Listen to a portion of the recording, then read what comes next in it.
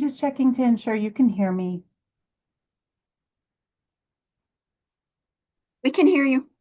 Thanks so much.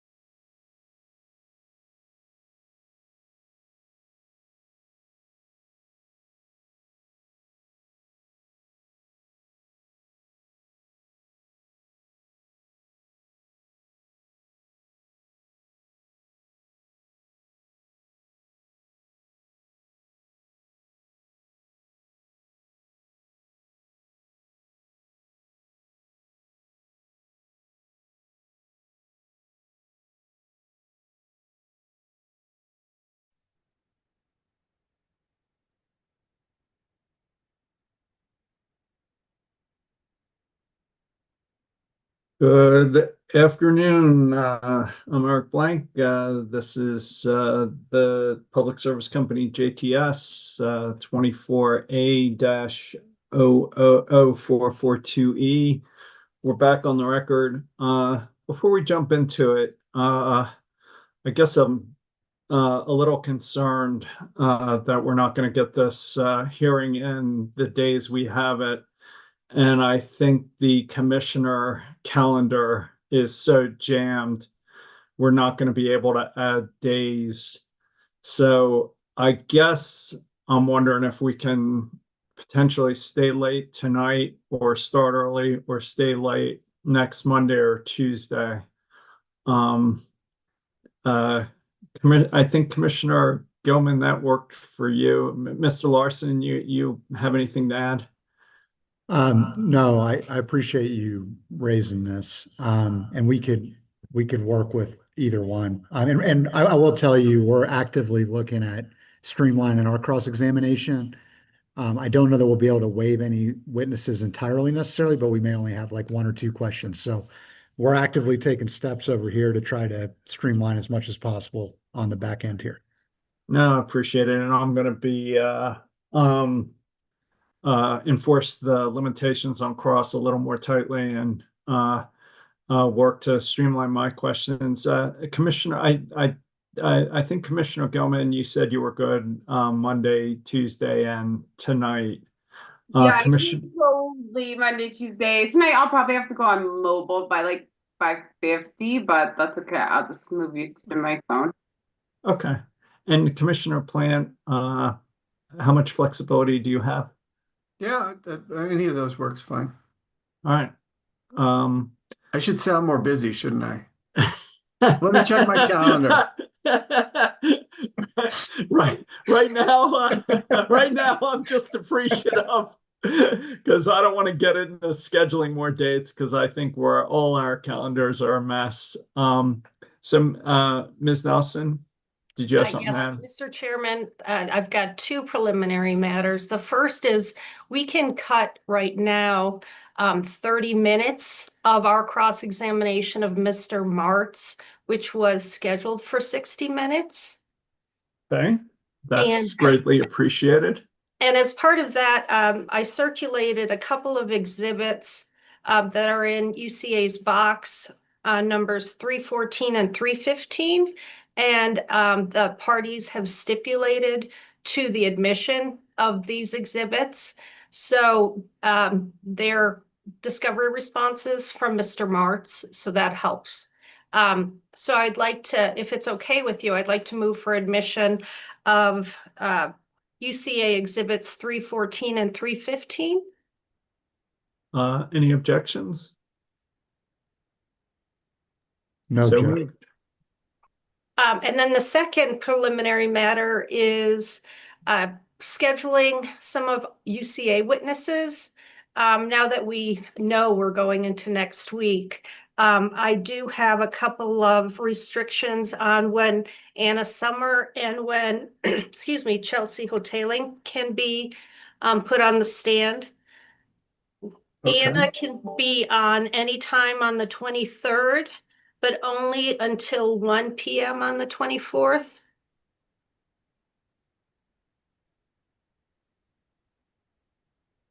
Let me know when you're ready for Chelsea.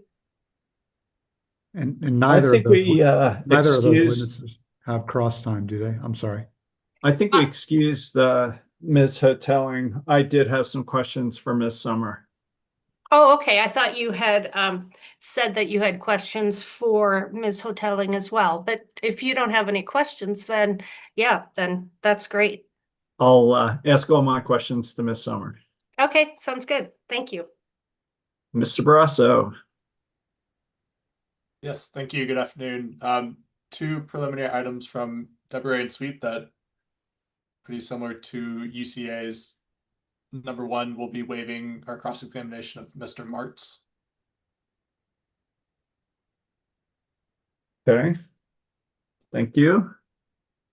And then item two, WRA Sweep witness Mr. Iden is unavailable on the 24th. Not sure if he would be going then or the 23rd based on the current schedule, but I believe there is some cross-examination reserved for him. So if we could have him called up on the 23rd, even if that's out of order, that would be appreciated. Okay, got that. Great, thank you. And we'll definitely accommodate that. Mr. Bonas. Good afternoon, Chair. I've got some good news, which is that CEO is going to waive its cross of Ken Wilson. No, it's only 10 minutes, but every little bit helps. And the less good news is we're trying to find out Mr. Hayes' availability after hours right now. I know he had built some time into his life to be available extra days, but I don't think he had built time into his life to be available after hours. So we're trying to figure that out. All right, and we'll accommodate that. If we'll just take him during normal hours if that's a problem for him. Appreciate it. Thank you. So anybody, we'll juggle around the extra hours, and I'm hoping it won't be necessary. To me, it looks like we're maybe 2 or 3 hours long, and given that we don't have any additional days, hopefully we won't need to. So, All right, Mr. thanks, Larson. Yeah, Mr. Chair, just in terms of bringing back Mr. Eiley, we were planning to do that at the conclusion of the company's case. I just want to confirm that that was the appropriate order. So once Mr. March comes off, we would bring him back for commission questions on select topics, and then presumably have a brief redirect examination, and then, the company's case would conclude at that time. Is that consistent with how you wanted to handle it? That'd be great. And we'll hopefully be able to do that Friday, but it may slip till Monday. Okay. And maybe that's a good place to start first thing Monday. So we'll see, or last thing Friday. Okay, because Friday we conclude at 1 p.m. Is that correct? Yeah. Okay. And then No, I think right now, isn't it noon? maybe noon. Yeah. Okay. And then there was a discussion with Commissioner Gilman and one of our witnesses about moving the current versions of the ESA, model versions of the ESA and interconnection agreement into the record. We produced those in discovery on March 17, 2025. We have those in our box marked as hearing exhibits 137, 138. We can move those now if that works for you. Any objections? That'd be great. And can you tell me the exhibit numbers again? Yeah, it's 137 and 138 in the PSCO box. And that's the ESA and the energization interconnect agreement. Interconnection agreement, yep. Thank you. Mr. Bunker. Thank you, Mr. Chairman. Just a point of clarification. What time are you expecting that we would go to or finish tonight, Monday and Tuesday, just so we have a little more information on that? Why don't we plan on going to 5:30 tonight? And then we'll just see how we're going. But if we're way behind, we can go to 7 and start at 7:30. But I'm hoping it won't come to that. So if we could just play it by ear, that'd be great. Okay, thank you. And along that line, part of the reason I ask is trying to get an understanding of the highly confidential session with Mr. Bailey. What were your thoughts towards the end of the afternoon with regard to that? Yeah, so we'll see how we go, but maybe we'll try and do it at the end of today or first thing Friday. Okay, thank you for that. So maybe we'll just say it'd be nice if we could get Mr. Hongus in today, but we'll have to play it by ear, and we may have to juggle a little. No problem. Thank you for that. I appreciate it. Mr. Larson, anything else? That's all. Thank you. Thank you. Ms. Whitman? Oh, you're muted. Sorry. Thank you, Commissioner. I wanted to let you know that OJT will waive its cross-examination of Mr. Kungus, and that hopefully will help you out. It's only 20 minutes, so it's not going to save the day, but every little bit counts. Everybody, yes. Thank you. You're welcome. Mr. Dittman? Thank you, Commissioner Blank. So we will waive cross on Mr. Hay, which will also help out a little bit. Okay, Mr. Hay. And how much did you have? I want to say 15 minutes. I have to pull it up though. That's all right. I got you. Thank you. Thanks. All right. Mr.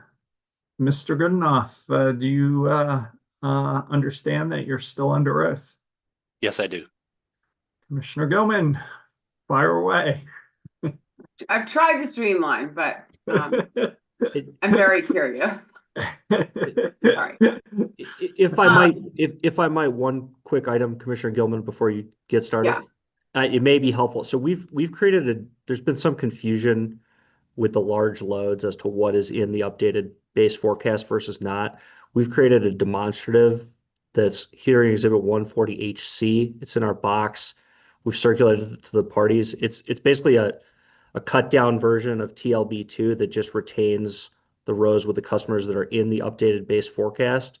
So I've just circulated that, so we're not moving it now, but wanted to let you know that's available either for highly confidential session or just to talk about at a high level with Mr. Goodenough and Mr. Bailey to the extent it'd be helpful and perhaps clarify what portions of that table from Mr. Bailey are in the updated base forecast. So it's here in Exhibit 140. It should be in box, and hopefully that can be available to you. We can move it into evidence at an appropriate time. So just wanted to flag that as a document that's available to the commission and has been circulated to the parties as well for their use. And is that highly confidential? Yeah, it's highly confidential. I think our witnesses can speak about, this many customers are in this category versus not. We've also added a column to that, I should add, saying which of those customers are data centers versus the strategic economic development customers. So I think we can let you know if we need to go into HC session, but if you want to have it in front of you while you're asking questions in a public session, that it just may be helpful. Yeah, can you Commission Counsel, I don't know if it's Ms. Rosati or Ms. McLaughlin, can you get that document and distribute it to the commissioners? I think that would help me prepare for Mr. Bailey. Thanks. Yeah, Pardon the thanks for interruption. that, Yeah. Mr. Eisenberg. No, I think that would be helpful. Perhaps I'll ask some general questions about the idea of it, but I haven't seen it yet, so I'll probably only be able to ask questions really of Mr. Bailey with regard to it, but appreciate that. All right, Mr. Goodenough, good afternoon. Good afternoon, Commissioner Gilman. Couple just pretty broad questions with regard to load growth. So in the technical appendix related to this proceeding, the company projected 2024 retail energy growth of 1.4%. Are you familiar with that? That sounds accurate, yes. Okay. So I took a look at the company's Q4 2024 earnings presentation, and it showed that the weather and leap year adjusted electric sales growth was actually negative 0.7%. Are you familiar with that at all? Yes. Okay. So I'm trying to kind of understand what leads to like a 2% swing, especially considering some of these JTS forecasts could have been developed as late as mid-2024, so halfway through the year that we're forecasting for. So it seems like a rather large swing, and just wanted to kind of understand from your perspective why such a lower actual growth than the company had forecasted. Yeah, there really were a a couple of drivers in 2024. The first was, frankly, some weakness in commercial sales that we had not expected when we developed the JTS forecast in, I believe it was around this time in 2024, maybe a little bit earlier in the year. So we saw weakness in commercial sales kind of through the back half of the year. And then we had also projected the beginning of oil and gas electrification in 2024 that did not materialize in 2024. So those are kind of the main drivers of the weakness to forecast for that year. Okay. Have you been able to kind of track down I guess with regard to both, kind of the weakness in commercial sales to try to understand, is that some sort of systemic issue that could translate to also changes that would be in later years of the forecast? It's hard to say. Typically, when we update a forecast, if you've got lower actuals, that just naturally will bring your forecast down a little bit that are feeding the models. What it looks to us to be is, especially because it's mostly in the small commercial class where we're seeing that weakness, is probably a little bit of the economic uncertainty affecting business operations. Really that weakness started in the back half of last year when things became a lot more uncertain, I would say.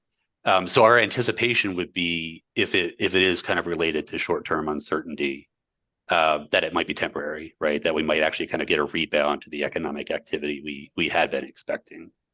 If the uncertainty does not persist. At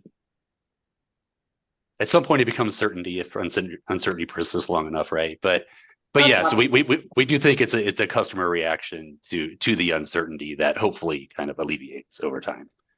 Another driver of that, as I mentioned, is the oil and gas. That didn't start in 24 to the extent we expected it to.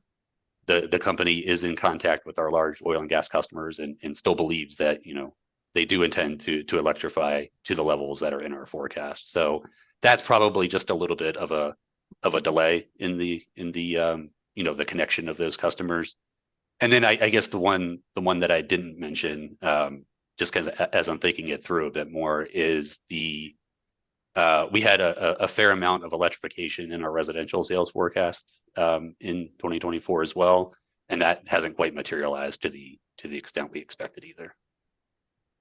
Okay, thank you. A couple questions about EVs. So it's my understanding at the end of 2024, we had roughly 140,000 EVs in use. Is that your understanding? Yeah, that's correct. Does that number include plug-in hybrid as well as full battery EVs?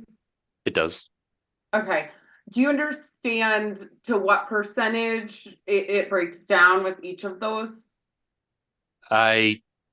I don't know off the top of my head. We do have that number available. So maybe a little context on how we get that EV registration, or the EV number that we attribute to our territory. It is through EV registration data from the state. And it's typically by zip code, and that will have kind of make and model on it. So we could tease out, how much of those are plug-in versus full electric. Is that an analysis you've done already and just have somewhere, or you would have to manipulate the data to get that? It wouldn't be much manipulation, but I don't think I have it sitting in a spreadsheet currently, okay. But we could get to it pretty quickly. Okay. And when you forecast EV adoption, do you distinguish between plug-in hybrid and full battery EVs? Not in the forecast that we've presented thus far in this case. I will note that just as a natural progression of improving forecast assumptions, that is something that we're exploring now as we have that information on the split, and then also the different usage characteristics between battery electric and plug-in hybrid. That's something that we look to incorporate in future forecasts. Okay. Yeah, I mean, I think you would agree with me that a vehicle that can go 30 miles on a charge and a vehicle that can go 300 miles on a charge would probably have some dramatically different charging characteristics.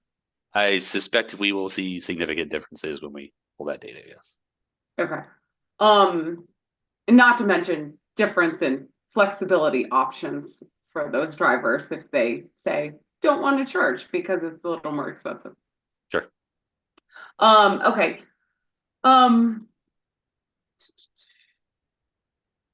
And then just so I'm clear, your base forecast for the JTS includes the high EV scenario from the TEP, is that right?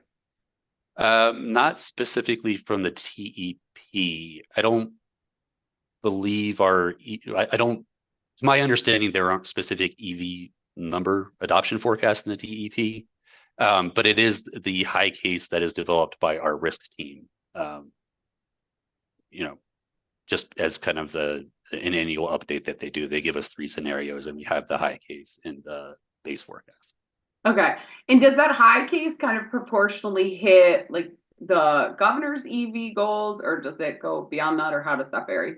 I think it's pretty close. It's, I believe, 830,000 vehicles by 2031 in our service territory specifically. So I think it's on par with the government goals. I'm not sure if it exactly ties out or not.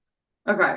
And how do you understand the current adoption rates and curve up till this point to compare to the trajectory to get to that high scenario? It'll be an acceleration of EV adoption, certainly. We're moving up the S curve of adoption. Okay. So proportionally, we would be behind, and your assumption is that adoption increases. Yes, the pace of adoption increases. That's correct. Kind of to what degree? I mean, we're at roughly we're at about 148,000 or so vehicles now. So we're adding 700,000 over the next 6 years, as opposed to 140,000 over the last decade or so. So there's a pretty significant increase in the adoption of EVs. And I presume that I want to confirm you haven't kind of adjusted that forecast based on, a decrease in federal support for such. No, not in the base case and not in the rebuttal forecast that we filed. It will be our intent. By the time we're developing the phase 2 forecast, I suspect we'll know if that has been signed into law. At that point, it'll be later this year. And to the extent it is, that we intend to build that into our phase 2 forecast if there is a change in the tax policy that we think would impact EV adoption. Okay. And you have like a concept how proportionally that would work, or you're going to have to figure it out? It'll run through our models, specifically the risk teams models. They account for incentives in their modeling, and we pull that out, run the models, and see what it did. Okay, got it. And then another assumption embedded in there is the mileage per year on the vehicles, which I believe the modeling uses 12,000 miles a year per vehicle. That sounds correct. Is that a value that's based on any specific data related to EV drivers? Yeah, I believe it's based on, well, I don't know about specifically EV drivers, but I think it's based on US level kind of Department of Transportation estimates for just miles driven per vehicle. Okay. And I know you plan to do, I think, some forecast adjustments before phase 2, as well as before the supplemental RFP, right? That's correct. If the commission were to require the company to alter certain adoption rate or charging patterns or dynamic charging assumptions, is that something that could be implemented and integrated into your revamp of your forecast before phase 2? Yes, we could certainly incorporate any order of what assumptions to make in that forecast. Just stepping back as a forecaster, I'd be concerned about putting assumptions of any of those, really, adoption or charging patterns, in that there's not really a mechanism to get to right now. So that would just be a concern. Like, I'd want to understand how those assumptions were developed and make sure it was something that we think we're able to do. But as getting assumptions into the forecast, we could do. Okay, great. I wanted to look really briefly. I'm going to try and avoid bringing up exhibits so I can move along. But I just wanted to bring up a slide deck you showed at the technical conference with regard to EV load shapes. Ms. Kunkel, I think you have that, hopefully. And just take a look at those load shapes. So you had showed first I want to understand, is the slide deck that you all showed at that technical conference in the record? I will look to my attorneys to confirm that. I'm not sure. Don't need an answer right now, Mr. Eisenberg, but maybe if you can clear up for us by redirect if this is something that's already in the files. I mean, I know it was presented. I'm just not clear if it got filed in and of itself. So on slide 7 of the slide deck, there were these figures that showed the managed and unmanaged charging profiles for the vehicles. And it was kind of notable that the managed charging profile was actually far peakier if you look at like the magnitude of that blue line versus the unmanaged. And is this because customers are responding to the time of use price signal, or what causes the managed charging to have a more dramatic peak than unmanaged? Great question, and it's the nature of the program. So it's not specifically our broad time of use rates, but this is the charging perks program. So this is the kind of the behavior that program is looking to incent with the more charging overnight. You see that big spike kind of when the window starts for the charging, and then that works its way down over the evening. The one thing I'll note on here is that is the only shape on this graph that is actually based on actual data, because it is the customers that are enrolled in our charging perks program. Okay, I appreciate that. Tell me just briefly, how does the management and the charging perks program work? I'm afraid I can't answer that question. I'm not an expert on how the programs actually move the charging. Okay. To my understanding, and maybe some combination of customer preference and time of use rates, and not like any sort of actual dynamic signals from the company to modify charging to be kind of better. Is that your rough understanding, or have I gotten you too far? Probably beyond the scope of my knowledge, but you're probably correct also. Okay. And then the company's base assumption was 5% of EV customers in managed charging in the initial years, and then that ramps up to, I think, 70% later on. Does that sound accurate? Yes, that is correct.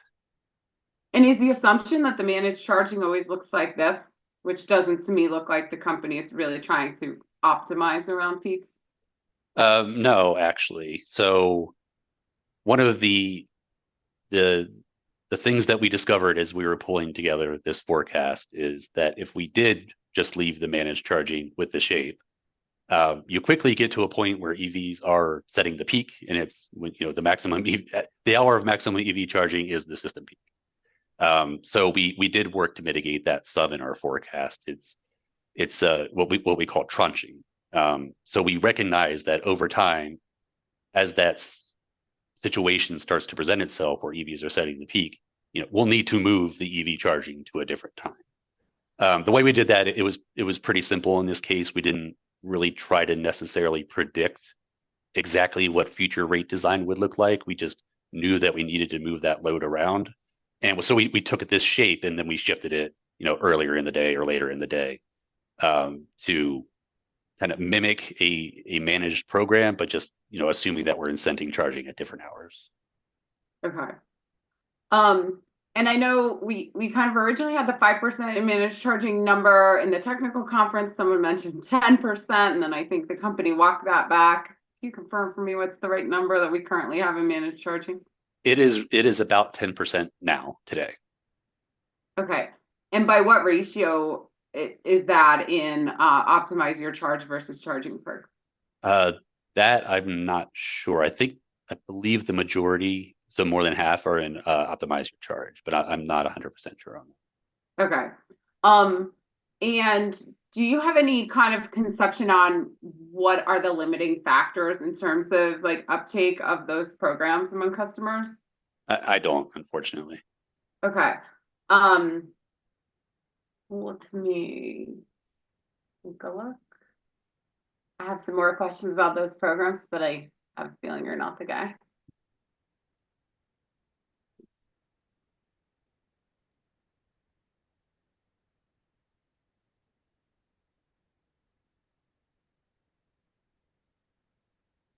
So essentially, in your assumptions going to the 70% level, what I heard you say, and I think what I've seen in the graphs, is you take the charging perks shape and then just tranche it out. You don't assume some more sophisticated, more dynamic, actual managed charging program.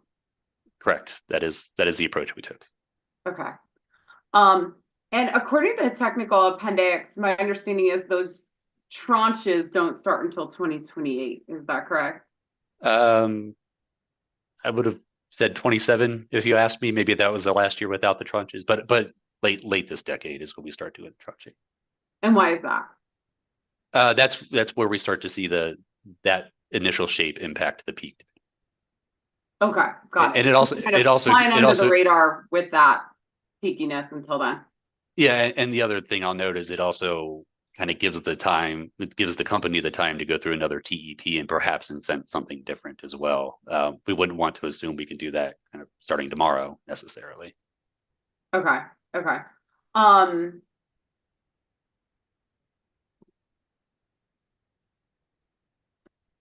Okay. A couple questions about oil and gas electrification. So I believe for oil and gas electrification within the wrap, you've projected around 364 megawatts of new load. Does that sound right? That's right. Yeah, that's right. Can you help give me a concept of how large each load is and how many separate entities you're talking about serving by 2031 under that forecast? Sure. At a very high level, I can answer that. This is a forecast that is developed by our key accounts team who are working directly with those customers, and they tend to send us kind of aggregates, excuse me, of requests as opposed to like individual sites or something, right? But it's the large customers, maybe 10 or so large oil and gas customers that are in Colorado, and it's through discussions with our key account reps, understanding the requirements, to reduce their emissions. Electrification is one approach. What they think the level of electrification might be to help them meet those goals.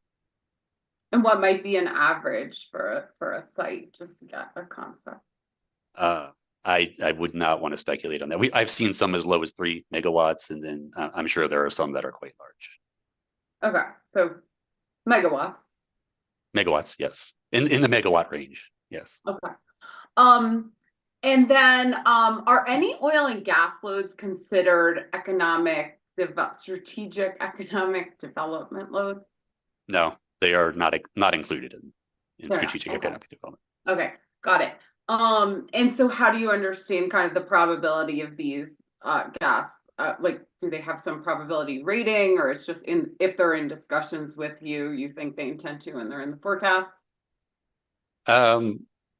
I would say that we've done an assessment of whether the load is likely. We're not following like a similar specific probability rating like we are for the other new loads, but with sort of the mandate to reduce emissions, we believe that electrification, and our understanding is that electrification is a big part of the solution. So the loads feel very, very likely. Okay.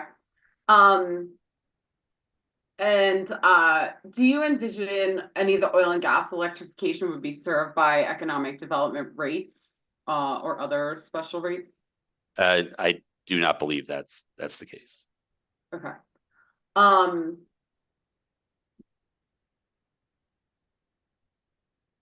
Let's see. So in UCA Dr. Milligan's testimony, Dr. Milligan contends that the company's forecasting only includes deterministic scenarios and doesn't account for how demand and supply could correlate to weather, both. Do you have any response to that on how those could move together, which is not necessarily analyzed? I have not reviewed that testimony, so I'm gonna think on the spot here. So we do account for weather in our forecasting. And I think the assessment is correct that we're assuming normal weather, so it's kind of a point estimate of future weather. I think any of that stochastic modeling would be handled, particularly on the weather side, would be handled through the RA study, where you're modeling potential extremes and figuring out what the reserve margin would need to be. Okay. Is that anything that specifically factors into your forecast or that you account for? No, it's not. Okay. And then with regard to solar adoption, it's my understanding you've forecasted around like the customer programs and what the customer programs will cause in terms of behavior and adoption.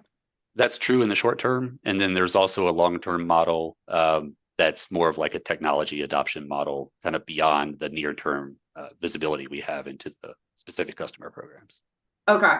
So is any of that intended to capture kind of the more organic and potentially not like program-induced adoption, say with a higher percentage of new homes getting solar than previously? Yeah, I think that would be picked up in the kind of the longer-term modeling, that trend. Okay. Okay. And is it accurate that all of the distributed solar that's induced by PSCO programs is considered kind of a resource and subject to the ELCC evaluation, or are you not aware?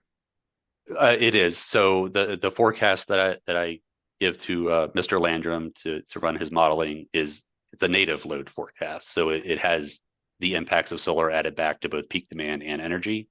And then he's taking that and modeling it as a resource to meet kind of that native demand. Okay, got it. Couple questions on BE, more like building based BE. Has your forecast, I think your forecast assumes essentially that the clean heat plan is executed as designed or as planned in terms of you hit the goals each year. Is that fair? That's right. And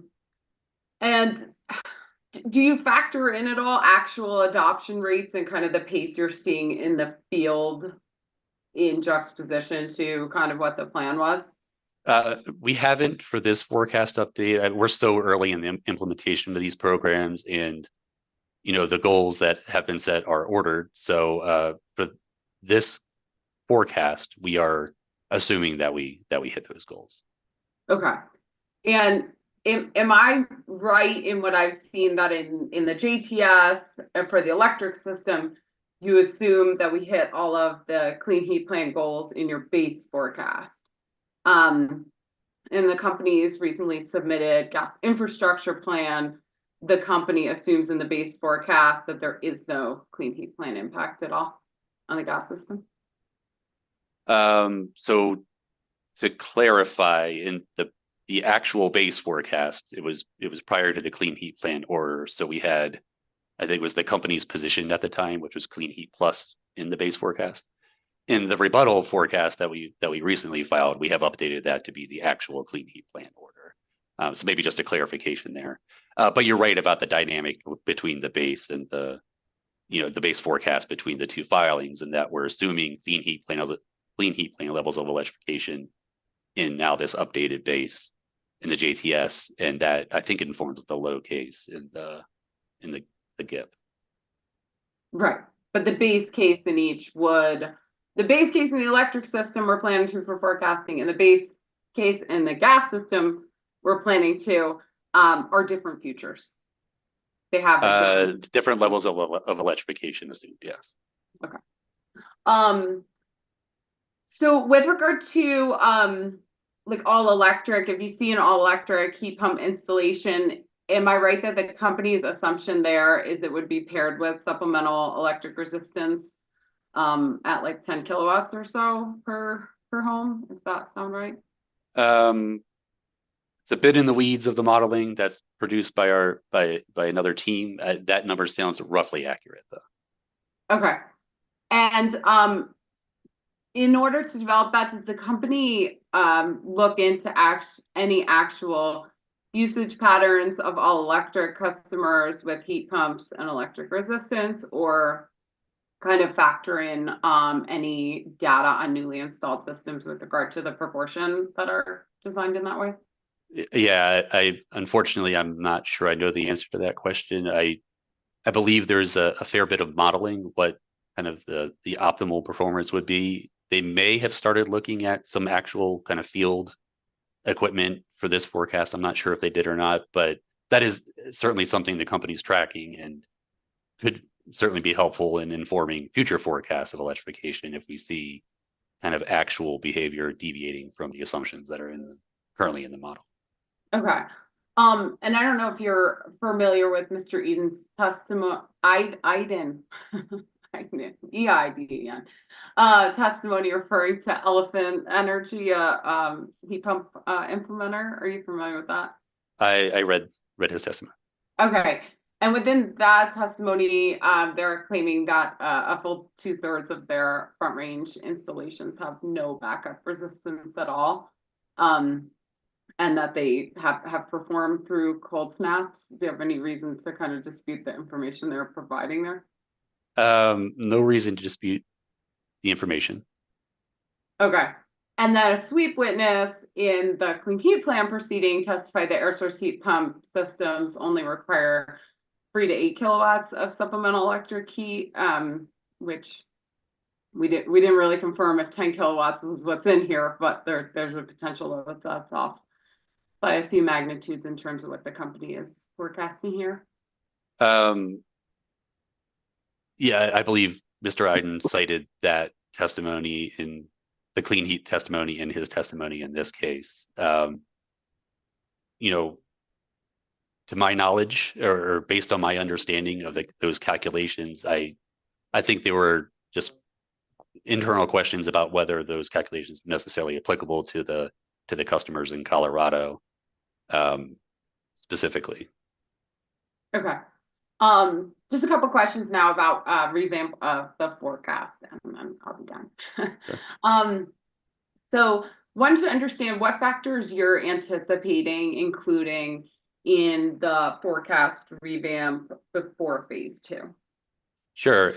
The intent is for that to be a full forecast update. So that will include updated history. Obviously, we'll bring in the last year or so of history, an updated economic outlook, which will include to the extent we're either in a recession or the odds of a recession have gone up, that will be factored into the forecast. I already mentioned the tax policy. If there's certainty around that tax policy, that would be brought into the forecast as well. And then based on our proposal in rebuttal, a fresh look at the new large loads as well. If there are new customers that have hit the 80 or 90% threshold to be included in the forecast, then those would be included in the forecast. Okay, got it. Is there any, and then kind of as I understand it, and so last time I think you all just take that forecast and move it into phase 2. Is there any way where the commission or different stakeholders see that renewed forecast before it's utilized? Yeah, I think the challenge is timing. We'll want to have the latest, greatest information that we can flow into the forecast, and that process of review could potentially make some of the assumptions stale. So I think that's really where we see the challenge in providing like a kind of a long kind of feedback period on what's been included in the updated forecast. Yeah, I'm trying to figure out with large loads being such a new and such a major issue in this proceeding, I think it's fair to say. And we already saw, an adjustment of half of those loads just between direct and rebuttal. I'm trying to figure out how we could understand what is actually going into the phase 2 modeling. If there's some sort of major adjustment to the large loads, that seems pertinent to share and trying to figure out how that could occur. Understood. I might defer you to Mr. Eiley when he comes back up about the mechanisms to provide assumptions. I'm just not sure what the answer to that is. Okay. And then kind of same exact question on the supplemental RFP, which is in a few years. And honestly, who has any idea what's going to happen in a few years? But I presume like the first time that's a full revamp with all new projections, economic outlook, all the rest. That's correct. Okay. And then probably I'll have the same question on that, especially because that's much further away from when we're making all these decisions. How and in what way would there be kind of any transparency or potentially even evaluation of what forecast will be used? Yeah, I did hear some of your questioning with Mr. Eiley along the lines of incorporating outcomes of specific cases into that supplemental RFP. I bring that up as a way to say I think the timing will be a challenge there as well, in just being able to process the orders and then kind of translate that into a load forecast. Again, as far as sharing specific assumptions, though, I would refer you to Mr. Eiley to answer that. Okay, thanks, Mr. Goodenough. Those are my only questions. Thank you. Thank you, Commissioner Gilman, Commissioner Plant. Thank you. Good, I guess it's afternoon. Good afternoon, Mr. Goodenough. Good afternoon, Commissioner Plant.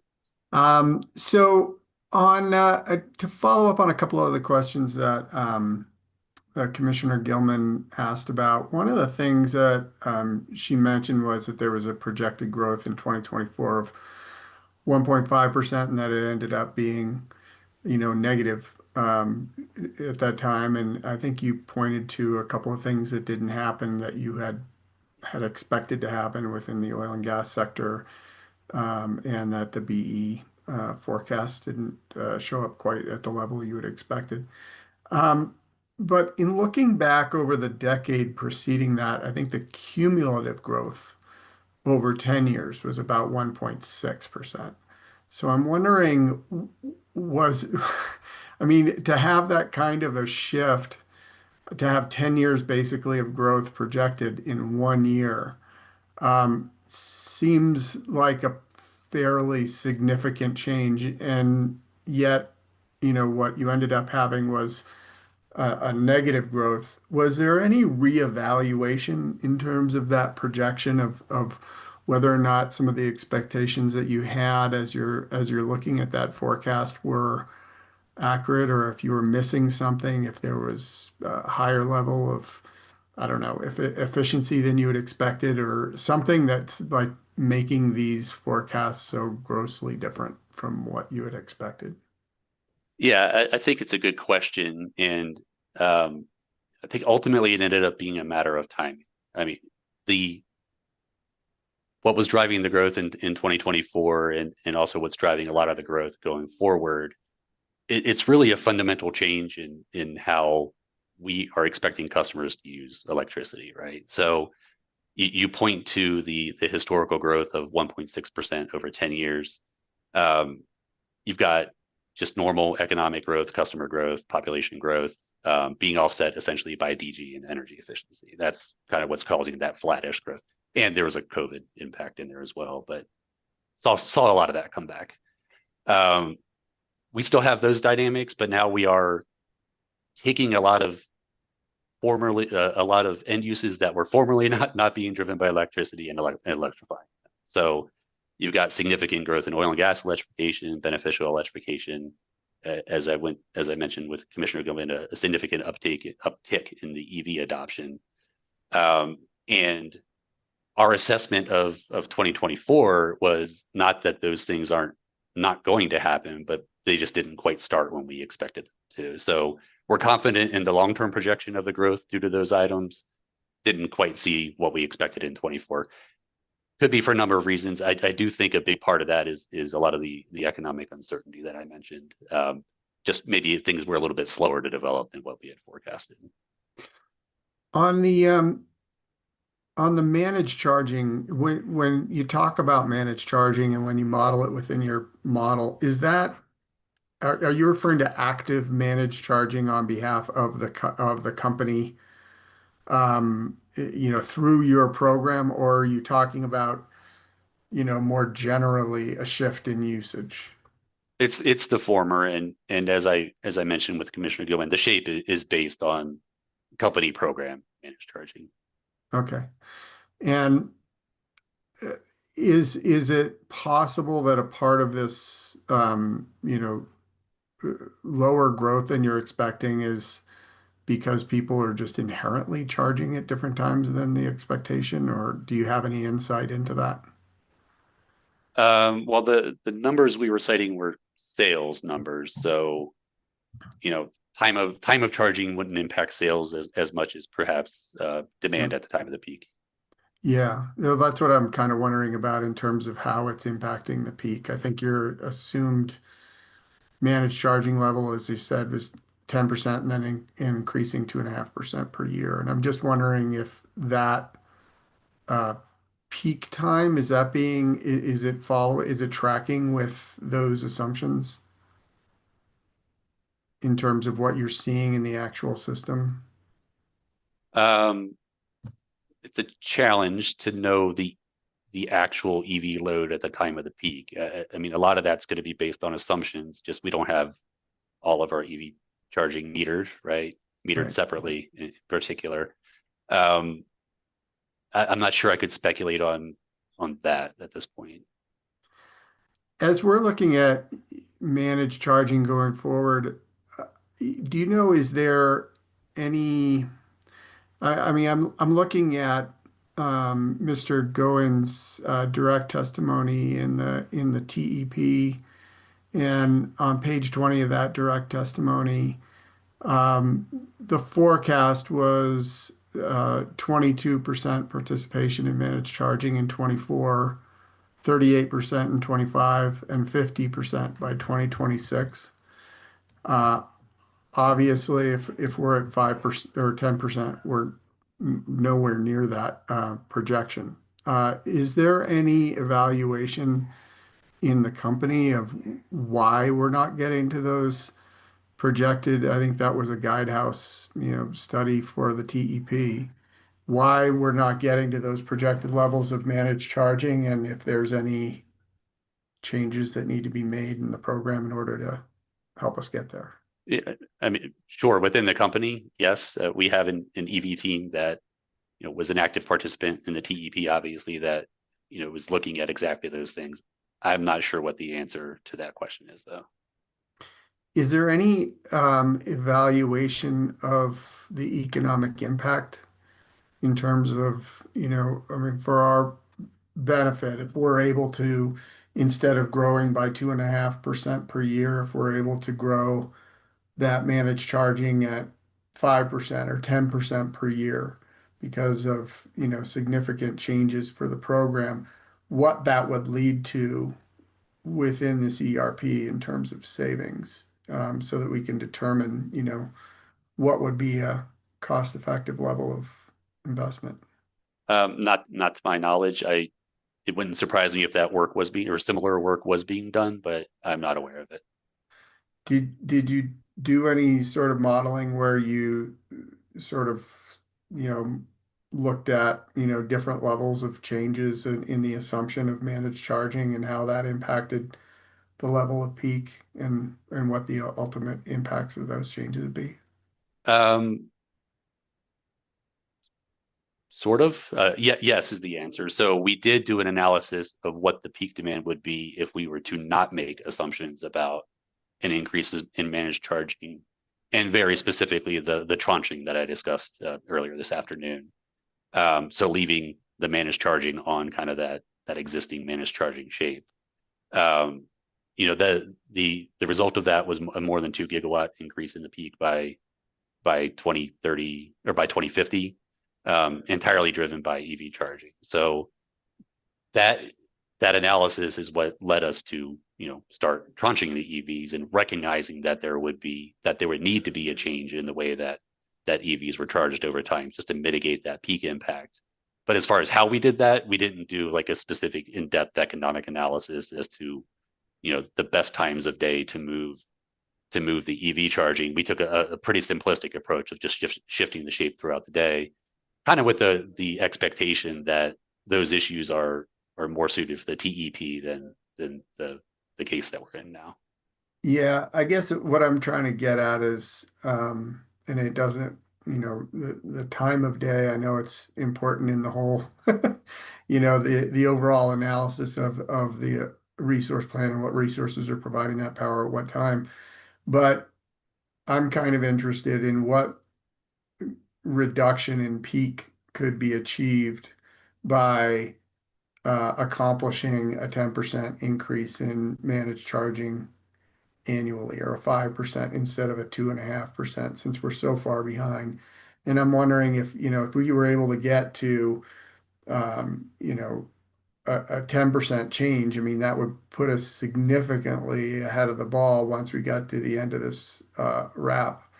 And I gotta think it would save significant resources that are needed to meet those peaks. Yeah, understood. I don't know the answer to that now, but if the question is, not necessarily around how to get different behavior, but just what the impact of different behavior would be, that is something that, would be pretty straightforward to model. If it would be possible to get some sort of a model looking at that for your SOP, I think that would be helpful, as well as what Commissioner Gilman was asking about the split between the PHEVs and the EVs in the vehicle count. I think that would be helpful for us as we're trying to analyze our options here. On the managed demand, there's obviously been some testimony to use that as a load reduction number in this proceeding. I think what the company is doing is really applying. Is it correct that you're applying an ELCC that's basically a proxy for 4-hour energy storage that you apply to that managed demand? Yeah, that's beyond the scope of my knowledge. I think you're speaking specifically about demand response, which is treated as a resource. So Mr. Landrum would have been the better person to answer that question. I think there's DR, which was kind of modeled off of the ISOC program. I read something about, using the renewable battery, or the battery connect. I'm sorry, I can't remember the name of the program, but the one with the batteries, and that had a certain assumption to it. I don't know if the VPP managed demand is a part of that evaluation as well. But I mean, I can also ask Mr. Pollack about that if to get into that any deeper. Yeah, so helpful flag for me that you were referring to VPP issues, and I think you beat me to the punch of referring you to Mr. Pollack for that. Okay. All right.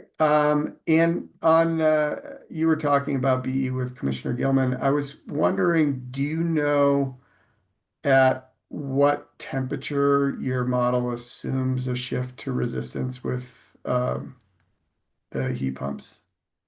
I don't know that specifically. Okay. All right. Thanks. I don't have any further questions. Thanks. Thank you. Thank you, Commissioner Plant. I just wanted to follow up on both Commissioner Plant and Commissioner Gilman's discussion with you on plug-in hybrid versus regular EVs. Do you have year-by-year data, adoption level data between the two of those? And if so, could you put it into this record somehow? I have to see how far back we could go with year-by-year data, but we could certainly give a snapshot currently and probably some history as well. I'm talking about the forecast. Okay. So right now in the forecast, we're not making a distinction between the two. So it's just an EV count forecast. Isn't that a big deal, though, to distinguish between the two? Because I would think the plugins would have a very different charging pattern. Yeah, as I mentioned with Commissioner Gilman, that is a forecast assumption that we are evaluating and intend to incorporate in future forecasts, almost certainly in the phase 2. We don't have that developed yet. I'm not sure if we'll have it in time to file like in the SOP. I think you requested, but something we can share at some point. We will be accounting for that split going forward. Do you think you could supply it prior to the phase 2 going out? I suspect we could. I probably confirm with Mr. Eiley the Okay. timing of that. Can we turn to page 16 of your rebuttal testimony hearing exhibit 122? Just so I'm clear, it looks like if you can scroll down so we can see the whole table. It looks like between 2025 and 2028, you're losing over 550 megawatts of wholesale peak demand. Is that right? I don't think I fully appreciated how far and extensively this wholesale demand was getting reduced. Yeah, that's accurate. We have a large customer moving off the system by 26, and then a couple more moving off by 28. Okay. And looking at the top table, last column, you show total system peak demand of 7231 in 2024. Is that right? That's right. And that increased 171 megawatts from the base case. Can you help me understand what drove this? Yeah, it is assumption driven. I will say that's not like an actual 2024 number. It's in the modeling assumptions. And it's you can see the breakout in the drivers there. You can see it's predominantly in the retail, XEV, BE, and large loads. And the main driver of that is in the rebuttal case, we factored in the new TOU window as opposed to the one that existed when we developed the base case.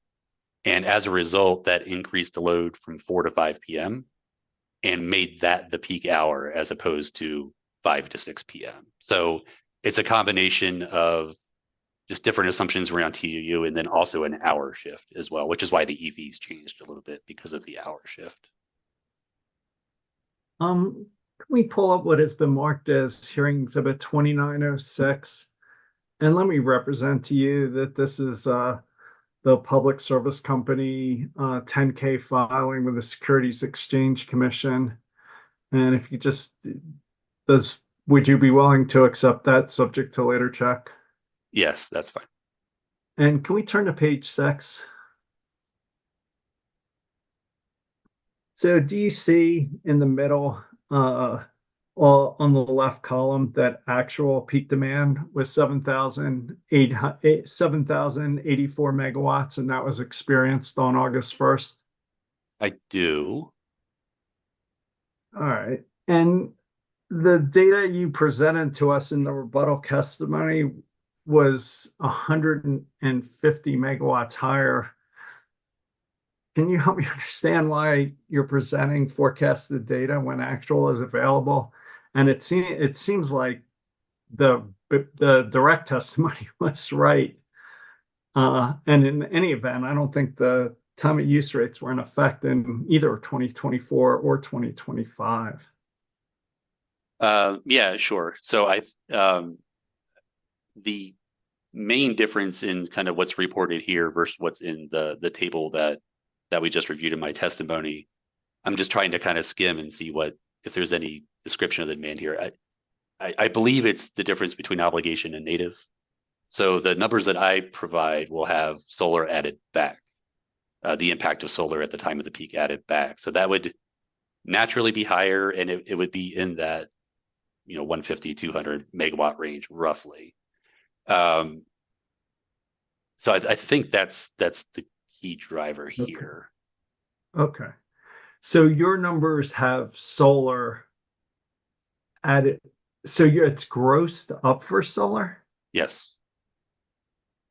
Yeah, the numbers that I present in my testimony are grossed up for solar. So native load, which is then sent to Mr. Landrum, who treats that solar as a resource.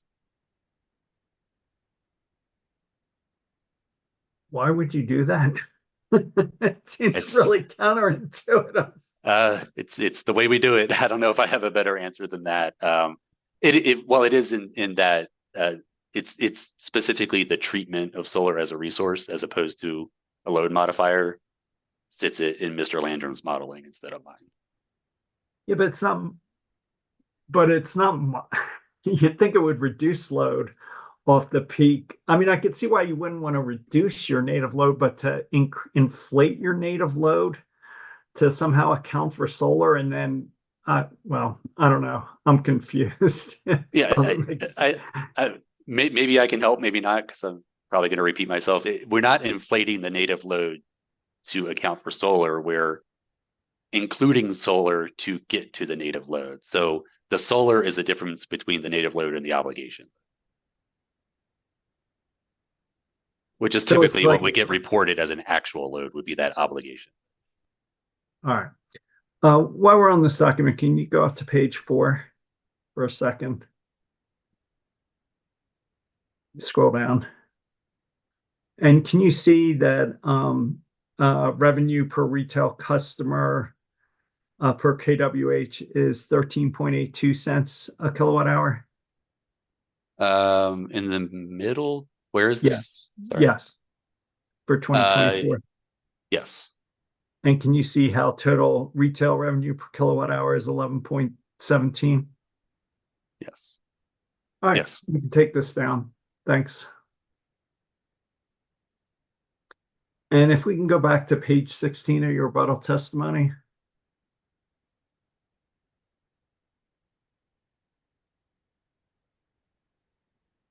And again, in 2025, you're showing 7448, and that's 233 megawatts higher than in the base case. Is that right? That's correct. And again, is this for time of use rates? Yeah, that's the dynamic that's driving that retail X EV large load, BE large loads up is the new time of use window. And you understand that in 2025, the time of use rates don't go into effect till October. Yeah, that's right. And then just as we go down this column, why wouldn't it, once the time of use rates start, as the peak shifts later into the evening, why wouldn't the time of use rates start lowering the demand by a similar amount, hundreds of megawatts? Instead, it just goes down by 25. Yeah, great question. So this is specifically a comparison to the base case. So in the base case, we had reductions of, roughly 100 megawatts. I'm just going to give round numbers here.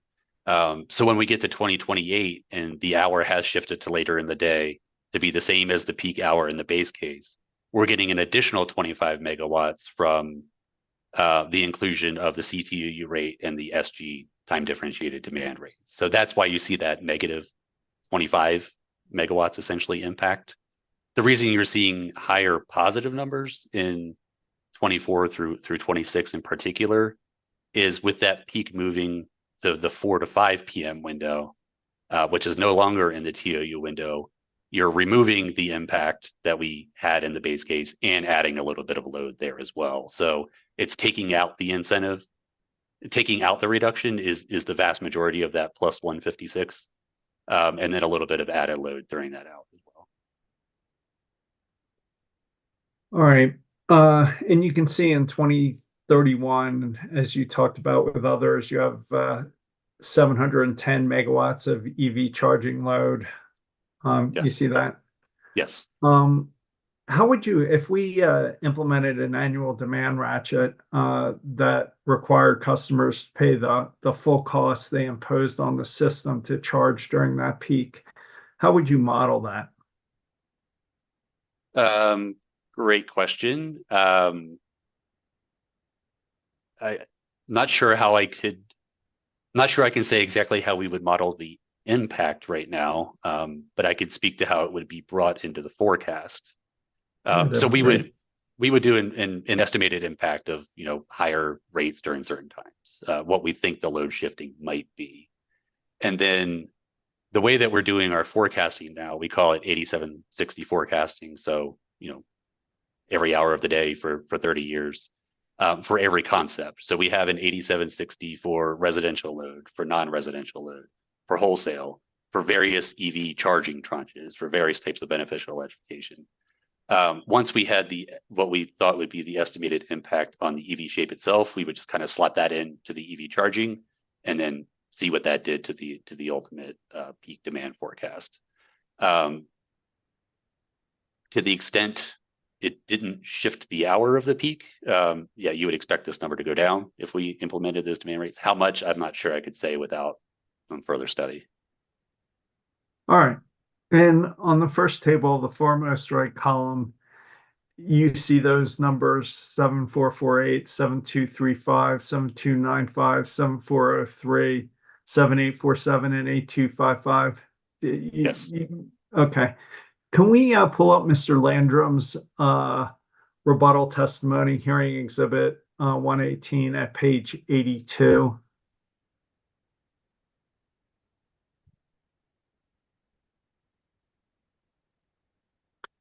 And I guess what it's going to show is that in 2026, if you can zoom in on that native load forecast line, in 2025, it's basically the same 7448 is what is in your forecast. And then in 2026, it's 7235 in your forecast. And then in 27, it's 7295.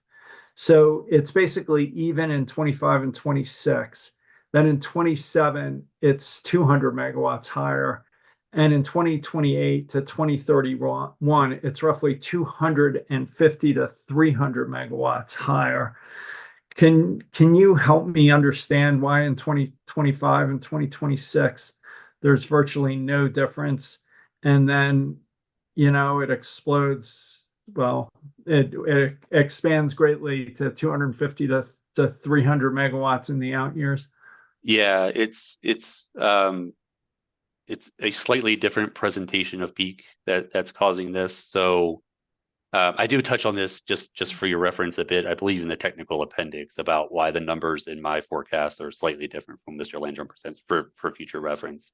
The numbers in my tables they're native load, but they're at the time of the obligation peak. So if the obligation peak is at 6 p.m., hour ending 18, we'll take the actual loads, we're modeling the loads with solar added back. What Mr. Landrum presents is the true native load peak. So that would almost certainly be earlier in the day. Once you add the solar back, it's typically at hour ending 17. The reason you see the numbers be basically the same for the first couple of years and then deviate is for the first couple of years, that's the same hour. The obligation peak is the same hour as the native peak. So therefore you end up with the same native load at the time of the obligation peak. As that time shifts later in the day, that will impact my numbers. As the time of the obligation peak shifts later in the day, that will impact my numbers, but won't impact Mr. Landrum's numbers. So it lowers your numbers? It does, because load is generally declining like as the day progresses, right? So Mr. Landrum, he can, or somebody can correct me if I'm wrong. I'm pretty sure this is the case though. The native peak remains at hour ending 17. The true native load peak that Mr. Landrum shows remains at hour ending 17, at least through 2031. Whereas my peak, the peak reported in my testimony, will shift later in the day as more solar comes on. I'm sure this is going to be a Mr. Ming or Mr. Landrum question, but why are we managing to the system peak when our highest loss of load probability is almost certainly going to be 8, 9, 10 o'clock? I mean, we're curtailing solar 4 or 5. So I'm just lost why we're managing, why we're investing millions of dollars to manage to the system, to the like native peak, not the highest loss of load probability hour. I understand the question. I'm I'm not the witness to answer that. Yeah, fair enough. All right, Mr. Eisenberg, redirect. Thank you, Chair. Can we pull back up Mr. Goodenough's rebuttal testimony, which is hearing exhibit 122?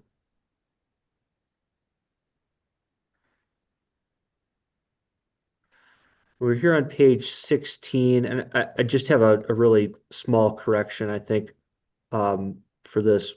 Mr. Goodenough, if you can help me out here. These two tables have peak demand in megawatts and then the change in megawatts. Do you see that? Yes. And then if we could go to the next page, we've got two tables, and this is the native energy in gigawatt hours. And I think there's just an error that the second table should also, the unit should also be gigawatt hours. Is that correct? Yes, that's correct. Well, thank you. We can take this down.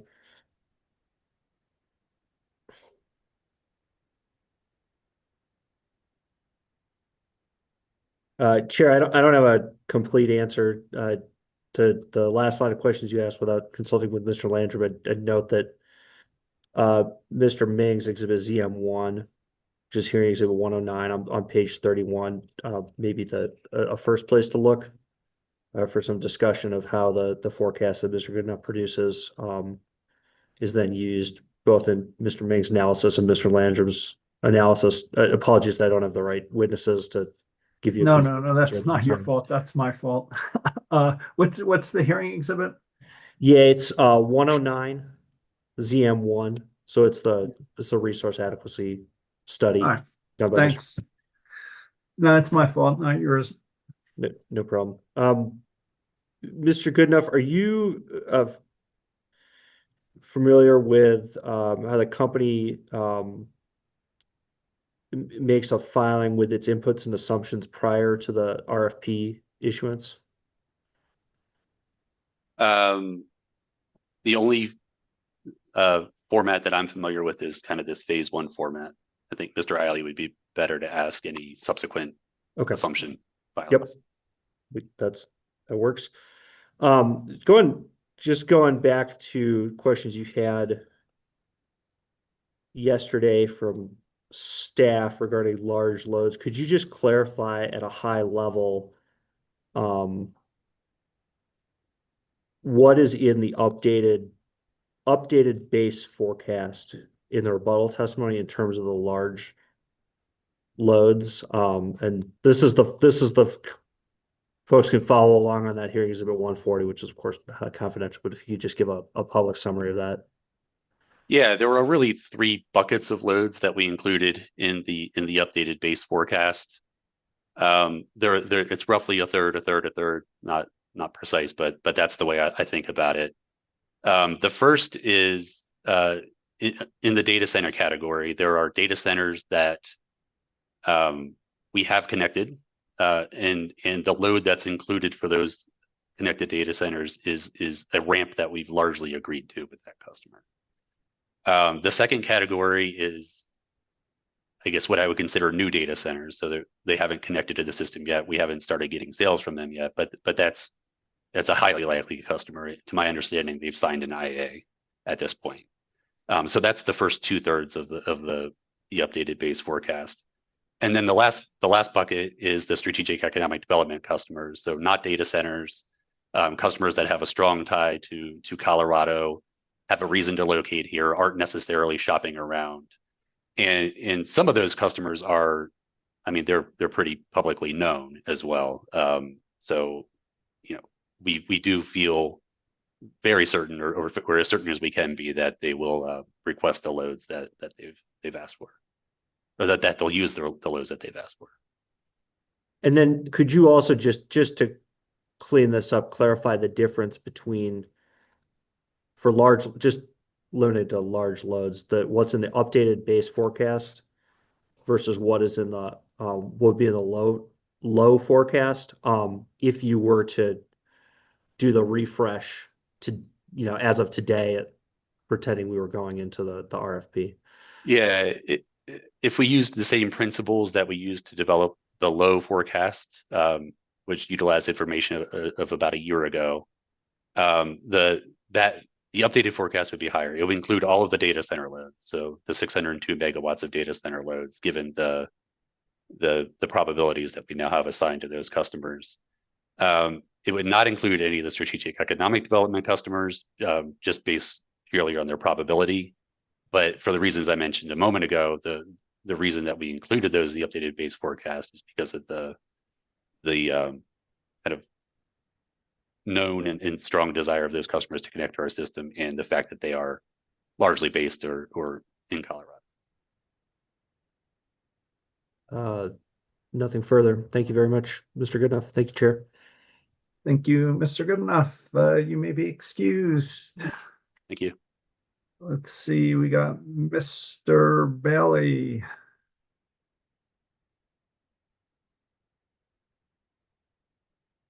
Good afternoon, Mr. Chairman. And to confirm, can you hear me all right? We can. Wonderful. Is Mr. Bailey out there? Yes. If you can give us a moment, I know that he is set up.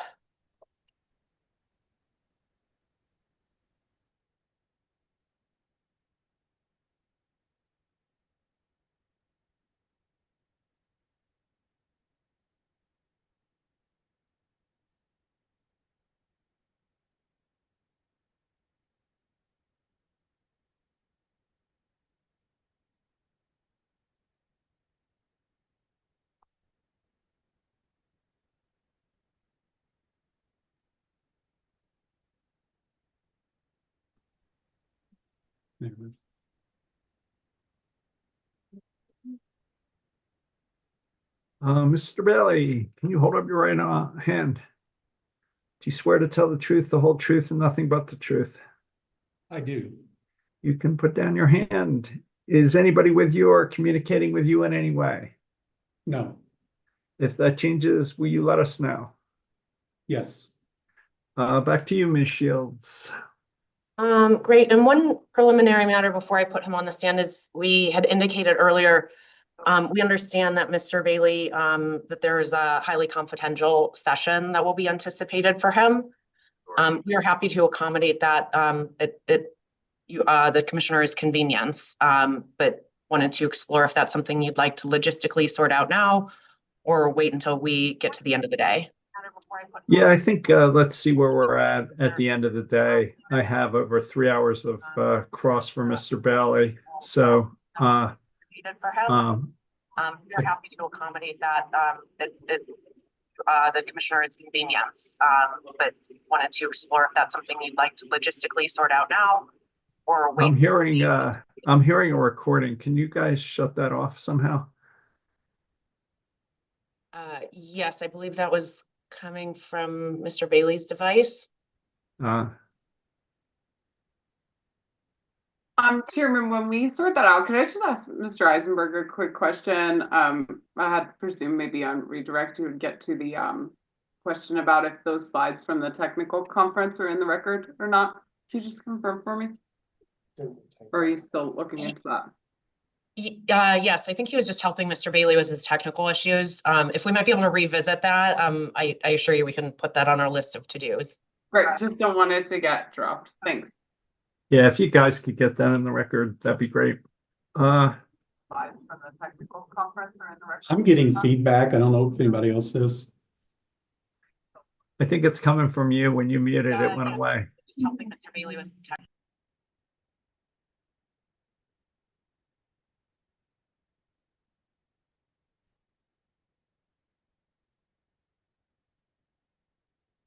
Why don't we take a 5-minute break? Here we go. Okay. Oh, you think we're good? All right, Ms. Shields, back to you. All right, Mr. Bailey, if you could please state your name and title for the record. Yes, Thomas L. Bailey. I am the Area Vice President for Commercial and Industrial Solutions. Thank you. And are you the same Mr. Thomas Bailey who submitted hearing exhibit 107, direct testimony? Excuse me, and hearing exhibit 123, highly confidential, your rebuttal testimony along with all attachments? Yes.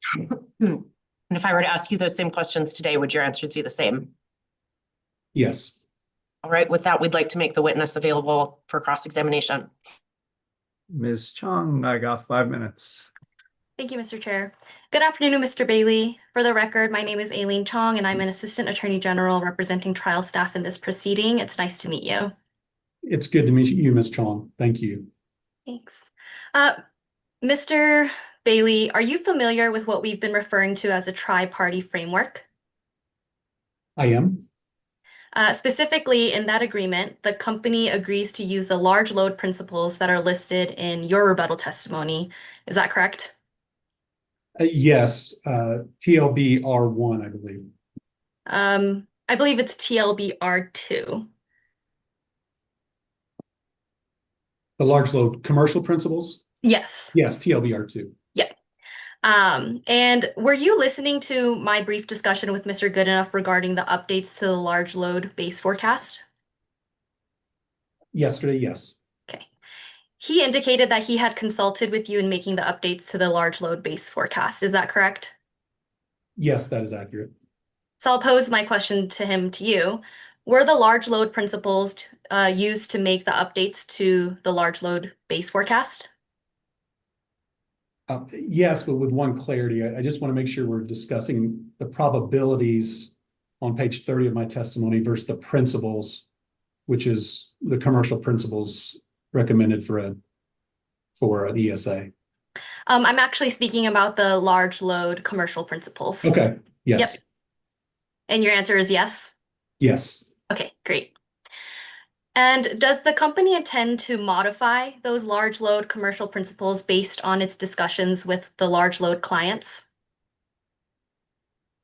We will utilize those commercial principles as listed, and obviously, as discussed in my testimony, work through the opportunities to negotiate those principles in an ESA format. Okay. And if any modifications are made to those large load commercial principles, how does the company intend to inform the commission of those changes? Well, as at this time and directed in my rebuttal testimony, I talk about maintaining commercial flexibility. Again, we've listed the commercial principles. We are verbally discussing them with customers now.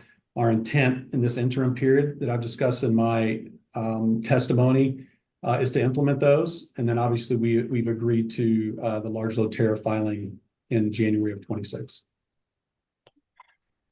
So it's your testimony today that those large load principles will not have any modifications made to them?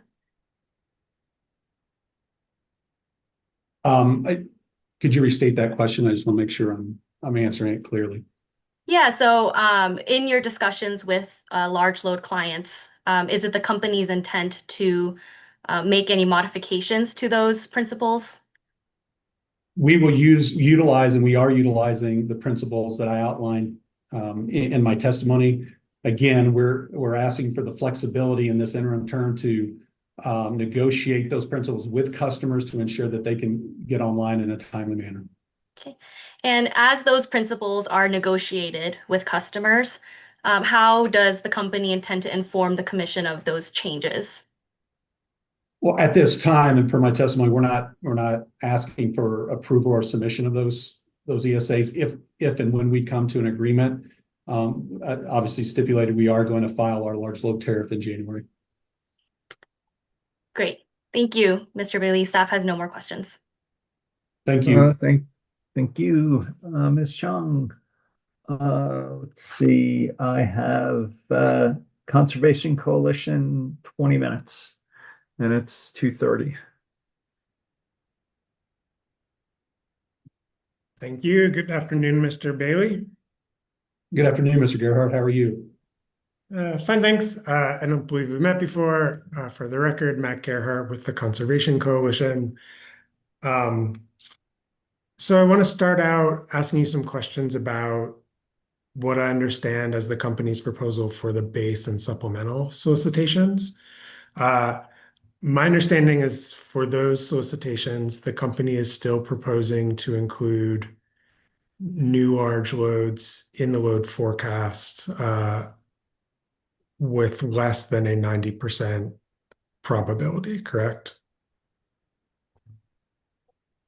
Yeah, just so I'm clear, my updated base forecast has the strategic economic development customers that we discussed and Mr. Goodenough discussed as well, which are below the 80%. But as we've discussed and defined, those customers are located here in Colorado. Yeah, sorry, I'm not asking about the strategic economic development customers.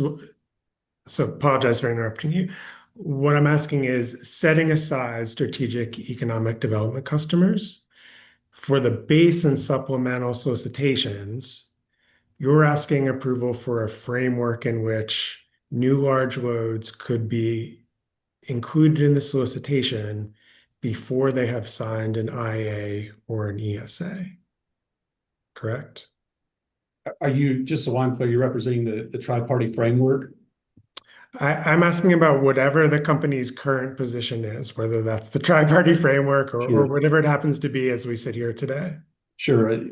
No, thank you. That's helpful. In the tri-party framework, we've obviously outlined a framework of customers less than 100 megawatts at the 80% level, which we are negotiating. The ESA and the IA would be included. And then obviously anything greater than 100 megawatts would require the 90%, which is a signed IA or ESA. Okay. So below 100 megawatts, still need to have signed an IA or ESA prior to inclusion in the base or supplemental solicitations. In the incremental need pool is the negotiations of the ESA or IA. Okay. And for the commercial principles that you were just discussing with staff, so aside from the increase in the interconnection deposit, would you agree that most of those principles are terms that would be implemented in a contract, such as an IA or an ESA? Related to the commercial principles, and I think as I discussed in my rebuttal, these are what we're verbally discussing in the negotiations and implementing and plan to implement with new customers greater than 100 megawatts as we move forward in signing an ESA. And those would be, you know, as we construct that ESA, our intent is to adhere to those principles. Okay. What I'm trying to get at is, would you agree that before a customer signs an IA or an ESA that contains the commercial principles by themselves don't really do much to protect customers against any risks associated with procuring resources for a particular new large load? I don't agree with that, considering, you know, customers as we move forward, and we've talked about in the tri-party agreement and matching in the layout of this, the phase 1 and phase 2, matching those customers that we sign ESAs with over 100 megawatts with the appropriate generation requirements. And those are very important, and we've talked about that. I know several witnesses have, and certainly our expectations and intent on how we negotiate ESAs moving forward. Okay, I'll try to come at it a different way. So one of the commercial principles is an exit fee, right? Yes. Okay. So if you have a customer who hasn't yet signed a contract with that exit fee, the company goes out and procures resources for that customer, and the customer withdraws. How does the existence of the exit fee and the commercial principles protect customers in that instance? And just so I'm clear, you're in that example, you're making the assumption that the customer has not signed an ESA? Yes. And so they, you know, at that time they've signed an IA in that regard because they're at their 90% level of over 100 megawatts in that example. As we move forward, again, I just want to just restate that our intent and our work, and as quickly as we're working, the customer is expecting that ESA very soon after the IA. In that regard of the ESA, we have a long list in our pipeline We have customers that we're negotiating with prior to the 80% and the 80% moving to 90%. So, Mr. Gerhardt, I understand your question on risk. I can't guarantee that there's and remove all risk, but I think what we've shown in our project pipeline is that we have customers who are prepared to move into the state of Colorado with the certainty of generation and the plan accordance in what we've laid out in our phase 1 and phase 2 approach. Okay.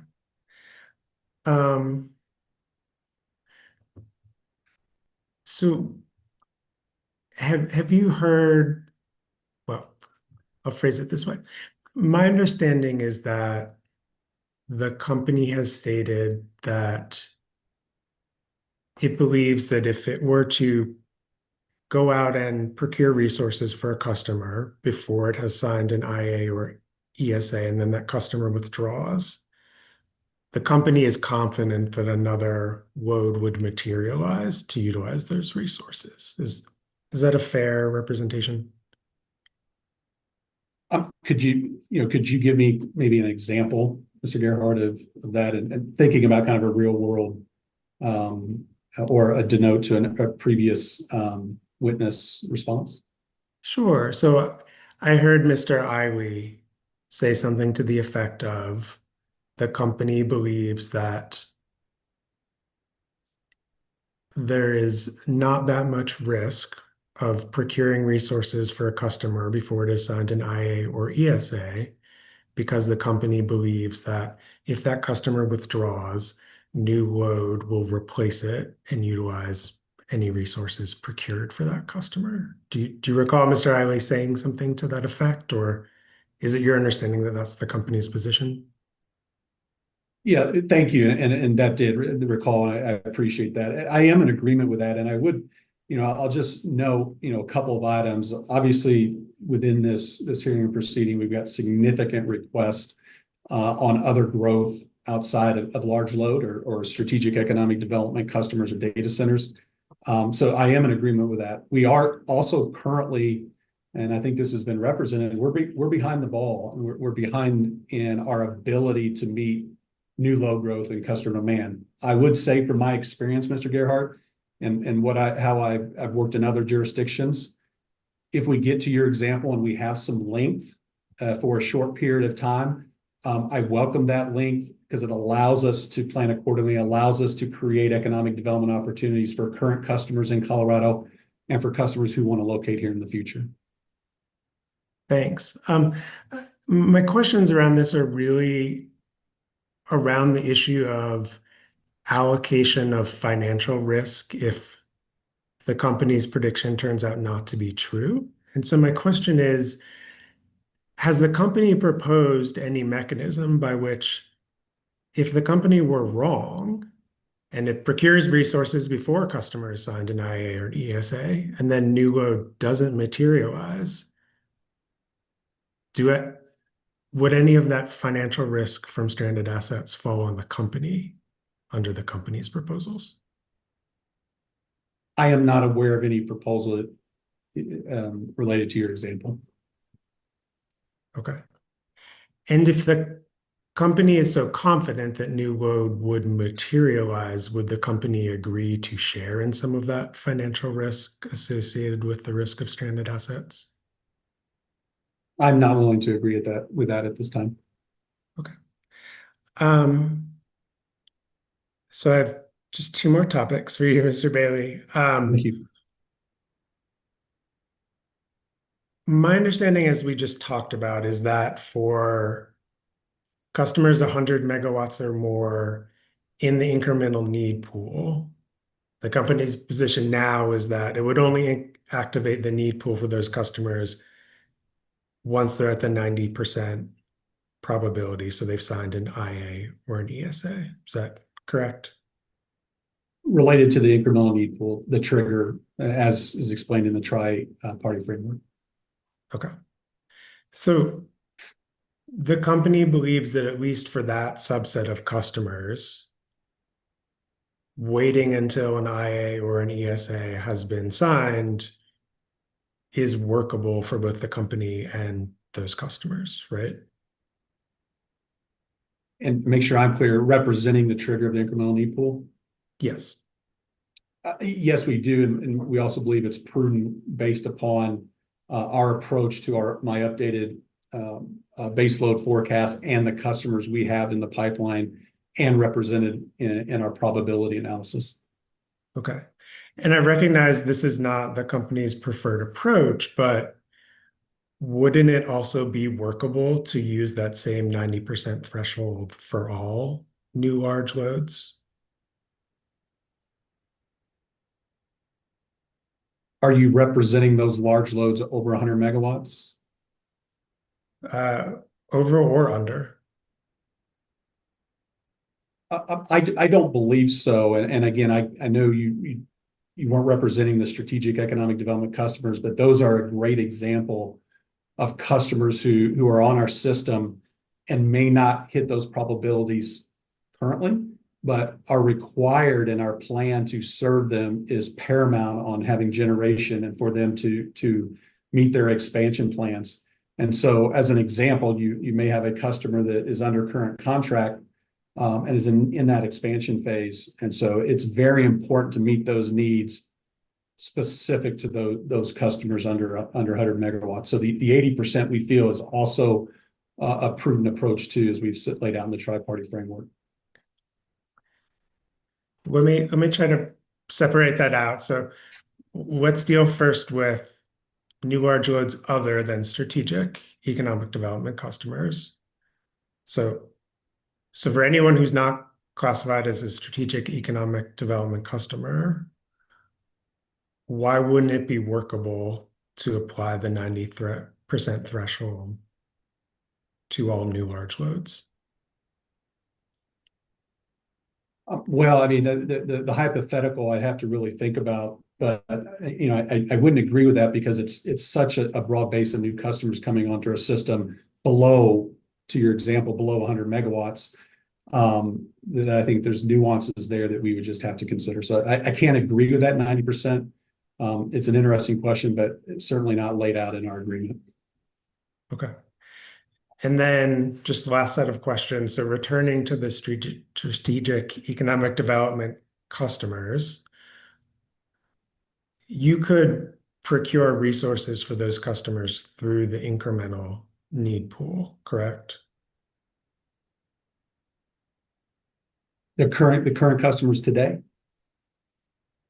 that I outlined in my testimony? I'll rephrase it.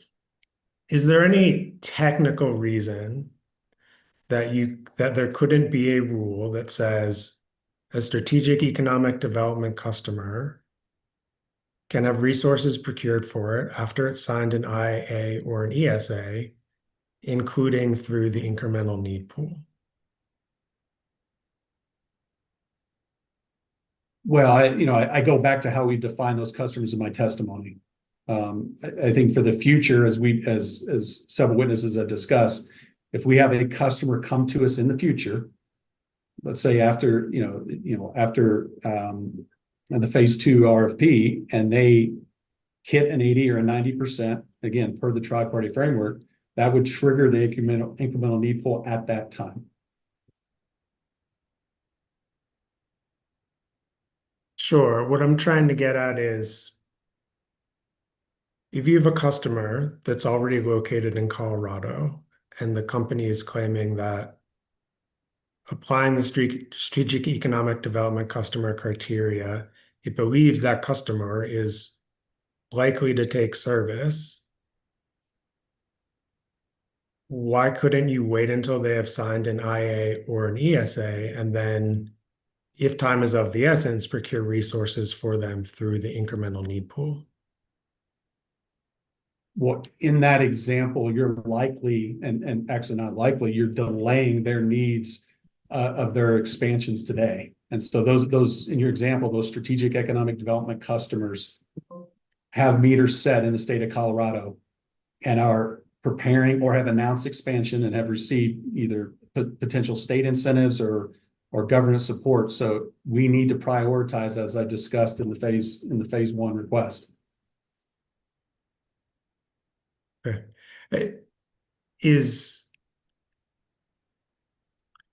just to clarify, are you saying that to qualify as a strategic economic development customer, you have to have already received some kind of state incentive to expand the business? Is that a criterion? No, not at all. I'm just stating that they may have received, or may have gone through a process of a state agency or governor's office for support. Okay. Thank you for your time, Mr. Bailey. I appreciate it. I have no further questions, Mr. Chair.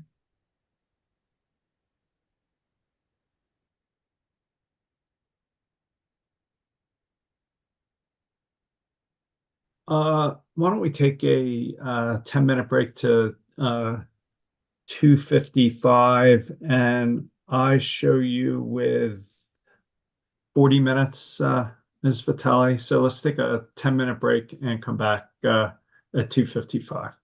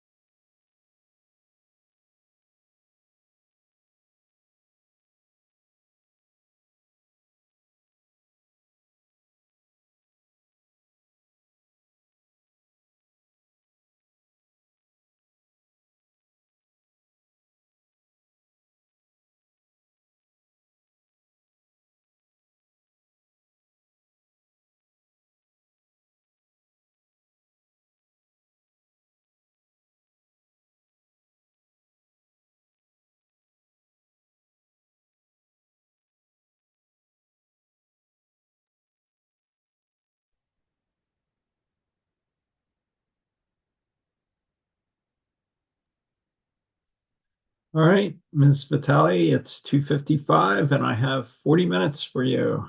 You're up. Thank you. Good afternoon, Mr. Bailey. How are you? I'm good, Ms. Vitale. How are you? Good to see you. I'm doing well, thanks. For the record, my name is Cynthia Vitale, representing the Colorado Energy Office, and I have two sets of questions for you today, which hopefully should take much less than 40 minutes. First, I'd like to talk to you about the large load probabilities table in your testimony. Could we pull up Mr. Bailey's rebuttal, hearing exhibit 123, and go to page 30?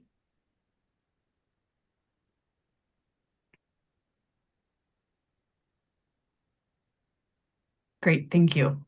And my co-counsel, Mr. Banas, asked Mr. Eiley a couple questions about this table last week, and he referred some of those questions to you. So I'm hoping you can help us just get a better understanding of this table and what it really means.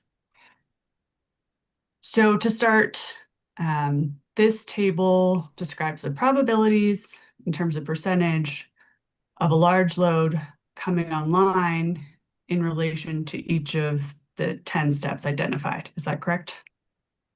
Yes, that's accurate. And as my team and teams inside public service work through and prioritize projects. Thank you. And could we scroll to page 23 of this same hearing exhibit, line 16? Thank you. And here, starting on line 16, it says, quote, as set forth in table TLB-R1 below, this 80% probability for large load customers means, among other things, that the counterparty has site control, both the system impact study and facility study have been completed, and the company is actively negotiating its IA and ESA with the customer or has entered into an IA ESA with the customer. Did I get that right? Yes, that is accurate from line 16 to 22. Great. So I want to ask you about the use of the words among other things in that quote. So when you say that, does that mean, or are you referring to the other kind of criteria already listed in that table? Or are you referring to other things that are not listed in the table at all? Thank you. Yeah, I think it's important.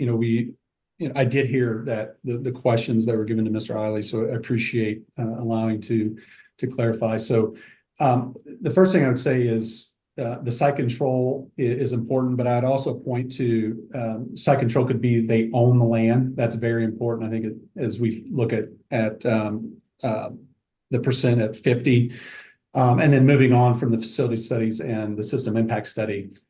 Other things, in my expert opinion and what I've seen out in the markets, there could be an area where they have completed contract work for fiber upgrades, for black fiber or for fiber requirements at the site. It could be the fact that they've secured a water agreement. Again, those are areas that we watch maybe on an ancillary side, but it's equally important, and we certainly want to make sure that we're working with the customer. But that's how, as I work through this and my team works through it, we consider in totality these 10 steps. We really prioritize as how we get that customer through the process and taking service from us. Okay, thanks. That's really helpful. And perhaps could we scroll back to page 30 again to the chart? Thank you. So I just heard you reference some things that I don't see on the chart in terms of water rights and fiber. So is it a fair characterization to say there are other criteria here that are not explicitly listed in this chart? There's certainly other criteria that an end-use customer may be working through, and I use the data center example, but there'll be other requirements for non-data center customers that we may not be tracking, but certainly would be important to that site. Okay. Is there anywhere in your testimony or perhaps somewhere else in the record that lays out all of those other factors like fiber or water rights or anything else just so we can see and kind of get a sense of everything that the company might be looking at? No, I don't believe there are. Okay, that's helpful. Thank you. And then sticking with this chart here. Sure. So is this meant to be additive? And what I mean by that, so if we take row 50, land purchased, does that imply that everything in rows 10 through 40 has also been accomplished before you get to line 50? Thank you for the question. I think it's a great question. And I would say, Ms. Vitale, as we step through these processes, if a project, I'm kind of utilizing the synonym linear to additive as you go through this. I think it's important to denote that our expectation of how we manage projects, it would go on a linear basis. I'll give you an example where it hasn't, but it doesn't mean that it impedes the process. We had a customer come to us and said, "Hey, I've purchased the land. I own this 300-acre swath of land." And we're like, "That's great. We need to now do an interconnection submission that's required. We need to, execute the system impact study. And if amenable, we'll sign the NDA." So again, I think if you think about it in a linear process, in a perfect world, it would work that way. But I would just denote that once you get past 50 in the percent column, those other steps are critical as we work through this process, getting up to the 80, 90, and 100% threshold. Okay, so, and thanks for the correction of thinking about it in terms of being linear rather than additive. So are you saying that steps 10 through 50 are it is linear? Like, if to get to 20, you must have done 10 and so on through 50. Is that right? I would say the linear, if it is step-by-step of getting to like the SIS completion, really 50 to 100 in my example would be kind of the linear approach. Okay, got it. So you're saying that perhaps steps 10 through 50 are not necessarily linear, but 50 through 100 are linear? Yes. In my example, like the customer came in, they purchased the land. We would sit there and say, okay, in that definition, in a compartmentalized, it would be at 50%, but we'd have to take a step back and submit the interconnect, execute the SIS, and if needed, an NDA. Okay. Thank you. This is helpful, and I appreciate your patience walking me through this. Just to make sure I'm super clear and we have it clear in the record. So are you saying that after step 50, all the following ones, 60 through 100, those would have to happen in a linear fashion?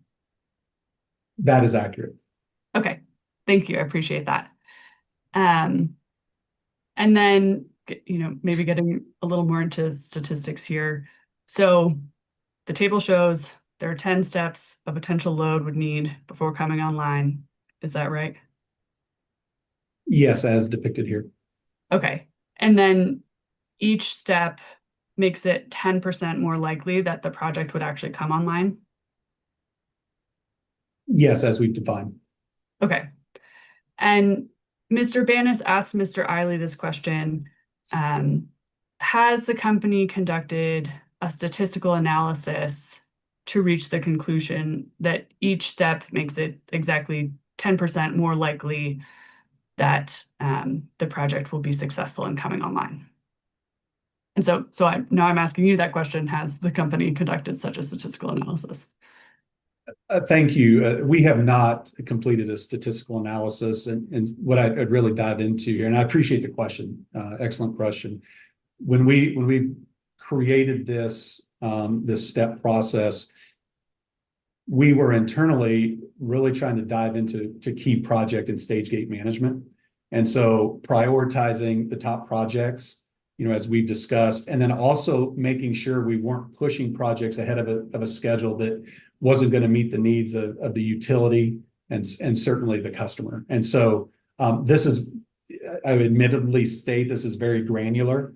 This is part of my experience over my 25 years, but also my team's experience and how we communicate across, a matrix organization between our engineering team, our planning team, account management, finance, load forecasting. So we like where we are today. And certainly we work through this process accordingly to make sure projects get to the right percent to trigger the needs. Okay. Could we bring up hearing exhibit 408? And we're still sticking with the topic of the chart, don't worry.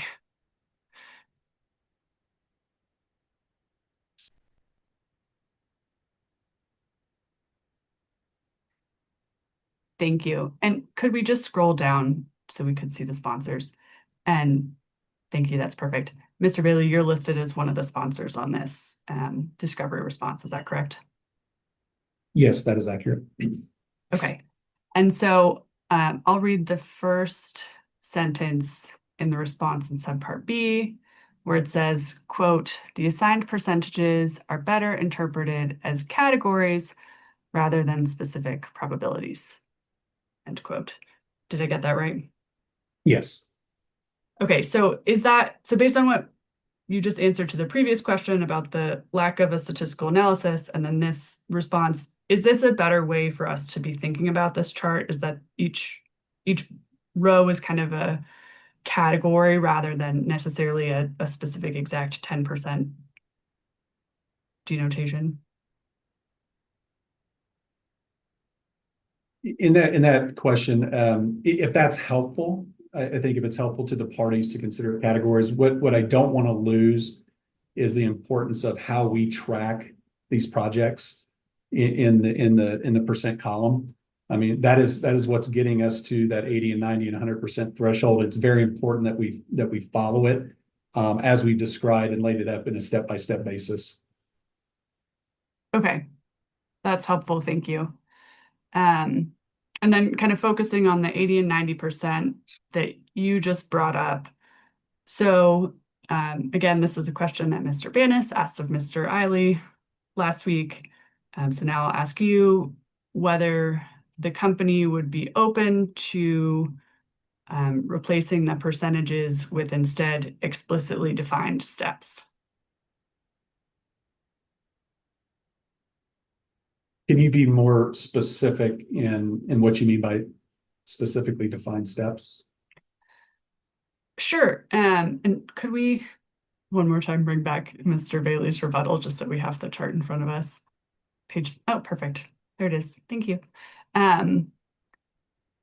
So instead of using percent, for example, 80% as the trigger, it would be that negotiations on an ESA or IA are underway, and that would just be the trigger that everyone understands instead of using 80%. Thank you. I don't think don't think we can agree to that.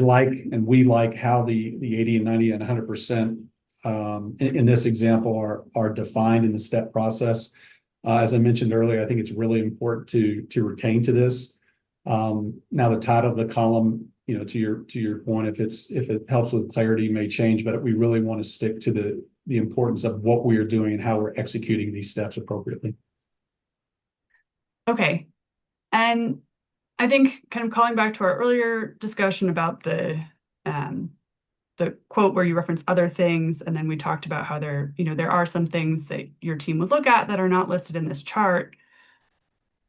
Would it be possible to revise the chart so that, especially for the 80, 90% triggers, which I think are probably the most important ones in a lot of ways, it's really clear what the whole universe of things would be that would constitute that 80 or 90% trigger? Yeah, thank you. I don't agree with that premise, really based upon those examples I gave previously, maybe secondary or tertiary items that are required from other resources or other companies that public service nor my team or other teams have control over. What I really, as we've laid out here, there are areas that we can really control and move forward with the process. And that's what we want to measure. And that's what we want to make sure is placed into the requirements for the customers meeting each step. Okay. I think I got that. one kind of follow-up. So are you saying, especially for the 80, 90, 100%, that there wouldn't really be anything outside of what's already defined in this chart that would be part of those triggers?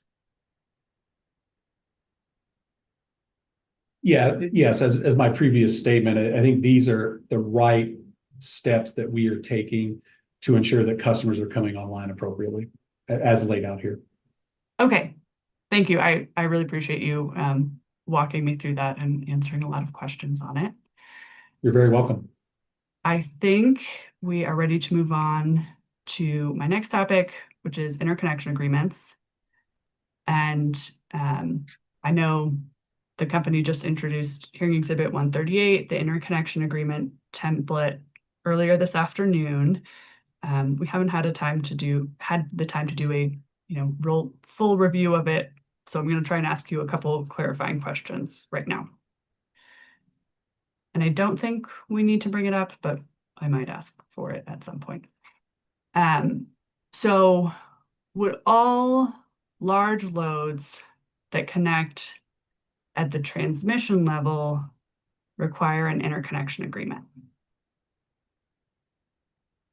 Thank you. And I'll work to answer your questions to the best of my ability. I know Mr. Martz also oversees the signatures of the interconnection agreement. So Okay. I may kick to him, but for a large load customer and the customers that we have on the system, and then we're working through in our the large loads over 100 megawatts, yes, they would have an interconnect agreement signed at the transmission level. Okay. And just to be super clear, so that it would just be loads over 100 megawatts that are connecting at the transmission level. Those would all require an interconnection agreement. They would. I don't want to. I took your question as, I'm sorry, the large loads over 100 megawatts. You could have a customer who's at the transmission level below 100 megawatts who would have a transmission interconnect agreement. Okay. Yes. I think you interpreted that question correctly. That's what I was trying to ask.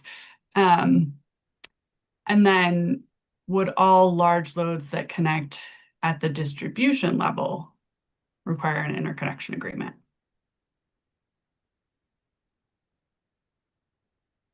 My understanding, and Mr. Martz may, I would ask you to ask it this question. I think there's an agreement at a distribution level that is different than a transmission defined interconnection agreement. Okay, so you're saying they would sign a different agreement than what? If it's applicable to the distribution level and the requirement to come online. I'm just not as familiar at the distribution level. If that's handled in a tariff with just a tariff document that's already filed, it's just not in my core area. I apologize. No problem at all. So it sounds like we should ask Mr. Martz about this question, and he might be able to help us. Yes, on that differentiation, that'd be great. Okay, got it. Well, we do have time with him, so that is great. And let me just take a quick look. That's all I have for you today, Mr. Bailey. Thank you very much. Thank you. Good to see you. Thank you, Ms. Vitale. WRA sweep, I have 30 minutes, of which I think some of that is confidential session. Yes, thank you. That is correct, Chair. Good afternoon, Mr. Bailey. Good afternoon, sir. How are you? I'm well, thank you. And for the record, my name is Parks Broso, and I'm representing WRA and Sweep. Mr. Bailey, I'd like to start by talking with you about the company's large load strategy. And you've already discussed the large load principles with counsel for several parties, but let's still go there. So in rebuttal, you stated that the intent of those principles is to ensure that new large load customers have, quote, skin in the game to avoid the risk of procuring generation for speculative new load or procuring load for customers that may move projects to different jurisdictions or disappear altogether. Do you recall that? I do, yes. Thank you. And based on those statements, you agree then that there is a risk in a situation where the company procures generation for a customer who then moves their project to a different jurisdiction? In your example, has that customer signed an ESA under these commercial principles I laid out? My example wasn't being that specific. I was just referring to the words from your testimony. Generally speaking, is there a risk if generation is procured for a customer who then moves their project to a different jurisdiction? Thank you. I'll point to my testimony under the commercial principles. Obviously, we've laid out significant enumerated principles here. We're working with customers now, and I think in your example, I would draw itself to exit fee provisions that we're discussing. Mitigating risk and how we are incorporating not only the exit fees but the contract minimums, the contract term are going to be very important. As I stated earlier, I can't guarantee or mitigate all risk, but what we are doing here, not only incorporating the commercial principles, but matching the customers to the ESA requirements in this interim period is going to be very important to answer your question and mitigating that risk. I appreciate that, Mr. Bailey. I think what I'm asking then is the principles are a way to mitigate that risk, and that risk, one of those risks is, for example, procuring generation for a customer that then withdraws or moves to a different jurisdiction. Well, not only these customers, but utilities deal with that risk of customers leaving the rate base each year. I would point back to a previous statement I made about the question about having generation on the system. We have significant growth opportunities in public service. Right. I don't Bailey, see. I've got limited time, so I'm going to move on. I believe you've stated this in prior discussion with council, but those large load commercial principles are not binding, correct? They are not currently in a Form ESA. We are working in this interim period to negotiate these principles, retain our commercial flexibility in the interim period. And obviously, we've agreed to the large load tariff filing in January of 26. Yes, thank you. And between now and the tariff filing in 2026, would the company be providing the commission or parties with copies of ESAs or IAs once they've been executed with a particular customer? We have not made that commitment.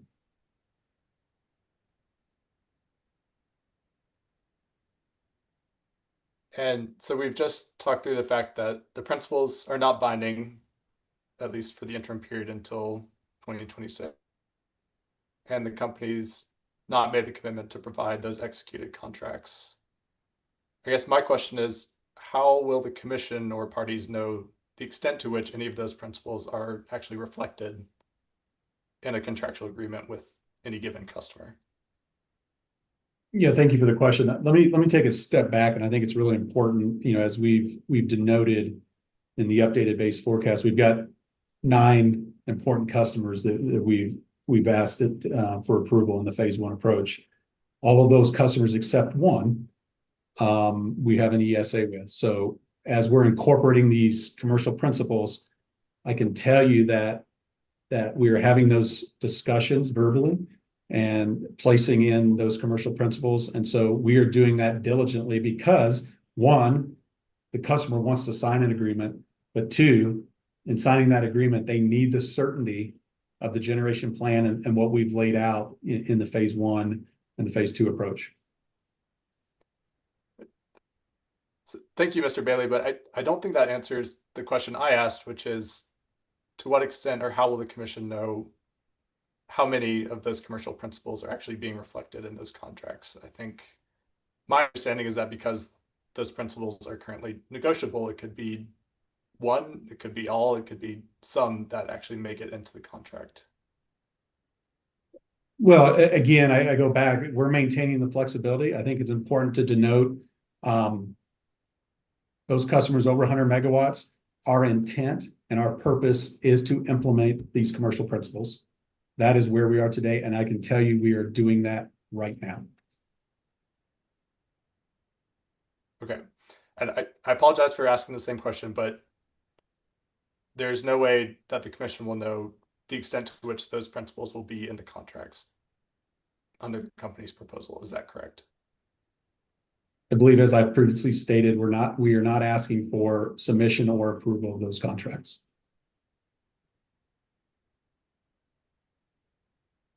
And to clear something up, because I wasn't clear on this, Mr. Bailey, to the extent that those principles are in the contract, would that be in the ESA or would that be in the IA? Those would be in the ESA. In the ESA. Thank you. And so I think you discussed this previously with counsel, but in the probability framework, a customer is considered 90% probability if they've signed either an ESA or an IA. Is that correct? Yes, that is accurate. And so isn't it then possible that a customer could have signed an IA, be assigned a 90% probability, but then because they have not signed an ESA, they have not committed to any of the large load principles at that point in time? I don't agree with that, and I will give you maybe a couple of examples. One, customers who have signed an A, and we actually have a customer today who has signed an A, who's contributed significant amount of dollars that are at risk, and they're at risk. And so that is one of the areas where you would assign kind of the securitization of the commercial principles in your example. The second area is if, as they move to the ESA, the incorporated principles, as we've negotiated, they have openly and want to sign that ESA. So I'm not going to agree that they haven't incorporated any of them, but they understand that they have at-risk dollars for upgraded transmission lines, substation equipment, switching station, et cetera. Or have provided securitization, which is one of the requirements in the commercial principles that I outlined. Thank you. So to clarify then, there are some commercial principles that can be effectuated through signing an IA. Is that what you're saying now? Well, what I'm saying, I don't want to conflate the two because they're still going to have to sign an ESA that will outline it, but some of the requirements of signing an EA is a stage gate approach where they're providing, upfront dollars for us to procure equipment. And that, again, that stage gate approach may have securitization, may have letter of credits or cash requirements up front. I'm just denoting that is a core principle that we're utilizing today, but also needs to be updated in the ESAs as we move forward. And we're committed to do that. Okay. Thank you for that. Let's switch gears now to talk about the load forecast. And in your public rebuttal testimony, you discussed customer B, which was a large load customer with over 90% probability who withdrew their interconnection requests after the company had filed its direct case. Do you remember that? Yes, I do.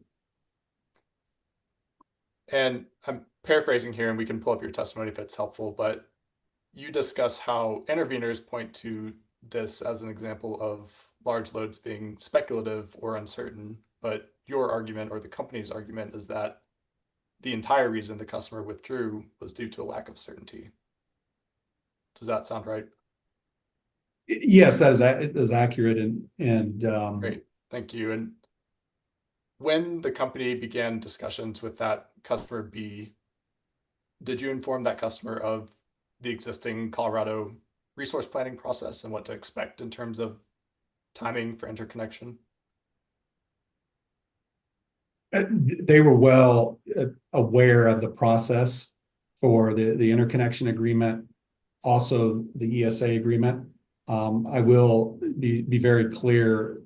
I don't consider some of the feedback as speculative because they would infer conjecture. As we're working through and as we've outlined these customers, I met with this customer, I've met with them several times. Their concern, as we have dictated in some of our problem statements, is if you can get us to X amount of megawatts in 2027 and 2028 of generation, we will sign that ESA. Where we couldn't guarantee that, and we couldn't show a process forward as we've discussed in the phase 1 and phase 2 approach. They couldn't then make a decision because they had land control. They had the SIS complete. We were moving quickly. And so that was the reason, and the core message they gave me was all about the generation plan and the timing of that certainty. Okay. Mr. Bailey, has anything changed with Colorado's resource planning process from the time that you'd begun discussions with that customer B and that customer withdrawing their interconnection request? Could you clarify? I didn't quite understand the question. Sure. So you mentioned earlier in your answer that the customer is well aware of the process when you began discussions with them. Has anything changed with Colorado's resource planning process since the time that you initiated discussions? Objection. It calls for a legal conclusion and speculation. Mr. Bailey's not an attorney, nor is he a resource planning expert. Overall, keep going, Mr. Barrasso. Mr. Bailey, do you need me to repeat the question? Yes, that'd be great. Could you please repeat the question? Sure. So in your response earlier, you mentioned that the customer was well aware of the process when you began discussions with them. And my question to you was, has anything changed with Colorado's resource planning process since those discussions began? Again, I'm not a resource planner, but I would just denote the tri-party agreement and what we're agreeing to within this process to get new resources online, to get certainty, have an incremental need pool, and an opportunity for supplemental RFP. Those are all very important at that time. Okay. I guess what I'm getting at here is it correct that this customer B, they got to 90% probability, meaning they signed either an IA or an ESA with full knowledge of how Colorado's process works?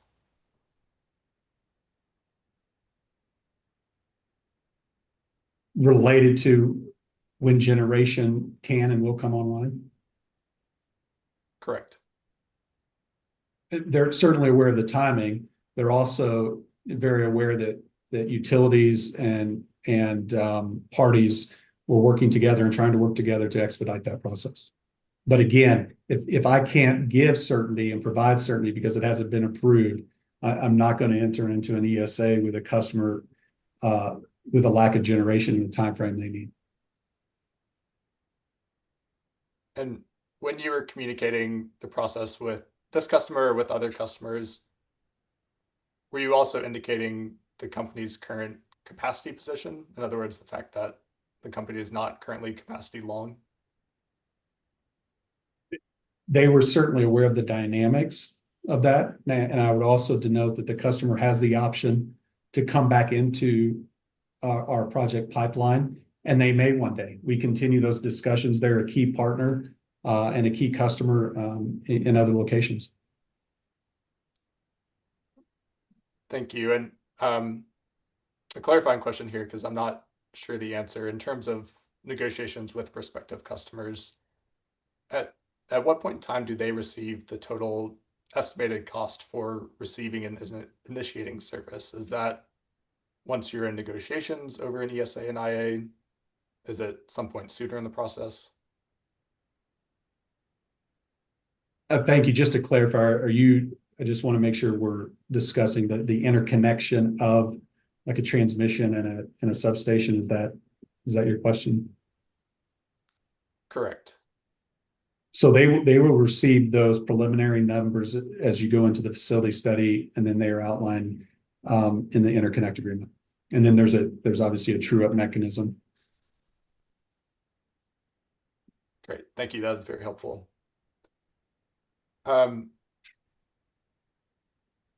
Changing topics here a little bit, Mr. Bailey.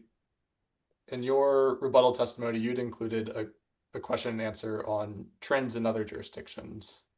with respect to commercial provisions that utilities are implementing to promote certainty. Do you remember that? I do.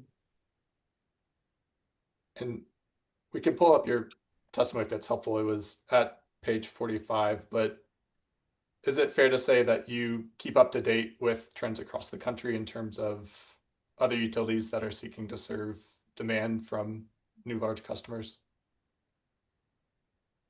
We do, and I have counterparts in other utilities where we discuss those opportunities, and it could be a topic at EEI or NARUC as an example.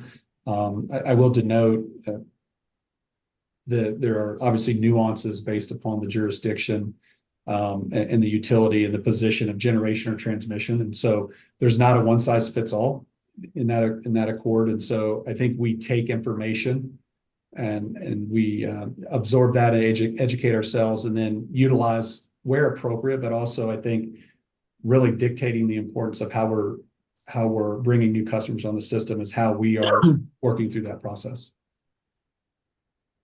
Okay.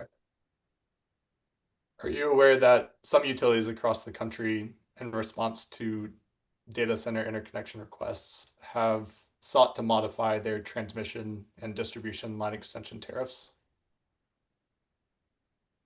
I am not familiar with that detail. Okay. Would it surprise you if I represented that other utilities that are modifying or have sought to modify their extension policies have done so out of a recognition that line extension costs were being passed through to all ratepayers in order to connect large customers like data centers? A subject to check. I won't disagree with that. And in the company's 2026 tariff filing that we discussed previously, do you anticipate that changing the company's line extension tariffs or policies would be part of that filing? I'm not aware of that filing, and I would just denote that in our current interconnect agreement for transmission customers, we denote the requirement for those dedicated assets to be paid up front by those transmission customers.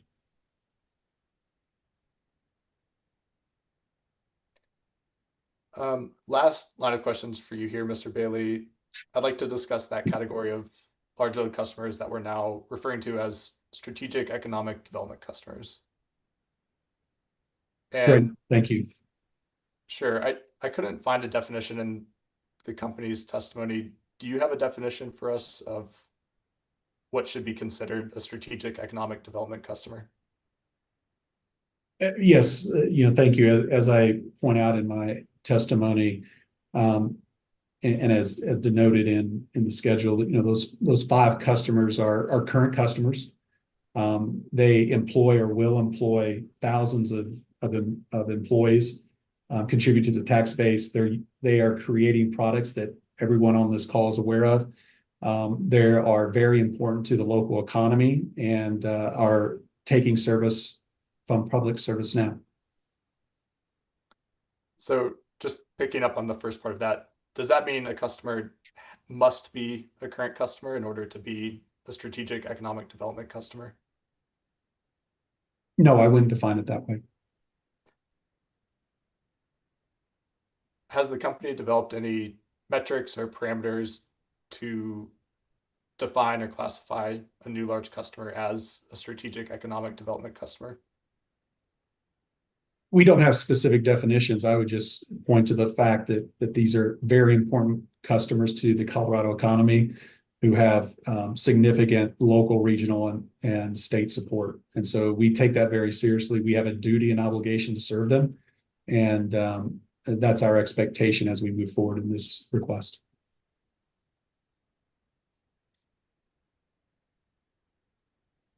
And I guess you might disagree with this, but is one way to define this customer group without metrics or parameters as any large load customer that is not a data center, but that the company deems important to the Colorado economy? I won't agree to that because I think it puts it into a box for future restrictions. Again, I think as we've denoted in my testimony and in my response, I just think they're very important, and we have an obligation to serve as they requested our service. Okay, so maybe not putting it in the box then, it's possible that any new large customer who is not a data center could be considered a strategic economic development customer. Is that a fair characterization? That is possible. Okay. And regarding the phase two framework or the tri-party framework, and specifically the incremental need pool, could the company activate that incremental need pool for strategic economic development customers? Again, in the future, if they hit the 80% or the 90% requirements as it's defined. Okay, thank you. That was my clarifying question, is in that process, the 80% or 90% does apply to strategic economic development customers. In the future, yes, as we've discussed previously. And in the future, meaning in the incremental need pool. Correct, as defined in the tri-party agreement.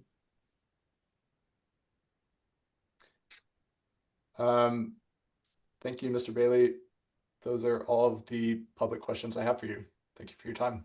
Thank you. Appreciate your time. I got you like 6 or 8 minutes left for highly confidential, Mr. Burris. So,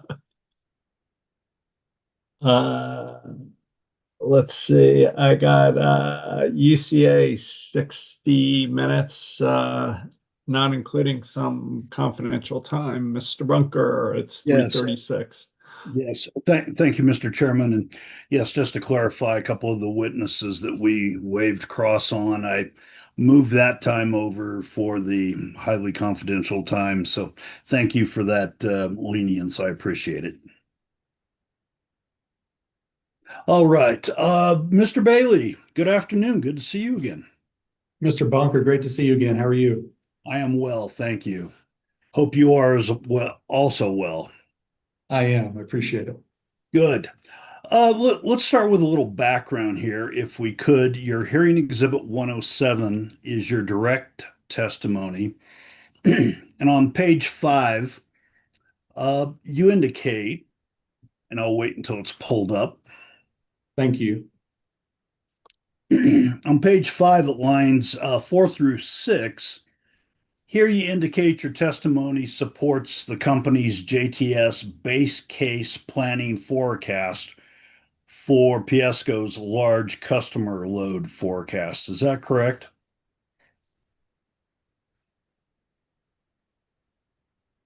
Yes, lines 4 through 6, which you quoted. Right. And on lines 10 through 11 on that page, here you indicate your direct testimony explains how the company developed that new customer load growth forecast. Is that right? Yes, that's accurate. Yeah. And then on lines 11 through 14, you state your team is responsible for attracting and working with prospective large load customers.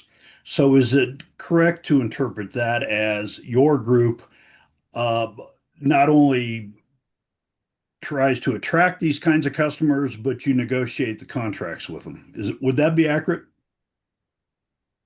That is accurate. I would just offer some addition. My team is not the only one at that table negotiating. We have a matrix organization where we have support internally to ensure we have proper negotiation standards and governance. Sure. Thank you for that clarification. I think the point I was getting at is you're pretty familiar with the contracting function with regard to these new customers, right? Yes, I am. Okay. And as you'll recall from your 2023 Economic Development Rate or EDR case in 23A-0330E, you were the company's lead witness in that EDR case, right? Yes, that is accurate. And in your public rebuttal testimony, on page 52, this is hearing exhibit 123, your rebuttal testimony. there at the bottom of page 52 on lines 15 through 19, here you discuss that 2023 EDR case. And that was an application case involving a non-standard EDR agreement for a company called QTS, and that involved a large data center campus in Aurora, Colorado, right? Yes, that is accurate.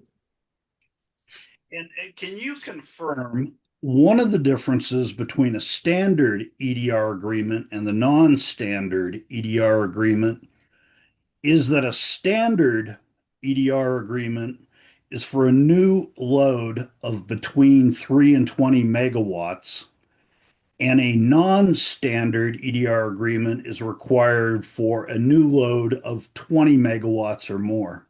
Is that correct? Correct. That's one of the provisions in the statute that's required. Okay, thank you for that. And if you'll think back to the Piesco QTS EDR case in 2023, that case involved two separate agreements, an EDR electric service agreement or an ESA, and a transmission facilities construction service agreement, a TSA. Is that right? Yes, I believe that's accurate. Okay. And a non-standard EDR contract was required for QTS because the load was expected to reach an average estimated total load of approximately 160 megawatts at full capacity, right? Subject to check, I believe that's accurate. Okay. And the transmission facilities construction service agreement, the second agreement we're talking about, under that agreement, QTS would pay the company to construct and operate approximately 1.4 miles of dedicated double circuit 230 kilovolt transmission line and associated transmission facilities, correct? Yes, they were required to pay that, as I previously discussed, in a stage gate process that was outlined. Okay.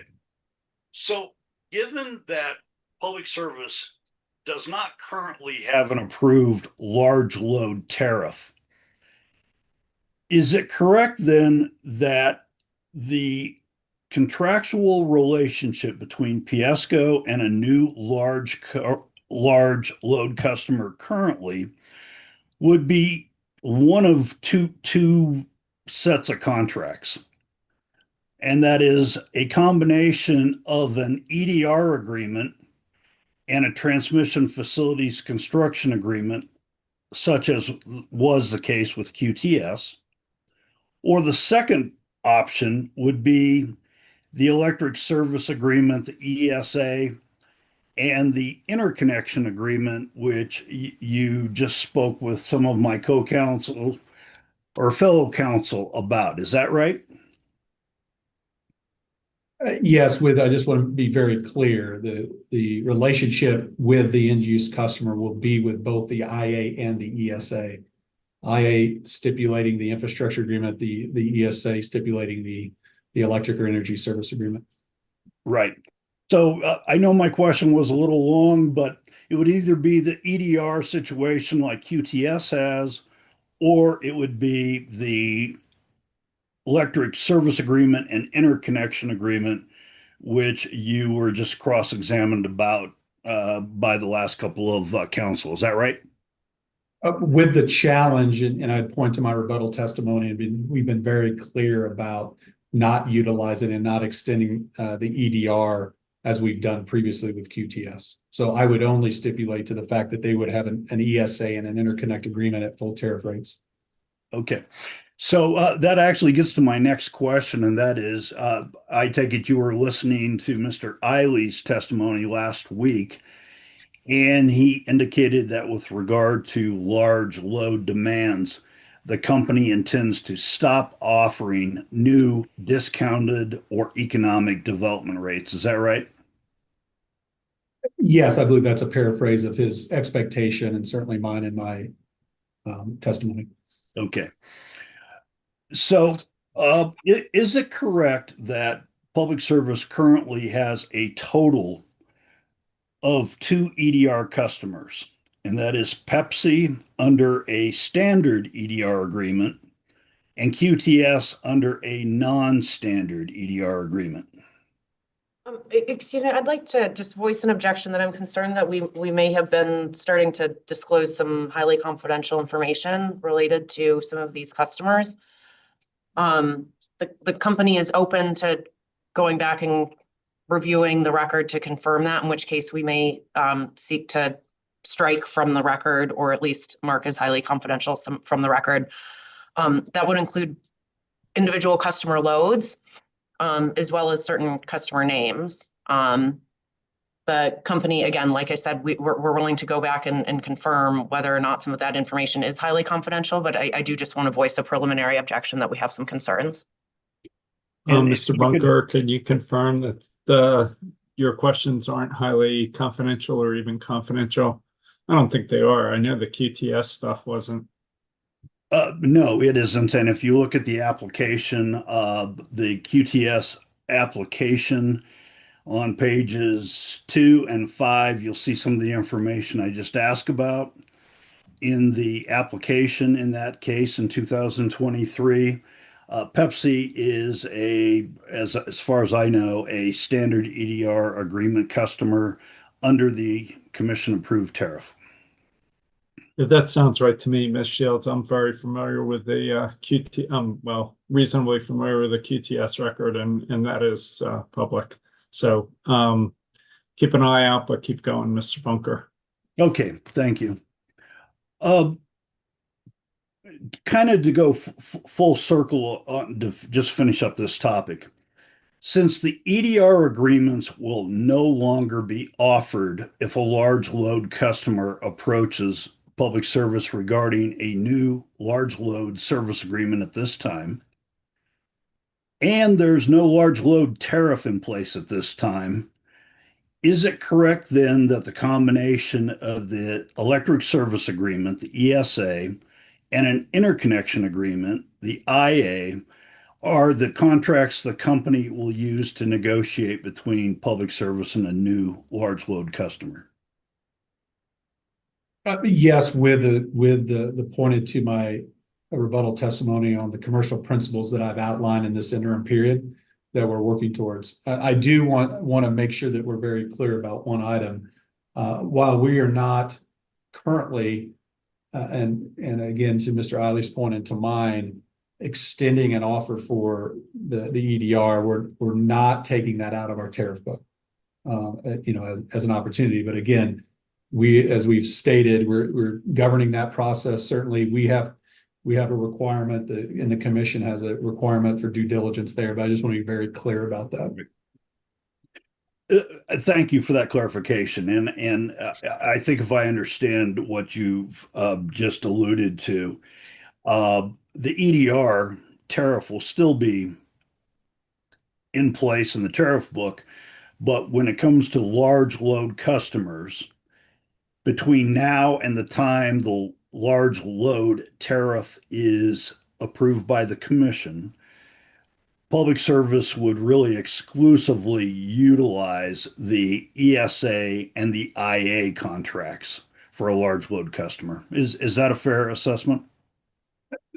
Certainly, Mr. Bunker, that's our intent, and that's our expectations outlined. What I don't want to do is give a perception of any type of guarantee. I've been in this business a long time, and while we may not extend based on macro requirements of an incentive in any EDR, there may be other situations where we potentially could be dictated to or a requirement at another level to engage in an EDR negotiation. Thank you for that. And as you maybe recall at the beginning of today's hearing, Public Service introduced exhibits 137 and 138 as hearing exhibits, and these are copies of what was referred to as the model ESA and IA agreements. Did you happen to hear that? I did hear that submission. Thank you. Okay.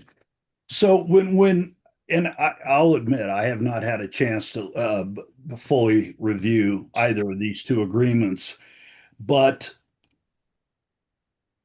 is it fair to say, based on your testimony, that the ESA and the IA are, if you will, template starting points for negotiations, and they may be modified? In other words, it's not a kind of a take it or leave it, sign this agreement, but rather that it could be modified. Is that accurate based on your testimony?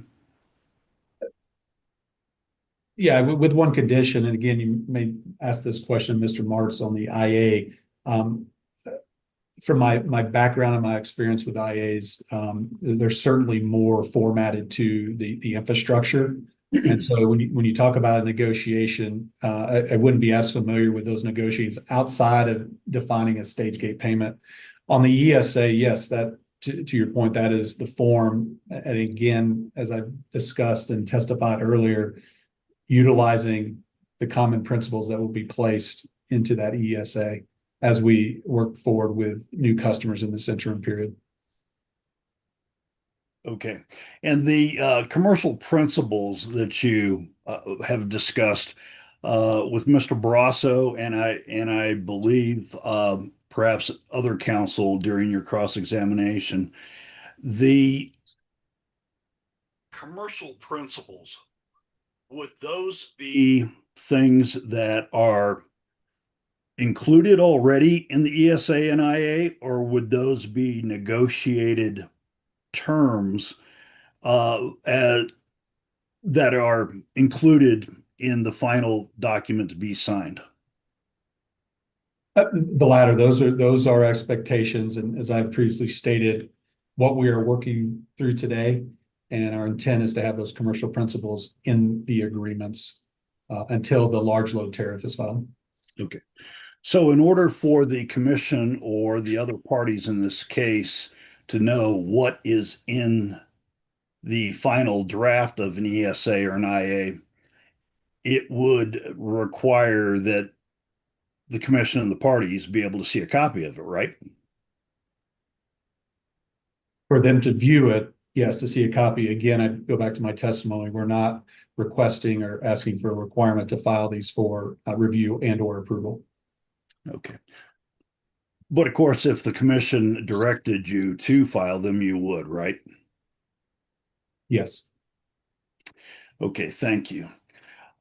If we could now move to hearing exhibit 2606, and this is attachment SJD-9. And as this document's being pulled up, Mr. Bailey, this is the staff public service CIEA JTS phase 2 framework document. I think you indicated you're familiar with this, right? Yes, I am. I believe I reference it as a tri-party framework. Okay. And so if we could go to page 4, and at the bottom of the document, it's section 7, the large load principles and tariff filing section of this 4-page document. The second sentence in section 7 includes the following statement: the company will make a large load tariff filing no later than January 31, 2026. Is that right? Yes, starting with in addition. Correct.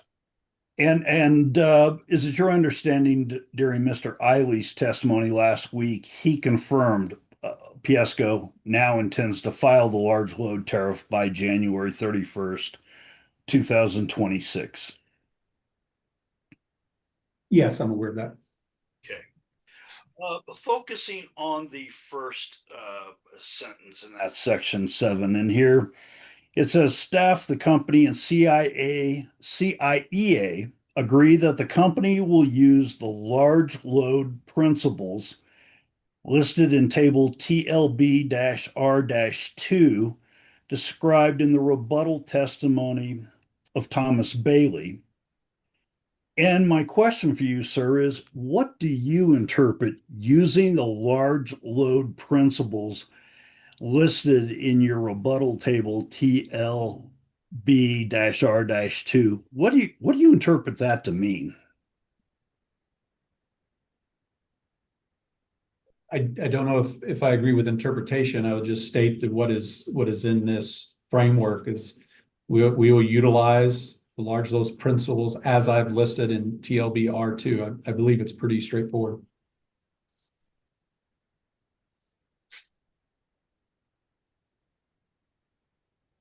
Okay, let's look for a moment just to bring this around so that we're all on the same page here.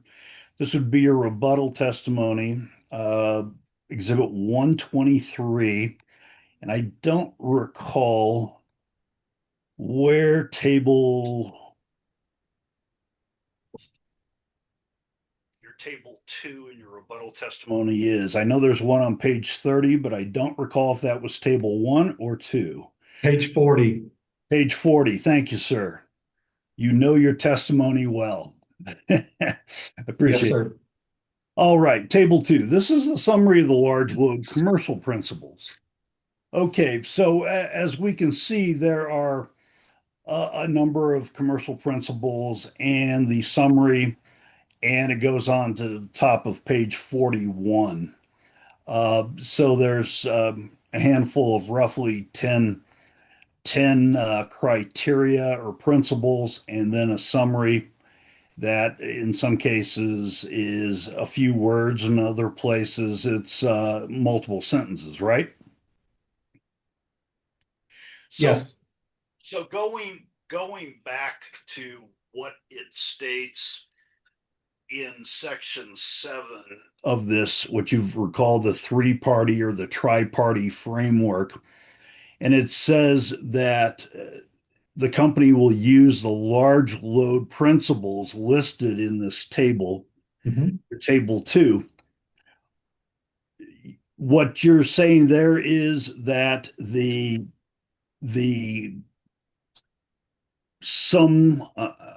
total, if you will, of these various principles will all be things that are intended to be covered within the tariff filing. Yes, discussion with the commercial principles in the left-hand column. Obviously, the tri-party agreement doesn't stipulate the summary. There's going to be stakeholders which we've agreed to engage and certainly interveners. So the commercial principles as laid out is the expectation in the tri-party agreement. Okay, thank you for that. So the large load tariff will replace using the non-standard EDR agreement of over 20 megawatts and the transmission facility construction service agreement for a large load customer. Is that right? I don't believe that's accurate as you stated on the EDR. Again, I think depending on the outcome of the large load tariff, there may be iterations placed in from other contracts, but I don't know if it quote unquote takes the place of an EDR non-standard agreement. I just don't have that knowledge right now. Well, let me be kind of candid here. Where I'm going with this is that after the large load tariff is approved by the commission, the use of a non-standard EDR agreement for over 20 megawatts and the use of the electric service agreement and the interconnection agreement that are currently being used, those would all be replaced by the tariff, the large load tariff. Would you agree with that? Again, not knowing how the structure of the large load tariff will be, finalized. I don't know if I can agree to that. Certainly there are expectations that the large load tariff will govern these commercial principles and certainly the expectation of customers over 100 megawatts. in your example there, there's an EDR non-standard is, there's a delta there between 20 and 100 megawatts. So I can't sit here today and say that is going to overtake that. Okay, but for a large load customer, you wouldn't be offering an EDR contract. So does the fact that it's between 20 and 100 megawatts, is that a difference when it is a large load customer? Yeah, I don't think that we've agreed that, again, I'm not going to get into a corner saying we won't offer an EDR. I haven't stipulated that. I'm just saying that at this time, we're not extending incentive rates or EDR rates. Again, that can and could change into the future. Okay. At what point in time will Piesco move large load customers from their combination EDR and transmission facilities construction agreement or their combination ESA and IA to the commission approved large load tariff? I believe our expectation is that the tariff would be for future customers taking this service as a requirement over 100 megawatts. Once that is approved, we are not asking for requesting a grandfather of current customers over 100 megawatts. I'm sorry. So you are or are not asking for a grandfathering of existing contracts once the large load tariff is in place? I missed that. I'm sorry, we are not asking for a grandfather of customers over 100 megawatts. As looking at the load and threshold applicability, be new or expanded load of 100 megawatts or more. In your example of a large load tariff that is approved at, say, the end of 2026 or early 2027. Okay. We could go to your rebuttal testimony. Again, this is here in Exhibit 123 and starting at the bottom of page 5.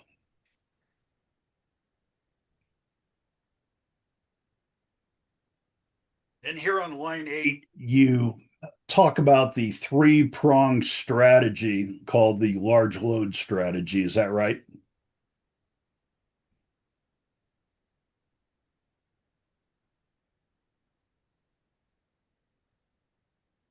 Yeah, I'm sorry. Can you show? Did you state line 8? No, I said yes. I said line 8 on page 5. Okay.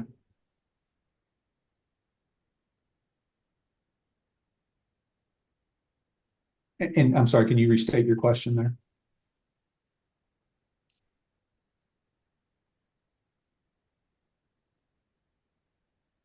I think it's 18. Ah, you are correct. Thank you, sir. You're very welcome. I appreciate it. So on line 18, you state support for Public Service's 3-pronged strategy, which you refer to as the large.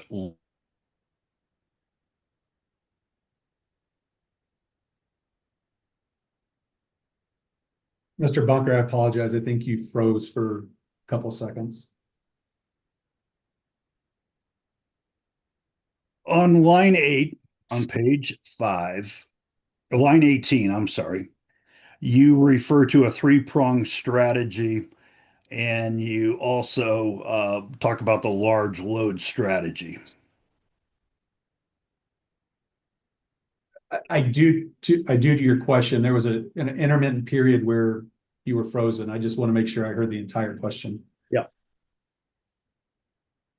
And Mr. Chairman and Mr. Bailey, I've noticed while I'm looking at my screen, it says internet connectivity is well, it went away, but it was shaky or something like that. So if I lose you or I freeze, I apologize in advance. We All can right, hear and let's- see you clearly now, so you're good. Excellent, thank you.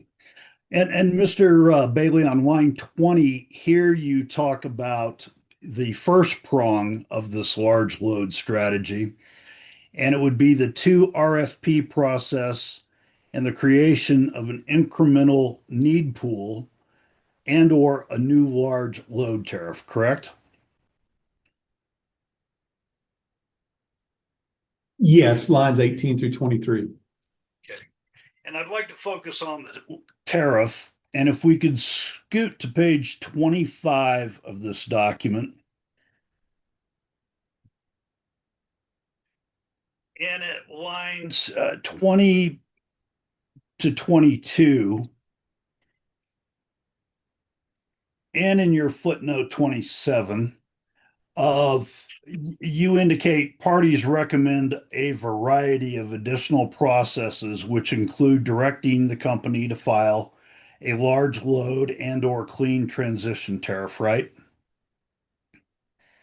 Yes, lines 20, 21, and 22. And on page 25, footnote 27, here you reference the answer testimony of UCA witness Dr. Scott England and the answer testimony of Andy Eden, who I believe is a WRA witness. Is that right? Yes. And do you recall Dr. England recommending the commission should order the filing of a new large load tariff applicable to data centers and other like new customers with ratepayer safeguards to protect against cross subsidization and potential stranded assets? Subject to check, I trust your overview. Okay. And as we discussed a few minutes ago, PSCO is committed to filing a large load tariff by January 31, 2026. And this is a change from your rebuttal testimony statements concerning a large load tariff filing by the end of 2026, or alternatively, the filing of a notice in this proceeding explaining why a new large load tariff is not appropriate. Is that right? Yes, that's accurate as stipulated in the tri-party agreement. Okay. And if we could move to page 45 of your rebuttal testimony. And starting at line 14 and continuing on to page 47 at line 5, here in this about 2.5 pages of testimony, you discuss trends the company is seeing in other jurisdictions with regard to commercial provisions that utilities are implementing to promote certainty with respect to large load customers. Is that right? Yes, beginning on line 45 through the middle of or through line 46. Page 46. Yes, page 45, 14 on to 46. Yes. Yes, And yeah, and on page 46, at lines 5 to 12, and in your footnote 40, here you cite the Indiana Utility Regulatory Commission order that approved a large load tariff, and you provide a hyperlink to that case in footnote 40. Is that right? Yes, that is accurate. Thank you for scrolling. And are you aware UCA filed rebuttal comments in this case? I am. Okay. If we could pull up hearing exhibit 308.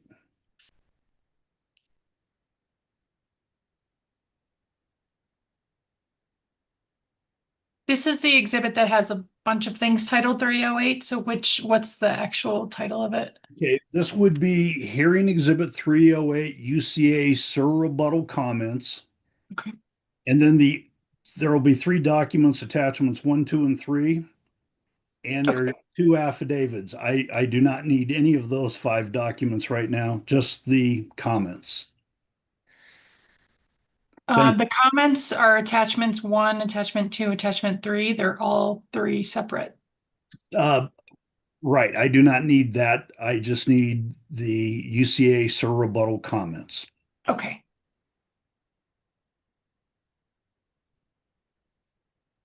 It's a 15-page document if that's what you happen to be looking at. Yep, that is it. Thank you. And if we could go to page 4.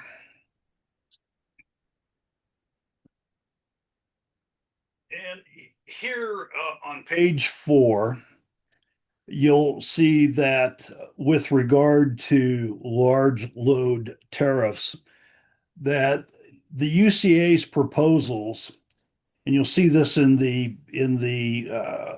first 2 lines of that paragraph above the table, that the UCA's proposals are primarily guided by the large load tariffs approved by the Indiana and Wyoming commissions. Is that right? Yes, I see that with the comment. Yep. And then you'll see in footnote 12 at the bottom, we've attached for the commission's benefit as well as the parties, the Indiana and Wyoming tariffs are attachments 1 and 2, and you'll see that in footnote 12. And then also in footnote 13, you'll see a copy of the Missouri tariff. And going back to the narrative just above the table, you'll see that the UCA attaches a Missouri tariff, which requires Invergy Missouri Metro to track revenues and expenses related to large load customers to ensure that each customer is paying its fair share. It is part of the rate setting process. Do you see that? I do. I have not reviewed the Missouri findings, but I take that as the report. Okay, and obviously you cited the Indiana tariff, and it sounds like you're familiar with the Wyoming tariff. Is that right? Somewhat. I'm more familiar with the Indiana tariff based on some of my counterparties' involvement. I believe that was one of the first tariffs filed and then completed in settlement. Okay.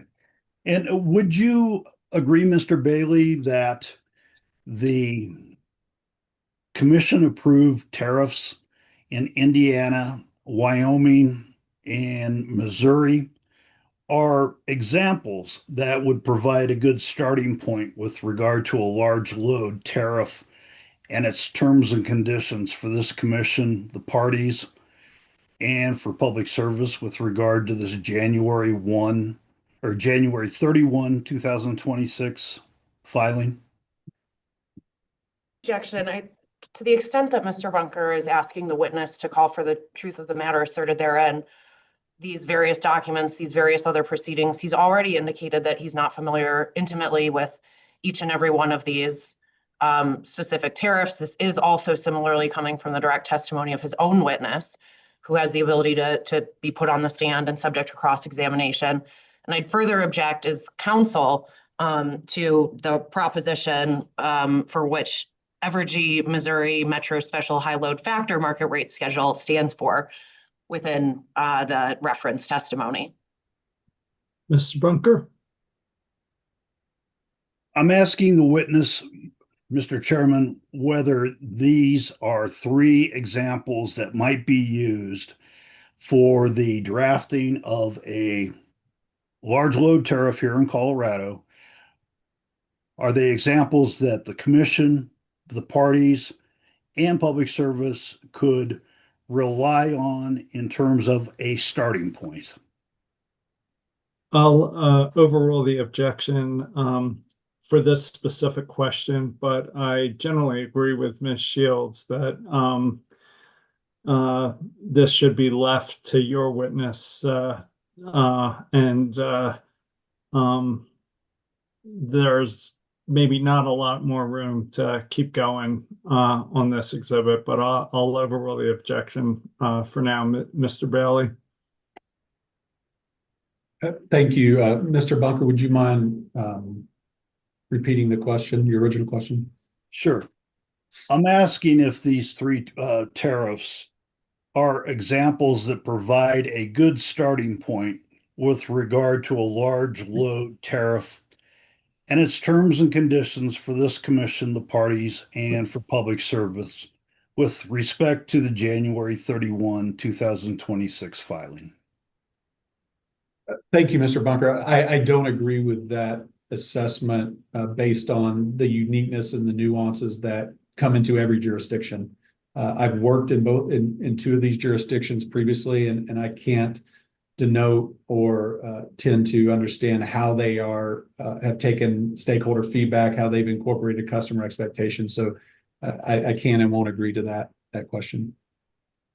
Okay. Let's go back to your rebuttal testimony. And on page 6, at lines 16 or 6 through 17, here you discuss the third prong of the three-prong strategy. And this concerns large load commercial principles and procedural recommendations. Is that right?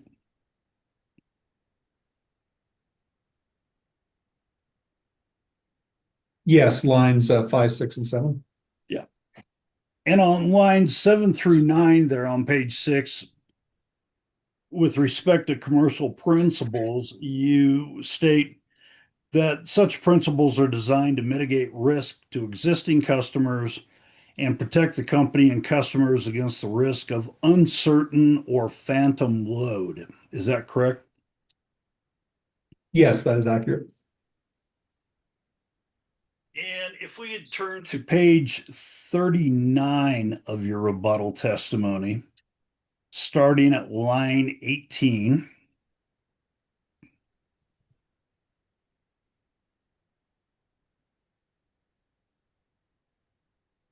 and then on to the next two pages, that's page 40 and 41, where you have your table TLB-R-2,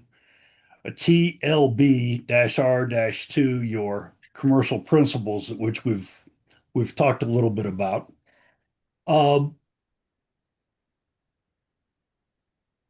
Here, is it your understanding that these commercial principles should be included in a large load tariff to mitigate the risk for existing customers and to protect the company and customers against the risk of the uncertain or phantom loads that you were talking about on page 6?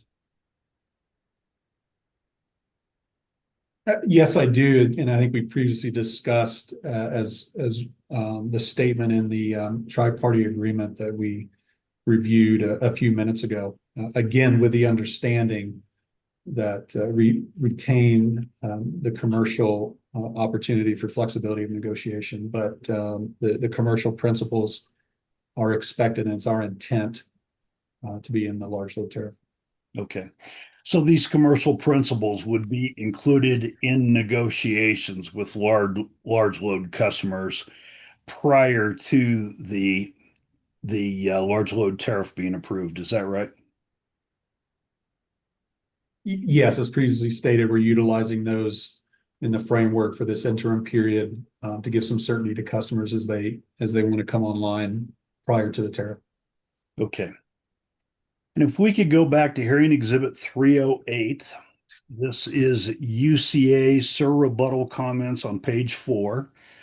And here you'll see the table starting on the bottom of page 4.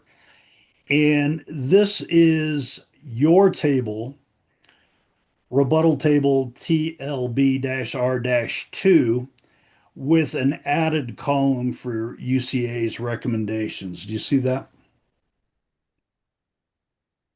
Objection, hearsay. I mean, we're back at the same table that UCA has proposed, and at this point, all I'm hearing is Mr. Bunker asking my witness to speak to the truth of the matter asserted in this document. It's not his testimony. We haven't verified that this is our table. I agree. Mr. Bunker, this is for your witness to do, not cross Mr. Bailey, and especially given the time, I think I want to sustain that objection, but if you'd like to respond.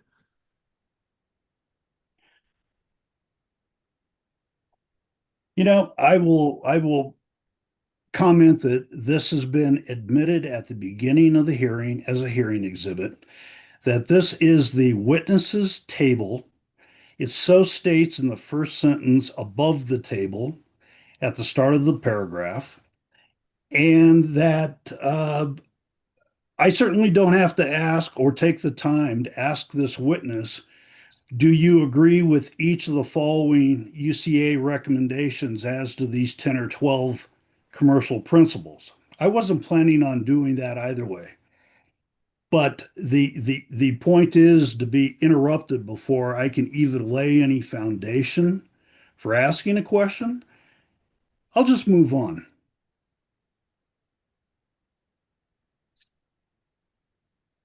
Let's go back to your rebuttal testimony at page 41. Actually, pull up the document. Can I take a look at that again? So your intent is to ask this witness what his, can you scroll down to see? So your intent is to ask him whether he agrees or disagrees with the recommendation? Yes. For example, let's go to the top of page 3, or page 5 rather, where we keep hearing a reference regarding 100 megawatts or more of load. The UCA's position is 75 megawatts of load at any time. Would public service agree to that? It might be helpful in terms of the commission's order and directives regarding we want this tariff filed and we want these kinds of things considered. I'll simply move on. We can make the argument in our SOP. Can you scroll up to the top? Is this your SIR rebuttal? This is the SIR rebuttal, yes.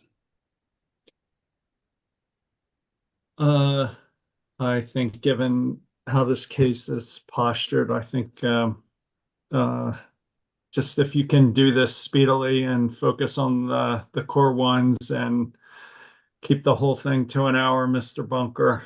I just feel like we're under a lot of pressure to get this hearing in. So, but I'll overrule the objection with those requests. Thank you. So Mr. Bailey, let's move to the top of page 5 in this first item, the load threshold.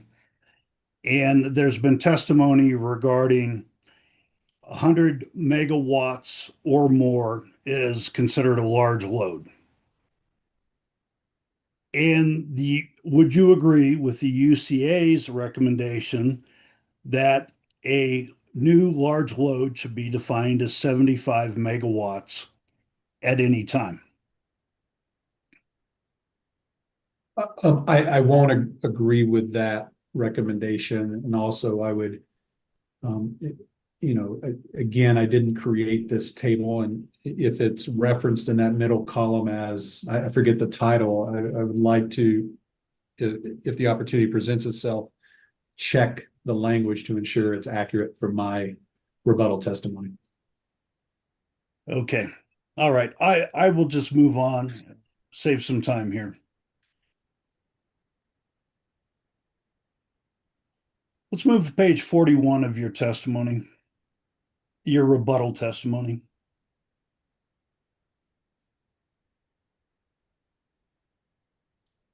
On lines 5 through 8,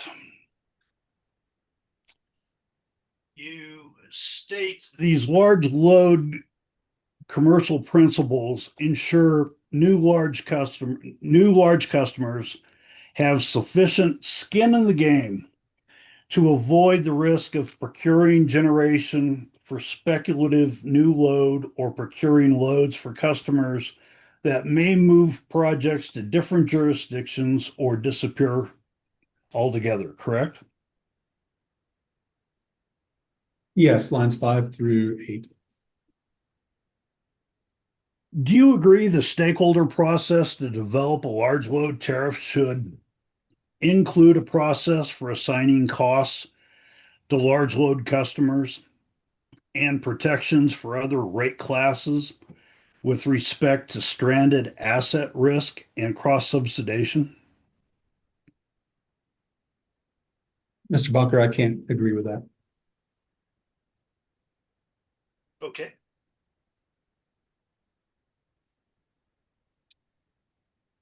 Let's move to your rebuttal testimony on page 6.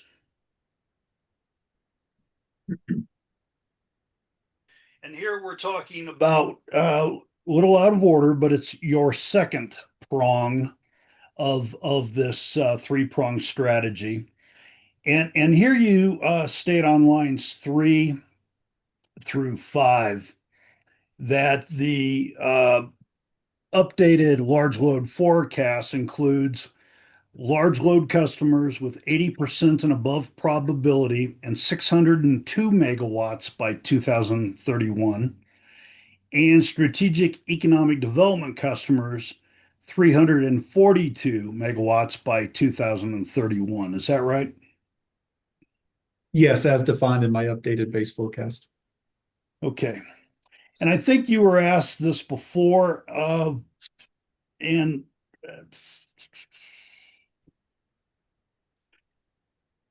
let me skip that question and move to this one instead. Is it correct that public services advocacy is to not hold strategic economic development customers to the same large load probability percentage factors as it does for a data center large load customer? I don't agree with the term of advocacy. I think I would point to how I've testified on the requirements and our expectations of an obligation and a duty to serve those customers who've requested service, who are currently customers in the state of Colorado taking service through public service.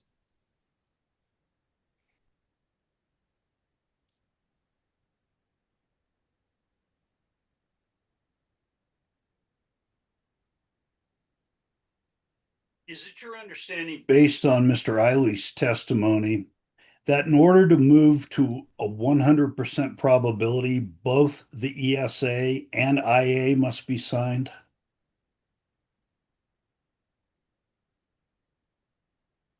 Can you point to his testimony so that I can review that? Well, it came up on cross-exam.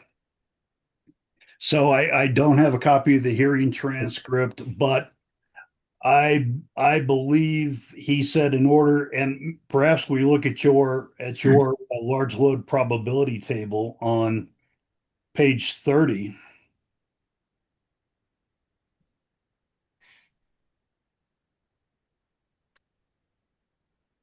And as I look at 90%, the slash mark, if you will, between the IA and ESA, Mr. Eiley suggested is an or. However, when you look at 80%, negotiations on ESA slash IA, that was considered to be an and. And I'm just clarifying with you, in order to move to 100%, you've got to have both the IA and the ESA signed.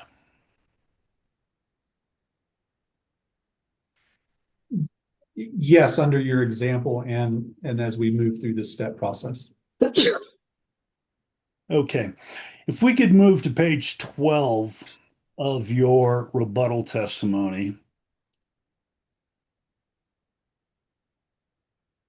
And we're looking here at starting at line 14 through 16.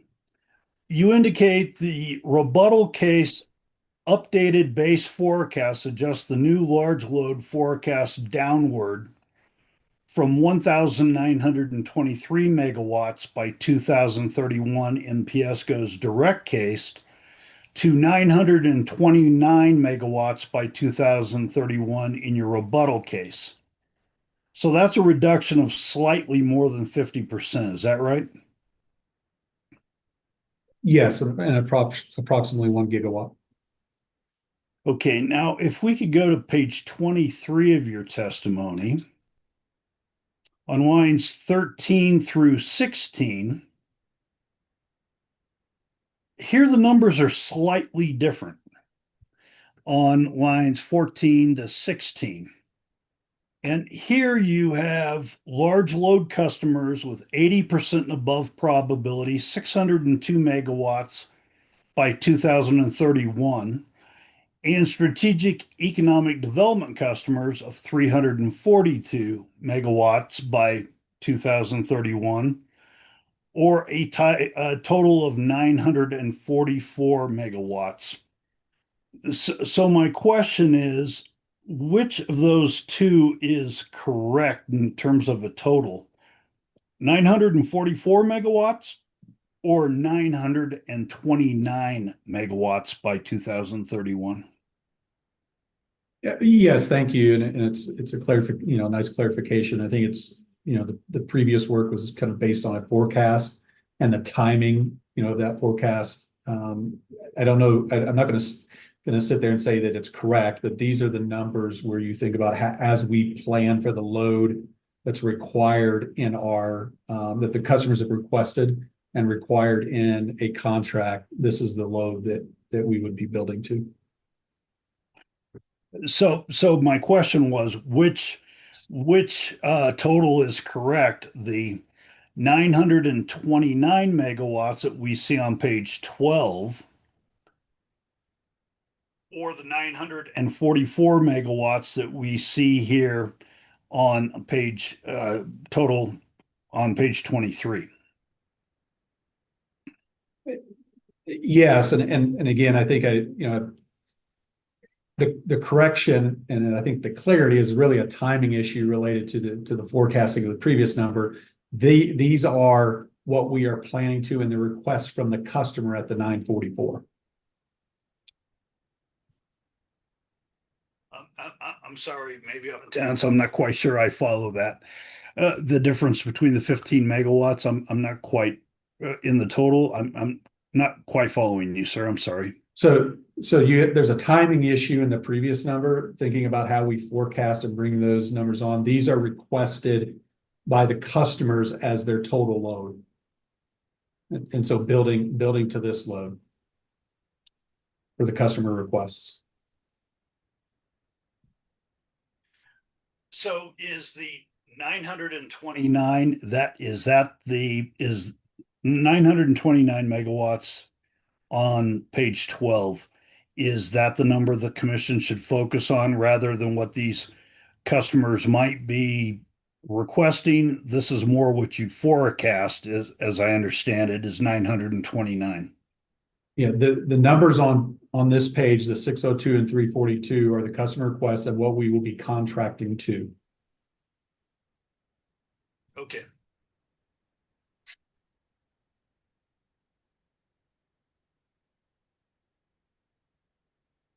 Scanning the last couple of questions here, Mr. Chairman, and I think they have either been asked and answered through my questions or through other counsel. Give me a moment, please.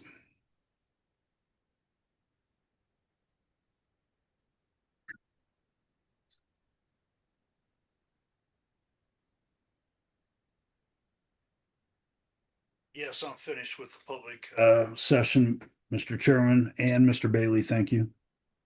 Hey, Thank you, Mr. Bunker. Mr. Bunker, before you leave, just for planning purposes, do you have a sense of how much confidential cross you have for Mr. Bailey? I would say roughly 20 minutes. All right. Can we take down this exhibit? I'm told Commission Counsel doesn't have any questions for Mr. Bailey. Commissioner Gilman, questions for Mr. Bailey? Public questions? Yes, I will have some confidential questions as well, but I'll go with my public questions now, if that works. That'd be great. Okay, great. Good afternoon, Mr. Bailey. Good afternoon, Commissioner Gilman. Hope you're well. I am, thanks. So wherever possible, I'll try and generalize a few of these concepts to keep as many of these public as possible, just for transparency purposes. And some of them, if we need to get more specific in confidential session, we certainly could later. So first, with regard to resource adequacy, so looking at the loads and resources information I went over with Mr. Landrum, and kind of the realistic expectations and limitations on building new generation in the short term. I won't get into details about the customers, but suffice to say there are customers, large load customers that you expect to be hooking up and taking service in 2025. Yes, that is accurate. Okay. So that would mean they've signed agreements and are in construction? Yes. Okay. So with signed agreements, the company would be obligated to essentially build the infrastructure to get them served. Is that right? Both build or serve them from current resources. Okay. But you would be building the transmission infrastructure, the substations, whatever else is needed to get them served? The transmission either has been built or in the process. Okay. So I'm just kind of curious how the company's able to commit to providing service for new large loads beginning to receive service in 2025, given the lack of capacity to meet existing resource adequacy parameters for the same time frame.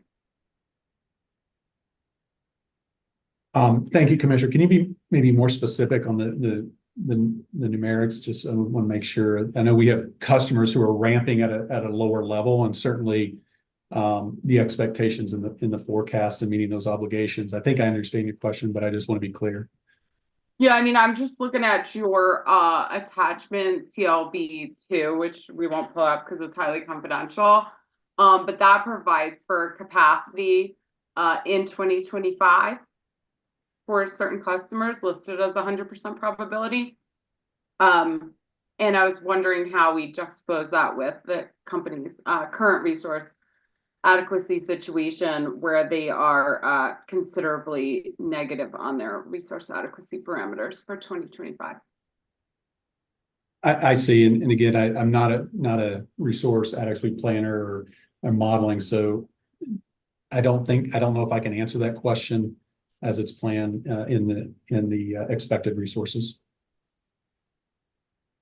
So if you're negotiating with these customers or potential customers, but aren't kind of in the resource planning or where the resources come to serve them, and we're not meeting our resource adequacy parameters yet signing up new capacity to serve, who makes that determination then?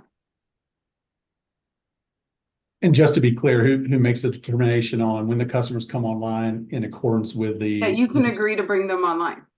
Yeah.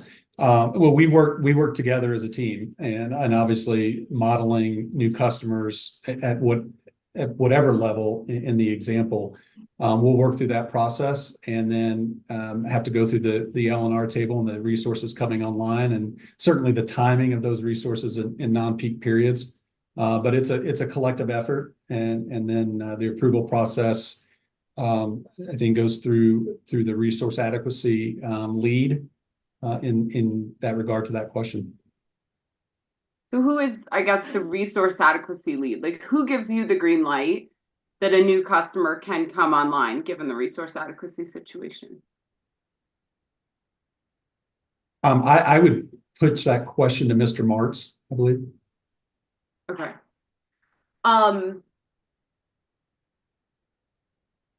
Okay. Want to get to a couple questions on the strategic economic development customers. So that's a concept introduced in rebuttal, right? Yes, that's accurate. Okay. Based on the name, they're both strategic and economic development related. I was wondering, is there any analysis that the company applies to determine how many jobs or how many taxes or whatever benchmark is being used to classify those as such? We do not have specific analysis. I would just point to kind of previous statements about our relationships with those customers. They're all managed accounts. And so we're working through with those customers on their expansion plans and their expectations for how they come online. Now I heard in your discussion with counsel, one of them I was questioning you, that it could be possible that these would not be existing customers. Yes, and for clarity, I think his question, if I recall, was for future putting them into the incremental need pool. But the current strategic economic development customers represented in my rebuttal are current customers on our system. Okay. And am I correct that the entirety of the predicted strategic economic development loads are included in the forecasts as you present them? Yes, referenced in the TLB, the highly confidential document. Okay, and that's their inclusion is regardless of their individual probability rating. Yes, that's accurate. Okay. Have any of those strategic economic development customers signed an energy service agreement?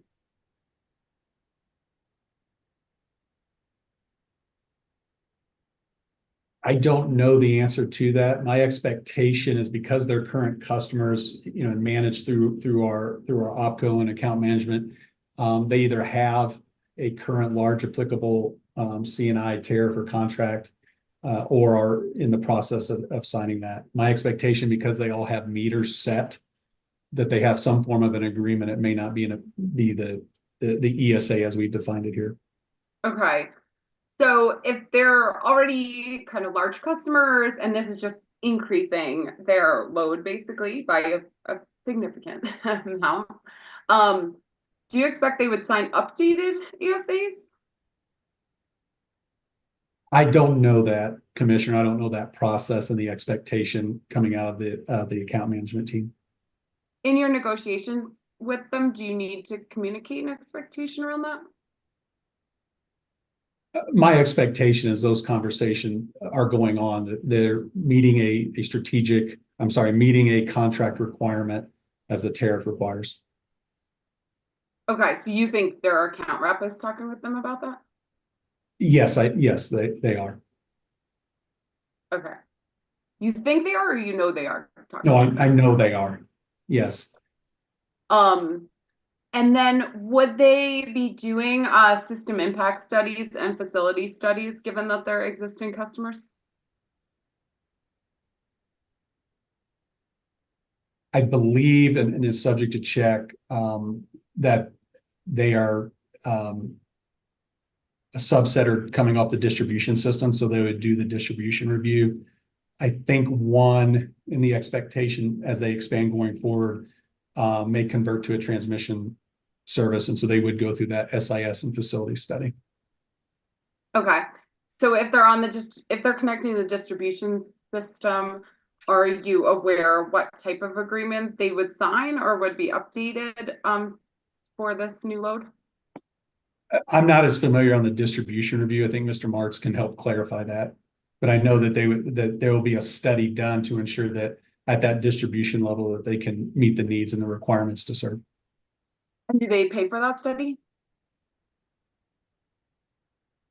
I don't know the answer to that question. Okay. Not right now, but when we're in the confidential session, I'm curious, are you able to share with the commission the names of any besides the one that you've identified confidentially? And again, this is the strategic economic development customers. Yeah. I don't believe I'm able to do that based upon the confidentiality. I'm curious what dictates the confidentiality.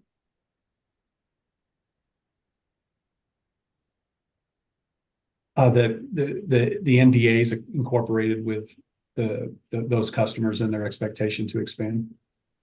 Okay. And do those customers understand that you would need generation approved by this commission in order to serve them? They are familiar with the process we're going through and the request we have for new generation and the timeline laid out. Okay. And despite them understanding that this commission would need to approve generation to serve them, they've intentionally made it such that you can't disclose anything about them? Yes, that is accurate.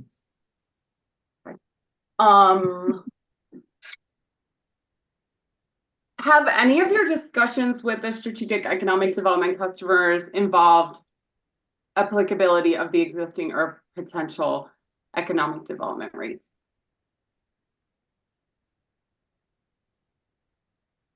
No, it has not. Okay. So I know the company stated you don't expect them to use the rates, but it sounds like you haven't talked to them at all about the rates. So is it possible they have an expectation you're not aware of? No, I don't believe they have that expectation because one, we haven't extended an offer of that incentive rate, and nor do we expect to. Okay. I have a couple questions about system impacts. So UCA raises concerns about potential system impacts of large loads. Are you familiar with the issues they raised?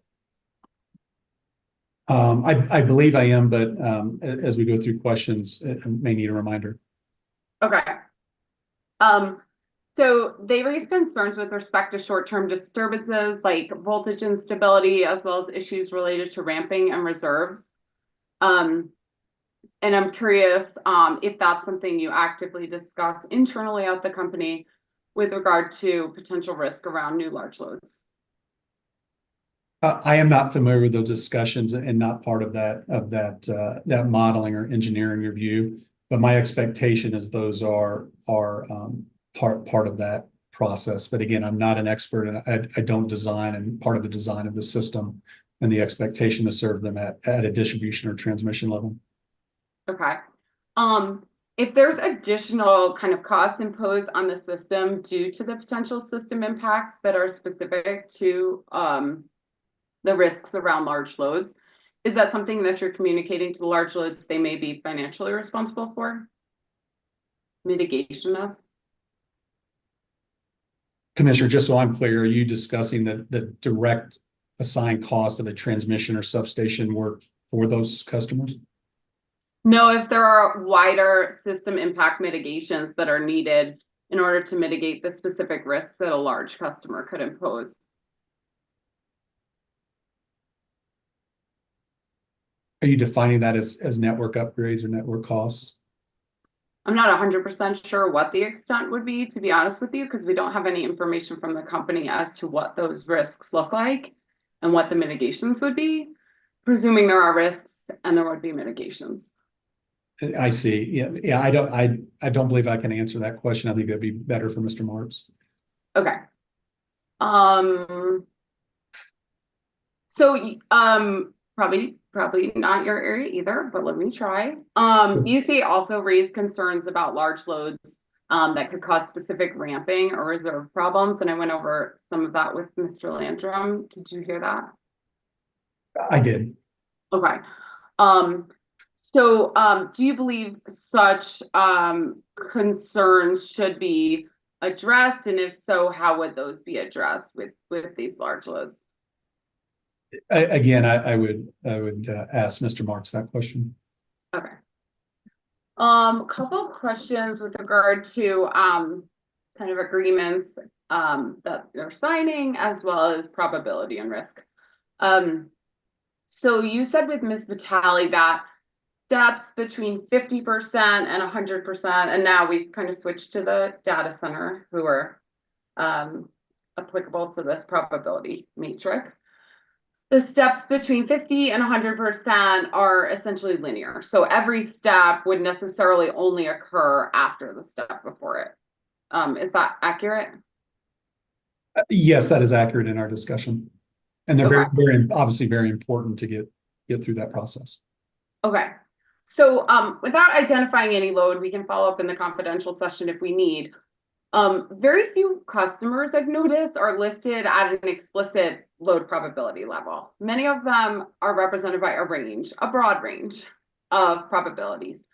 Why, if these steps are linear, is there not more transparency about the actual level of the process each of those loads is at?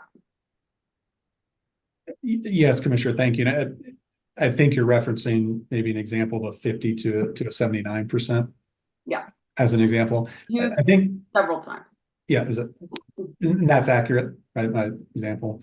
Yeah, I think it's how we are categorizing those customers in their current time frame. I think it's just because it may be at certain steps within that 50 to 79, and so it's how we've bucketed those customers in that definition.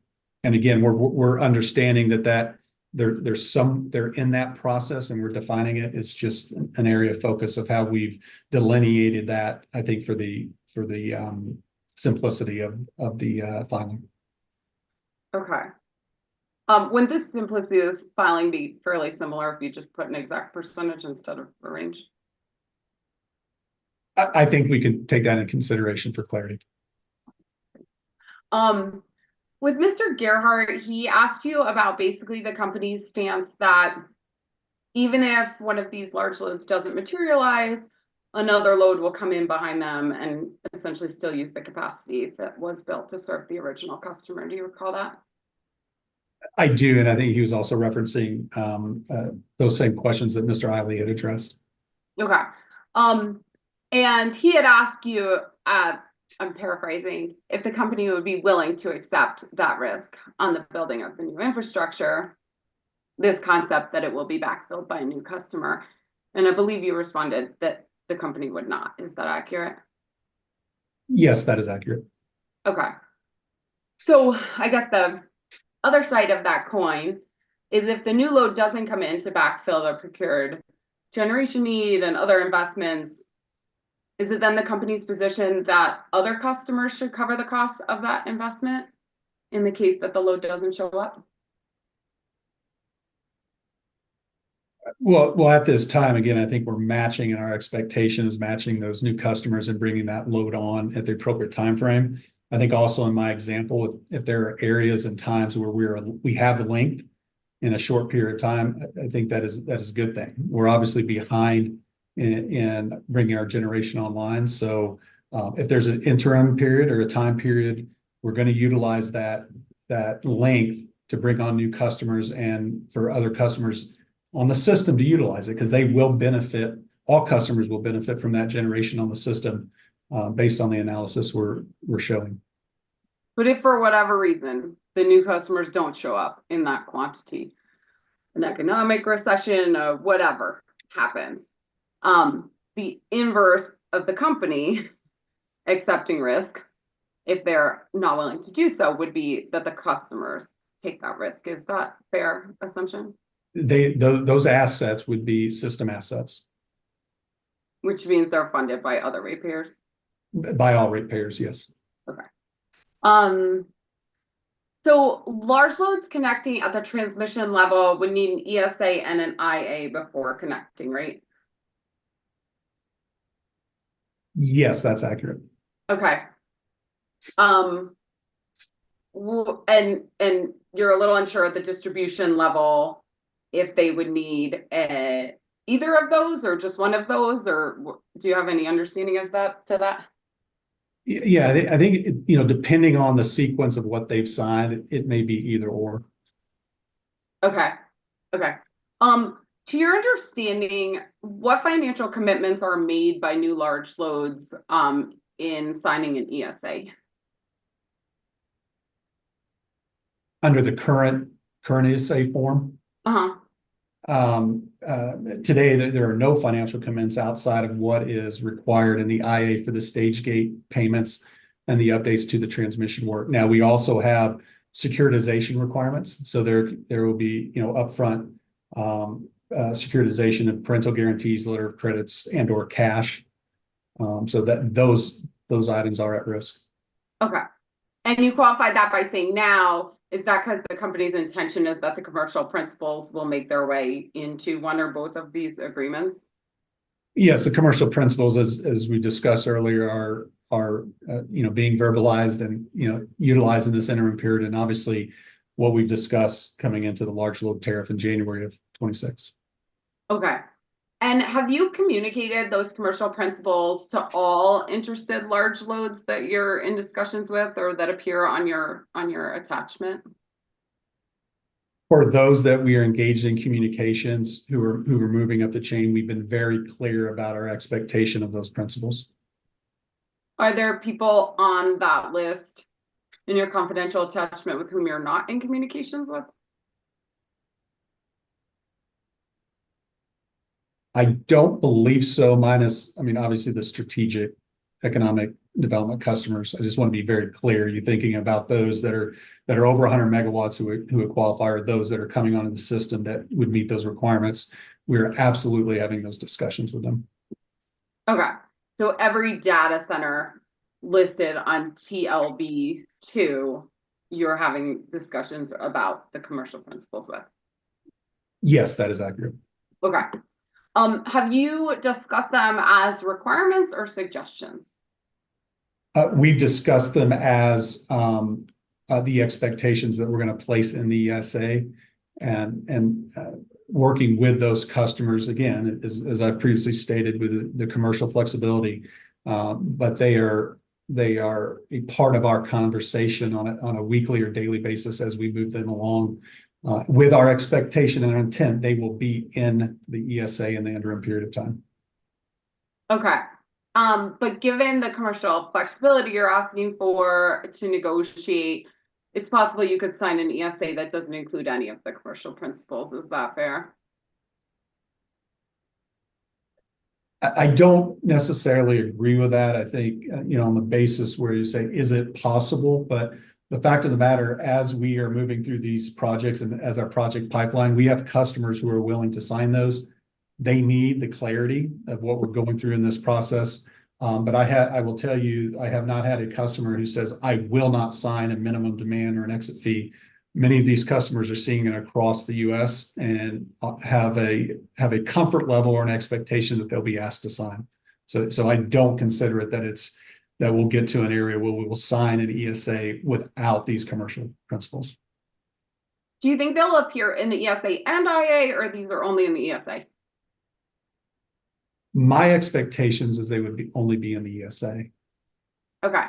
So since you can get to a 90% probability by only signing one or the other, I can still have large loads that have not agreed to the commercial principles that get advanced into the incremental need pool or whatever it is. How could that be remedied? Yes, Commissioner, related to the either on the signed A or ESA at the 90%, that is accurate. What I will tell you is pragmatic and a commercial expectation. As soon as these customers sign that IA, if it's in that sequence, they are wanting and needing service as soon as they can get it, provided we can extend the infrastructure and have the generation online. So those move very quickly together. And if a customer wants to move quickly and wants to get the speed of the market, they're going to have to sign that ESA. And so I see those two documents working in parallel very quickly. And again, the IA, we have IAs in place where there is several millions of dollars at risk for them if they don't sign that ESA. So there are key triggers there that I think is very important to your earlier discussion about mitigating risk and creating accountability. And what's like the typical time frame between signing an IA and an ESA? Yeah, great question. There are nuances that I think our goal as we work through this is 30, 60, 90-day period, depending on where we are. I will tell you that right now we're at a period of time that if we get clarity on the phase one approach and the prong, my three-prong approach, we are going to move very quickly on some customers that are asking for service, and certainly doing that under the commercial principles that I've outlined. But think about that in a 30 or 60-day plan. Okay. If the ESA and IA, or I got the order reversed, IA and ESA occur in such rapid succession, why then is it necessary to clarify that the 90% probability is either or? Sounds like both occur almost simultaneous, and only one would contain the provisions we're talking about. Wouldn't it make more sense to make it be both if they're nearly simultaneous anyway? Yeah, thank you, Commissioner. I appreciate that question. I think it's about managing the time and the time frame. And so if we get that IA signed and we can get updated information into the as an example, the phase two or an incremental need pool, we don't want to delay. And so that timing, even if it's 30 days or 60 days, I consider that efficient use of time. Those are important time parameters of getting updated information into the forecast and into in your example, the incremental need pool. Okay. Can you help me understand the nature of the way you communicate the commercial principles, encouraging new large load customers to provide load flexibility? What do those discussions look like in terms of what customers appear willing or interested to do? Yes, thank you, and great question. And we have detailed discussions, and we are constantly and proactively having those discussions about DR capabilities or load flex capabilities with these customers. As I denoted, we're recommending and not requiring, based on some economic factors, that the feedback we're getting from data centers. They obviously have sustainability goals, they have reliability goals, and certainly 5 nines. The feedback that we're getting and the technology and the infrastructure that these customers are reviewing, currently there's just not an economic source for a backup generation or load flex generation that can be acceptable to them. They highly regard the uptime. As we've discussed, they're 90+% load factor customer, and so that's extremely important to them on their output and their profitability. And I think they're open to opportunities, but it has to be a balance for the incentive of a load flex program, as well as the ability to implement it and control it. Okay. And related to that, you mentioned specifically in the commercial principles, the 80 to 100 hours of interruptible load shed during the year, which I think is kind of referencing the ISOC program, unless I'm wrong. Is that kind of referencing the existing ISOC program? Yes, I believe so. And I think it's an important number where we, a little bit of modeling of how can that help in the resource plan requirements. So kind of given their need to maintain uptime, in your discussions with them, do you have any sense as to if that's the most appropriate product for them or the most appropriate kind of design? Like, what are their interests around what they could do from a demand flexibility standpoint? And how are you taking that internally and trying to ensure you have the right product to actually provide that? Yes, great question. And I don't want to kind of hone in that's the only product we discuss. It's not. I mean, there's other products and we're open to their creative solutions as well as our internal teams. But there are these customers right now, that the 5.9 capability or the 1-for-1 match, they're designing diesel gensets or diesel recip engines and those units that are modular. That is the most efficient and most cost effective at this time. And so there are restrictions on how you test and run those. And so thinking about those as a DR resources is just not applicable because of the emissions and the outputs and those requirements. So we are having those conversations in great detail. We just haven't come up with a solution that's palatable for them. Okay. But you're saying most of them by standard are installing diesel gensets for backup? They are. There are some examples across the U.S. where there may be some natural gas solutions that are CTs or even some LNG, but those those have larger costs and obviously require pipelines and different types of permitting. So again, you're getting into an area where if it's not cost effective, they're just not going to execute on those types of services. Okay. And I'm just curious if in all these discussions, there's been any epiphanies on what a cost-effective and interesting solution to them might look like. Like, I would presume you've got the right people in the room to figure out what offerings could work for them. So what, if any, insights do we have on that from all your discussions? Yeah, great question. We do, and I'll just, straightforward, there has not been an epiphany. When we dive into the details and they look at the financial requirements of their return or their hurdle rate, there is just not a solution at this time for them. Okay. Is it your understanding that new data centers would require water rights, or no?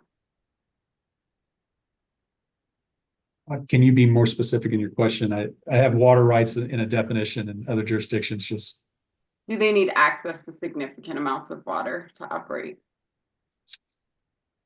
In certain areas and locations, yes, they do need water. I think that, I'll stop short of saying significant. There's technologies and advancements in how they're cooling and air cooling that has increased the efficiency of water usage over the years. And quite frankly, in the last 5 years, and I'll give you an example, we have some customers who come to communities and municipalities, and they talk about needing multiple million gallons a day, those requirements.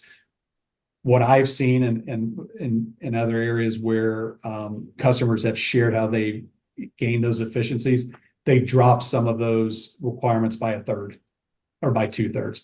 And so, yes, they need water, but it's also dictates, the time of year, the cooling mechanism, the humidity. So the amount of significant, I just stopped short of, but they do need water contracts to service their facility. And again, it depends on how they're utilizing them. Okay. And I mean, do you generally see that if they move from water cooled to air cooled, that they'll use less water but more electricity to cool? Yes, in a linear fashion, but again, it depends on the location and certainly the environment they're in. Does the company track or assess the likelihood in any scenario, like by location, of the project to get the water that they require to operate?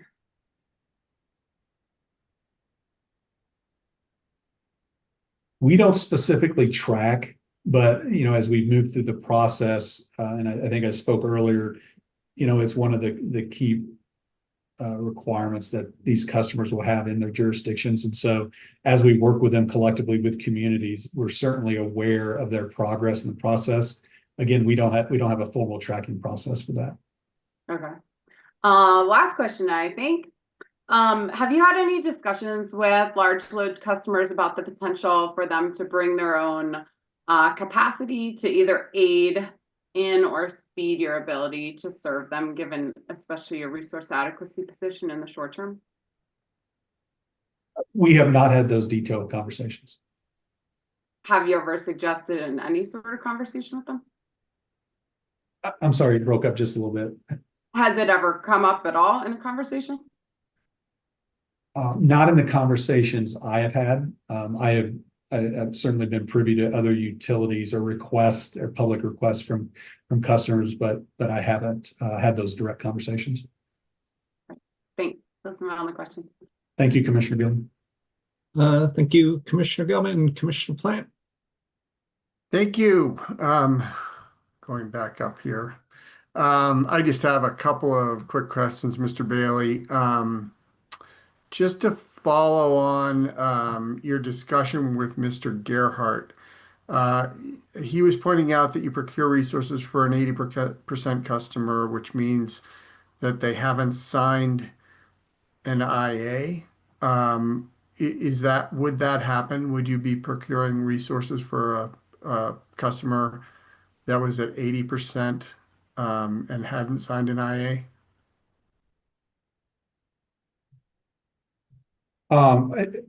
Thank you, Commissioner Plant. Good to see you. Are you referencing the probability side of this or the tri-party framework? Yeah, the probability. So I mean, if they sign an IA, they're at 90%, right? So before that, they're in discussions, which would be 80%. And I just wanted to get clarity. Would you procure resources for a customer prior to them reaching 90%? And I believe as we addressed in the tri-party framework, the less than 80% would trigger the incremental need pool in that example. So I'm sorry, the less than 100 megawatts. Less than 100 megawatts at the 80%. 80%. Yes, right? and would So trigger you would potentially procure resources for a customer prior to getting assigned IA if they were under 100 megawatts. Yes, as defined in the tri-party agreement and incremental need pool in that example. Is there any kind of batching that would basically trigger? I mean, if you've got a number of you could have basically 200 megawatts of under 100 megawatt customers that you're procuring resources for. I'm just wondering, is there a certain batch that level that you're looking at? Obviously, with the 100 megawatt customer, you're looking at potentially losing a very, very large demand, but you could have, very close to the same thing with batches of customers. Yes, Commissioner Plant, it's a great question, and we've actually, we're thinking about it internally and contemplating, because in your example, you could have one customer who has, 4 different expansion tranches of 30 megawatts in your example, and so we haven't considered that batch approach, but I will tell you we are sensitive to how to manage it, and certainly understanding the impact of what that would trigger an incremental need pool or a supplemental RFP. But we haven't considered the batch approach, but please know we understand the sensitivity and the impact that it could be under the 100 megawatts, because you could have, multiple customers. Also, to that example, we would still go through if you had, 10 customers of 1 megawatt, we'll deal with them in the process that I think Mr. Goodenough outlined on updating the forecast in the future and having those in the appropriate stages of a future RFP or supplemental. Do you feel like there's maybe an incentive there for companies to basically break up their requests into less than 100 megawatt tranches? It's a great question, Commissioner Plant. I don't think there's an incentive, and really because of the basis on is these customers, as kind of looked in here, either the large load or the strategic economic development, they're wanting to move quickly, but they also are investing many times $1 billion of capital. And so breaking up those tranches is actually counter to how they expand and how they really want to go to market quickly. Also, if they did that and broke it up, our process, as we've delineated, it increases some timing, right? And potentially increases uncertainty for them. So the certainty, and as we talk to them and advise them about giving us an accurate and proper load ramp, I have not witnessed any of that. And quite frankly, when customers discuss it, they're coming to us with, this is what I need. Tell me we want more, or tell us how much you can get to us because we want to move quickly. Okay. And another thing I just wanted to have a little bit of clarification on. You were asked by, let's see, Miss Vitale, would all large loads that connect at the transmission level require an interconnection agreement? And your response was over 100 megawatts, yes. You could have a large load below 100 megawatts that would have an IA. Can you clarify that? Do all large loads, regardless of size, have to have a signed IA if they're connected at the transmission level? Or you said you could have a large load below 100 megawatts. I was just wondering, is it you could or you have to have an IA at the transmission? Yes, Commissioner Plant, thank you, and hopefully I can clarify. I think as I talked to Ms. Vitale about that, is you could have a customer who comes in below the 100 megawatts, who says, hey, I'm a 50 megawatt customer in that example. I want transmission service, or we don't have distribution service, so we're requiring transmission service. They would be required through that SIS and then the facility study to sign an interconnection agreement as she at that time defined. Okay. So really you would have to, if you're getting connected to the transmission system, you would have to have a signed IA regardless of size. Is that correct? Yes, Commissioner. Okay, great. And I think this is my last question, kind of following on, Commissioner Gilman was asking you a little bit about the rebuttal testimony list of commercial principles, and are part of your discussions with the large loads. The last one is load flexibility. And I think it talks in that language about encouraging load flexibility. Have you considered a requirement to either provide load flexibility at a certain percentage or interconnected storage at the site that would provide that kind of flexibility to the system? Thank you. We haven't had those conversations of requirement. But what we have, and I would say, I think I mentioned this to Commissioner Gilman, we've had customers and talked about those types of behind the meter generations and storage being one of them. What we have found and the information provided to us by the customers is right now and currently the technology is just not economically feasible for them to do. And thinking about those new resources behind the meter is just not palatable for them. It's an idea we're pursuing, and I think it's very reputable, and we would love to see those types of engagements. But again, it's hard to require a customer when they're bringing their financial capital to the location and then making those decisions on those hurdle rates or return rates. As you said, some of these customers are making billion-dollar investments in the site. So providing, 4-hour storage for their capacity, you think that would be outside of their economic capabilities? Yes, Commissioner. I don't think I can state what is in or out of their economic capabilities. They're certainly investing billions of dollars. I trust in the fact that as they speak to us and as they show us data, and we have the same data, we're procuring from the same resources on the expectation of those assets, they're not making those decisions at this time. I can definitively state that. Thank you. That is all the questions I have, Mr. Chairman. Thanks. Thank you, Commissioner Plant. Hey, Mr. Bailey, how are you? I'm good. Chair Blank, how are you doing, sir? Hanging in there.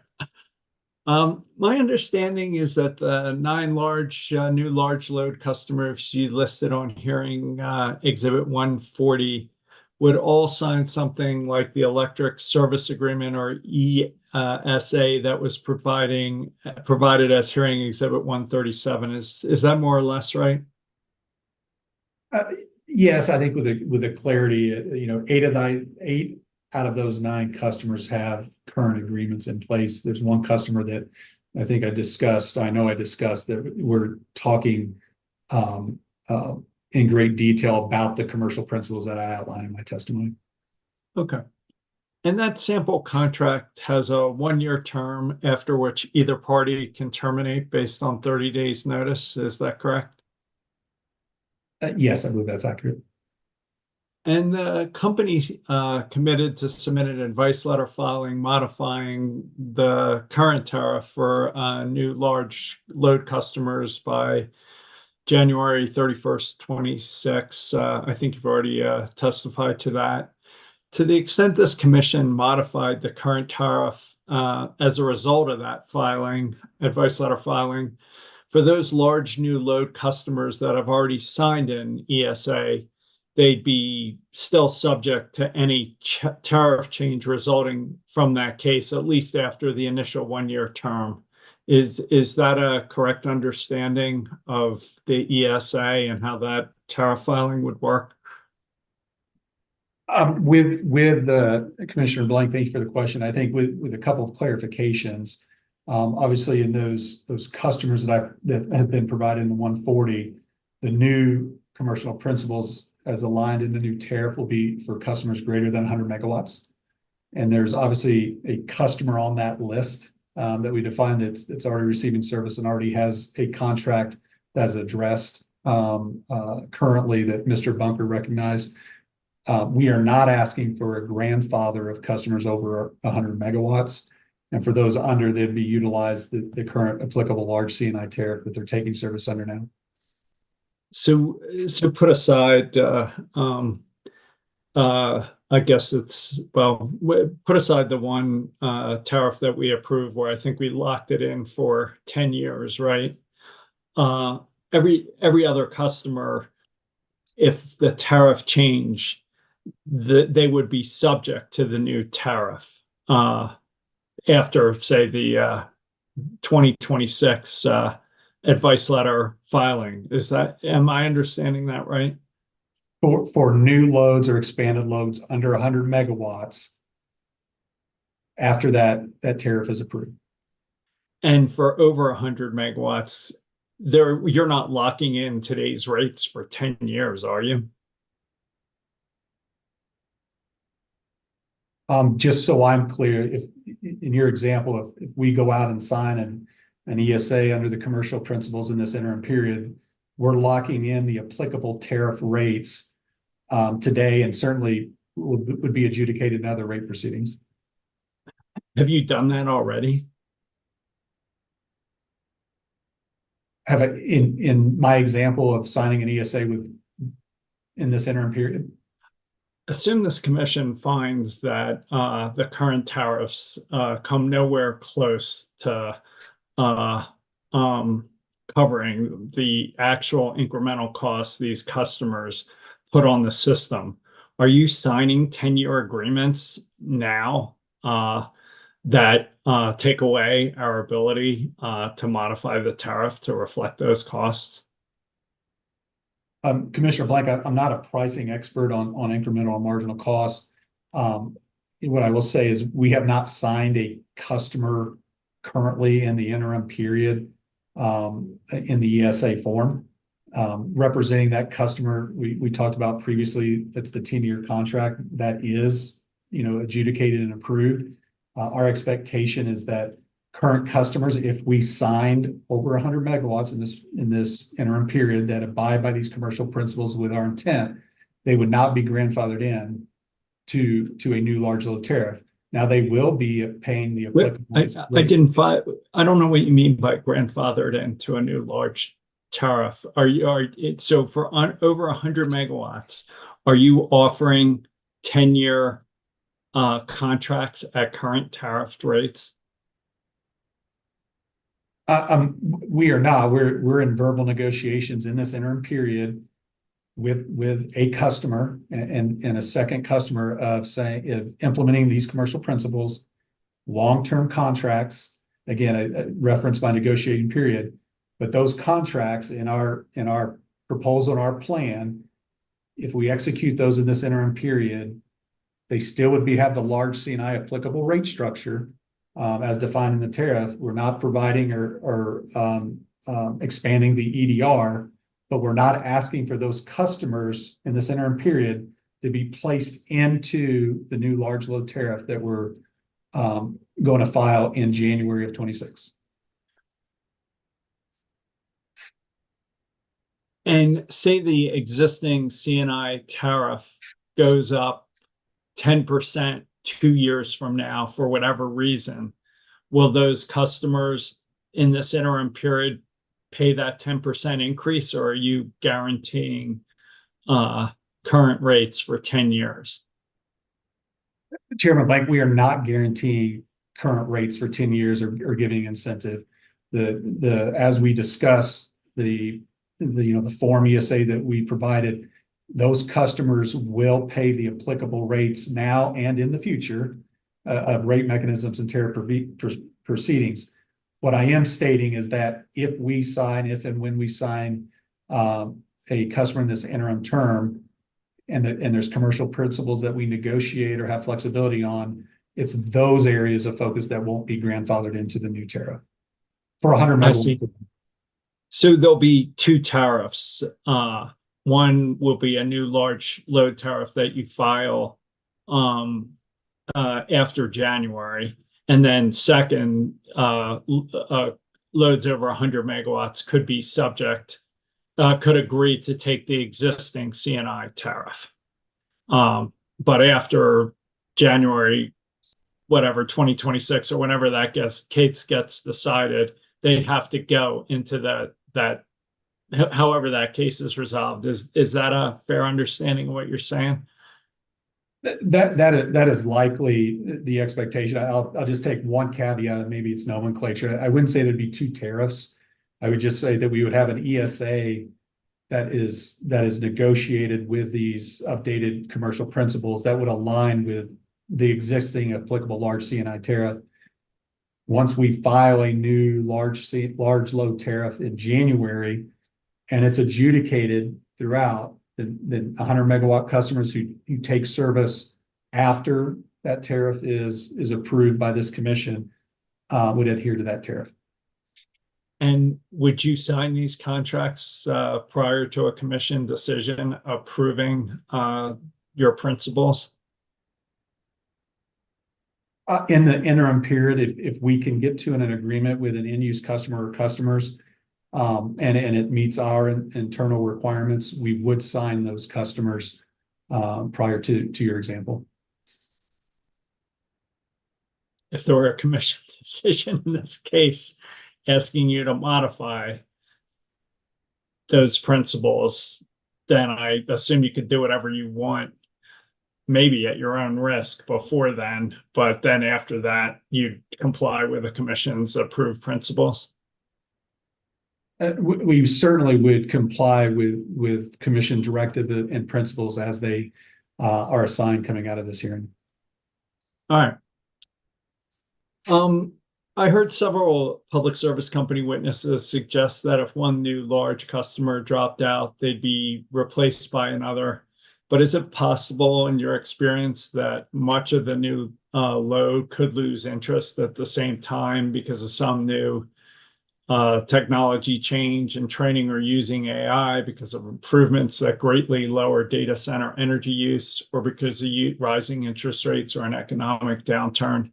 It just seems like these customer decisions may be highly correlated. Just curious if you have any thoughts based on your experience. Yes, Chairman Blank, I appreciate the question, and I want to be careful that we don't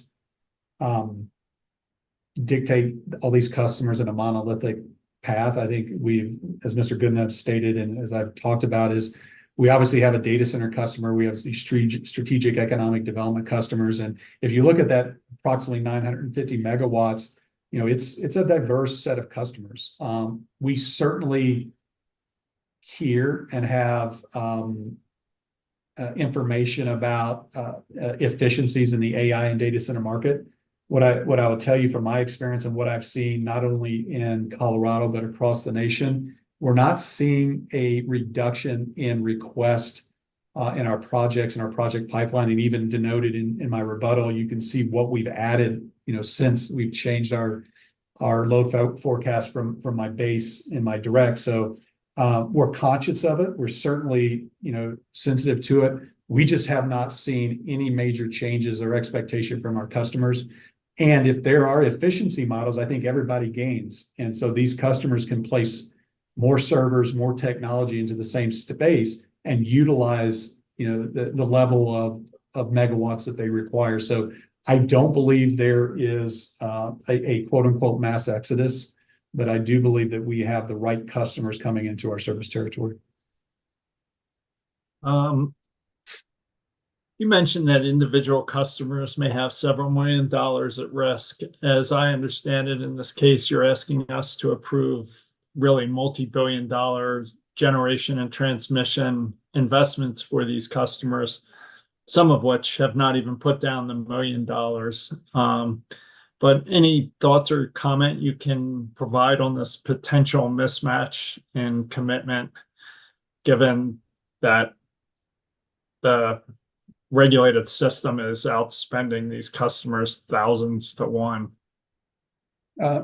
Yeah, thank you, Chairman Blank. Certainly respect the question, appreciate the question. I think as we have submitted in my rebuttal, it's a fairly conservative model for just specific to the large load customers and strategic economic development customers.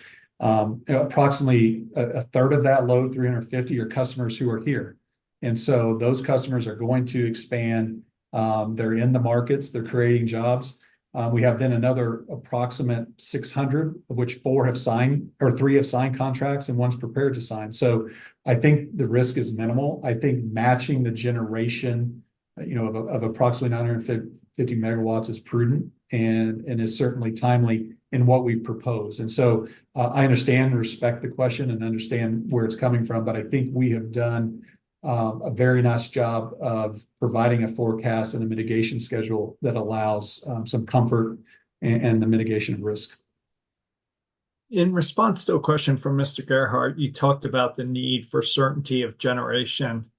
If approved by the PUC with the second resource acquisition, the strategic resource fund, and the incremental resource need pool, give these customers enough confidence that once they signed, the company could bring resources forward in a timely manner? Chairman Blank, yes, with the understanding that the phase 1 request of the approximately 950 megawatts is part of that approval. I also believe that the steps we're taking, and in full agreement with you, is the steps we're taking in the 3-prong approach of the large load strategy. The incremental need pool helps them think about long-term planning in a different way than they did previously in the previous phases approach that took 3 or 4 or 5 years. So I think it's a great first step. I think it increases efficiency, but it also sends a signal to the market that the utility, the commission are in lockstep, and the state of Colorado is ready to grow appropriately. What if the commission approves the low load forecast, but the second RA, the strategic reserve fund, and the incremental resource need pool? Would that give why wouldn't those incremental resource need pool give customers the confidence they need? Yeah, thank you, Chairman Blank. It's all about a timing. I think we've represented Mr. Goodenough talked about how he would update that low load forecast. It would now including the 950 megawatts, certainly the 600. In the low load in your example, the strategic economic development customers are not in that. And so that 350 megawatts would be at risk, and certainly the reputation of what we're doing would be at risk. So understand the question and the guidance, but I think really importantly, I just hammer home the fact that timing and getting these customers speed to market is critical. They've showcased their willingness to be here. Obviously, they are here, but also our work and our prudency on signing new contracts, I think, is indicative of where we're going. So it's really important to showcase our ability to move quickly. And I think the phase 1 and 2 approach with the incremental need pool does that. All right. Last question, last 2 questions. If I represented to you that there were 30 states that had a manufacturing exemption, the state and local sales and use tax, would you have any reason to doubt that? Chairman, like I don't, and I've worked in a lot of those states that do. And so I've been part of those sometimes helping create and sometimes helping execute those. And is it fair to say that Colorado is not one of those 30 states? Would you agree with that? Not currently. Colorado does not have that incentive package specifically for that incentive mechanism. All right. That's all I got. I guess, Ms. Shields, I'd like to go in a confidential session, and it sounds like just push through and get through with Mr. Bailey tonight. Do you have a lot of redirect for the public session, or should we just go take a quick break and go into confidential session? Mr. Dunbar, do you have a matter? Just very briefly, Mr. Chair, you requested that I remind you at the end of the hearing today that Public Service agreed that CCSA's witness, Mr. Beach, can take the stand on Friday, ideally at the start of the hearing at 9 o'clock. If we're still in the middle of Mr. Bailey, it's fine for Mr. Beach to go after him, but if he could take the stand shortly, or take the stand after Mr. Bailey, we would certainly appreciate it. So noted. We will get Mr. Beach on early on June 20th and commit to get to him before lunch, complete him before lunch. Thank you so much. I appreciate it. I don't plan to join the confidential session, so appreciate you squeezing that in. You. Thanks. Yeah. Ms. Shields, where you at on redirect? Yeah, and Mr. Chair, we do have a fairly significant amount of redirect, but we'd be happy to move into confidential session. And I believe it's highly confidential session. Yeah. How much redirect do you have? Probably 30 to 45 minutes. I'd also note that Commissioner Gilman raised one question about potential identification of the strategic economic development customers. We are working to identify whether we might be able to share that during a restricted, highly confidential session pursuant to an existing protective order. That is something that I don't think we can answer at this very moment, but would hope Friday morning we're able to. And I believe the company is also amenable to starting as early as everyone's available on Friday morning. Why don't we see if we can knock out the public direct, and then maybe we'll start at 8:30 on Friday. So it sounds like it'd be useful to wait until Friday to go into the highly confidential session. No, I think what we're specifically asking is we'd prefer to begin with the highly confidential session now, and then move into the redirect session Friday morning. All right, let's take a break till 5:45, and then we'll is it Ms. Kunkel? If we could come back in a highly confidential session, that'd be great. Yes, and before we get back, if Ms. Shields, if you can just verify the parties on Zoom are allowed to be in the highly confidential session, and then I'll ask again before we get started, just to make sure I don't have to remove anyone from the Zoom. Yes, we can do that. And to clarify, I believe that with Mr. Bailey's highly confidential rebuttal testimony and attachments TLB1 and TLB2, those were highly confidential, not restricted highly confidential. But the company will verify those. We would certainly ask that parties, everyone who is tuned in, I believe that means if you have executed a highly confidential NDA, you are authorized to participate, but we would certainly appreciate a little bit of self-selection as well. Mr. Dittman, did you have a question or comment? Yeah, just one question. For those of us that don't intend to participate in the highly confidential, portion of the hearing, can we confirm the start time for tomorrow? I heard 8:30, but not really a confirmation on that. Yeah, let's just stick to 9 if we could. Just to clarify, it's not tomorrow. It's Friday. Friday. Sorry, my apologies. Yep. Thanks. Thanks, Commissioner Gilman. Long day. All right. Let's come back at 5:45 into a highly confidential session. Thanks.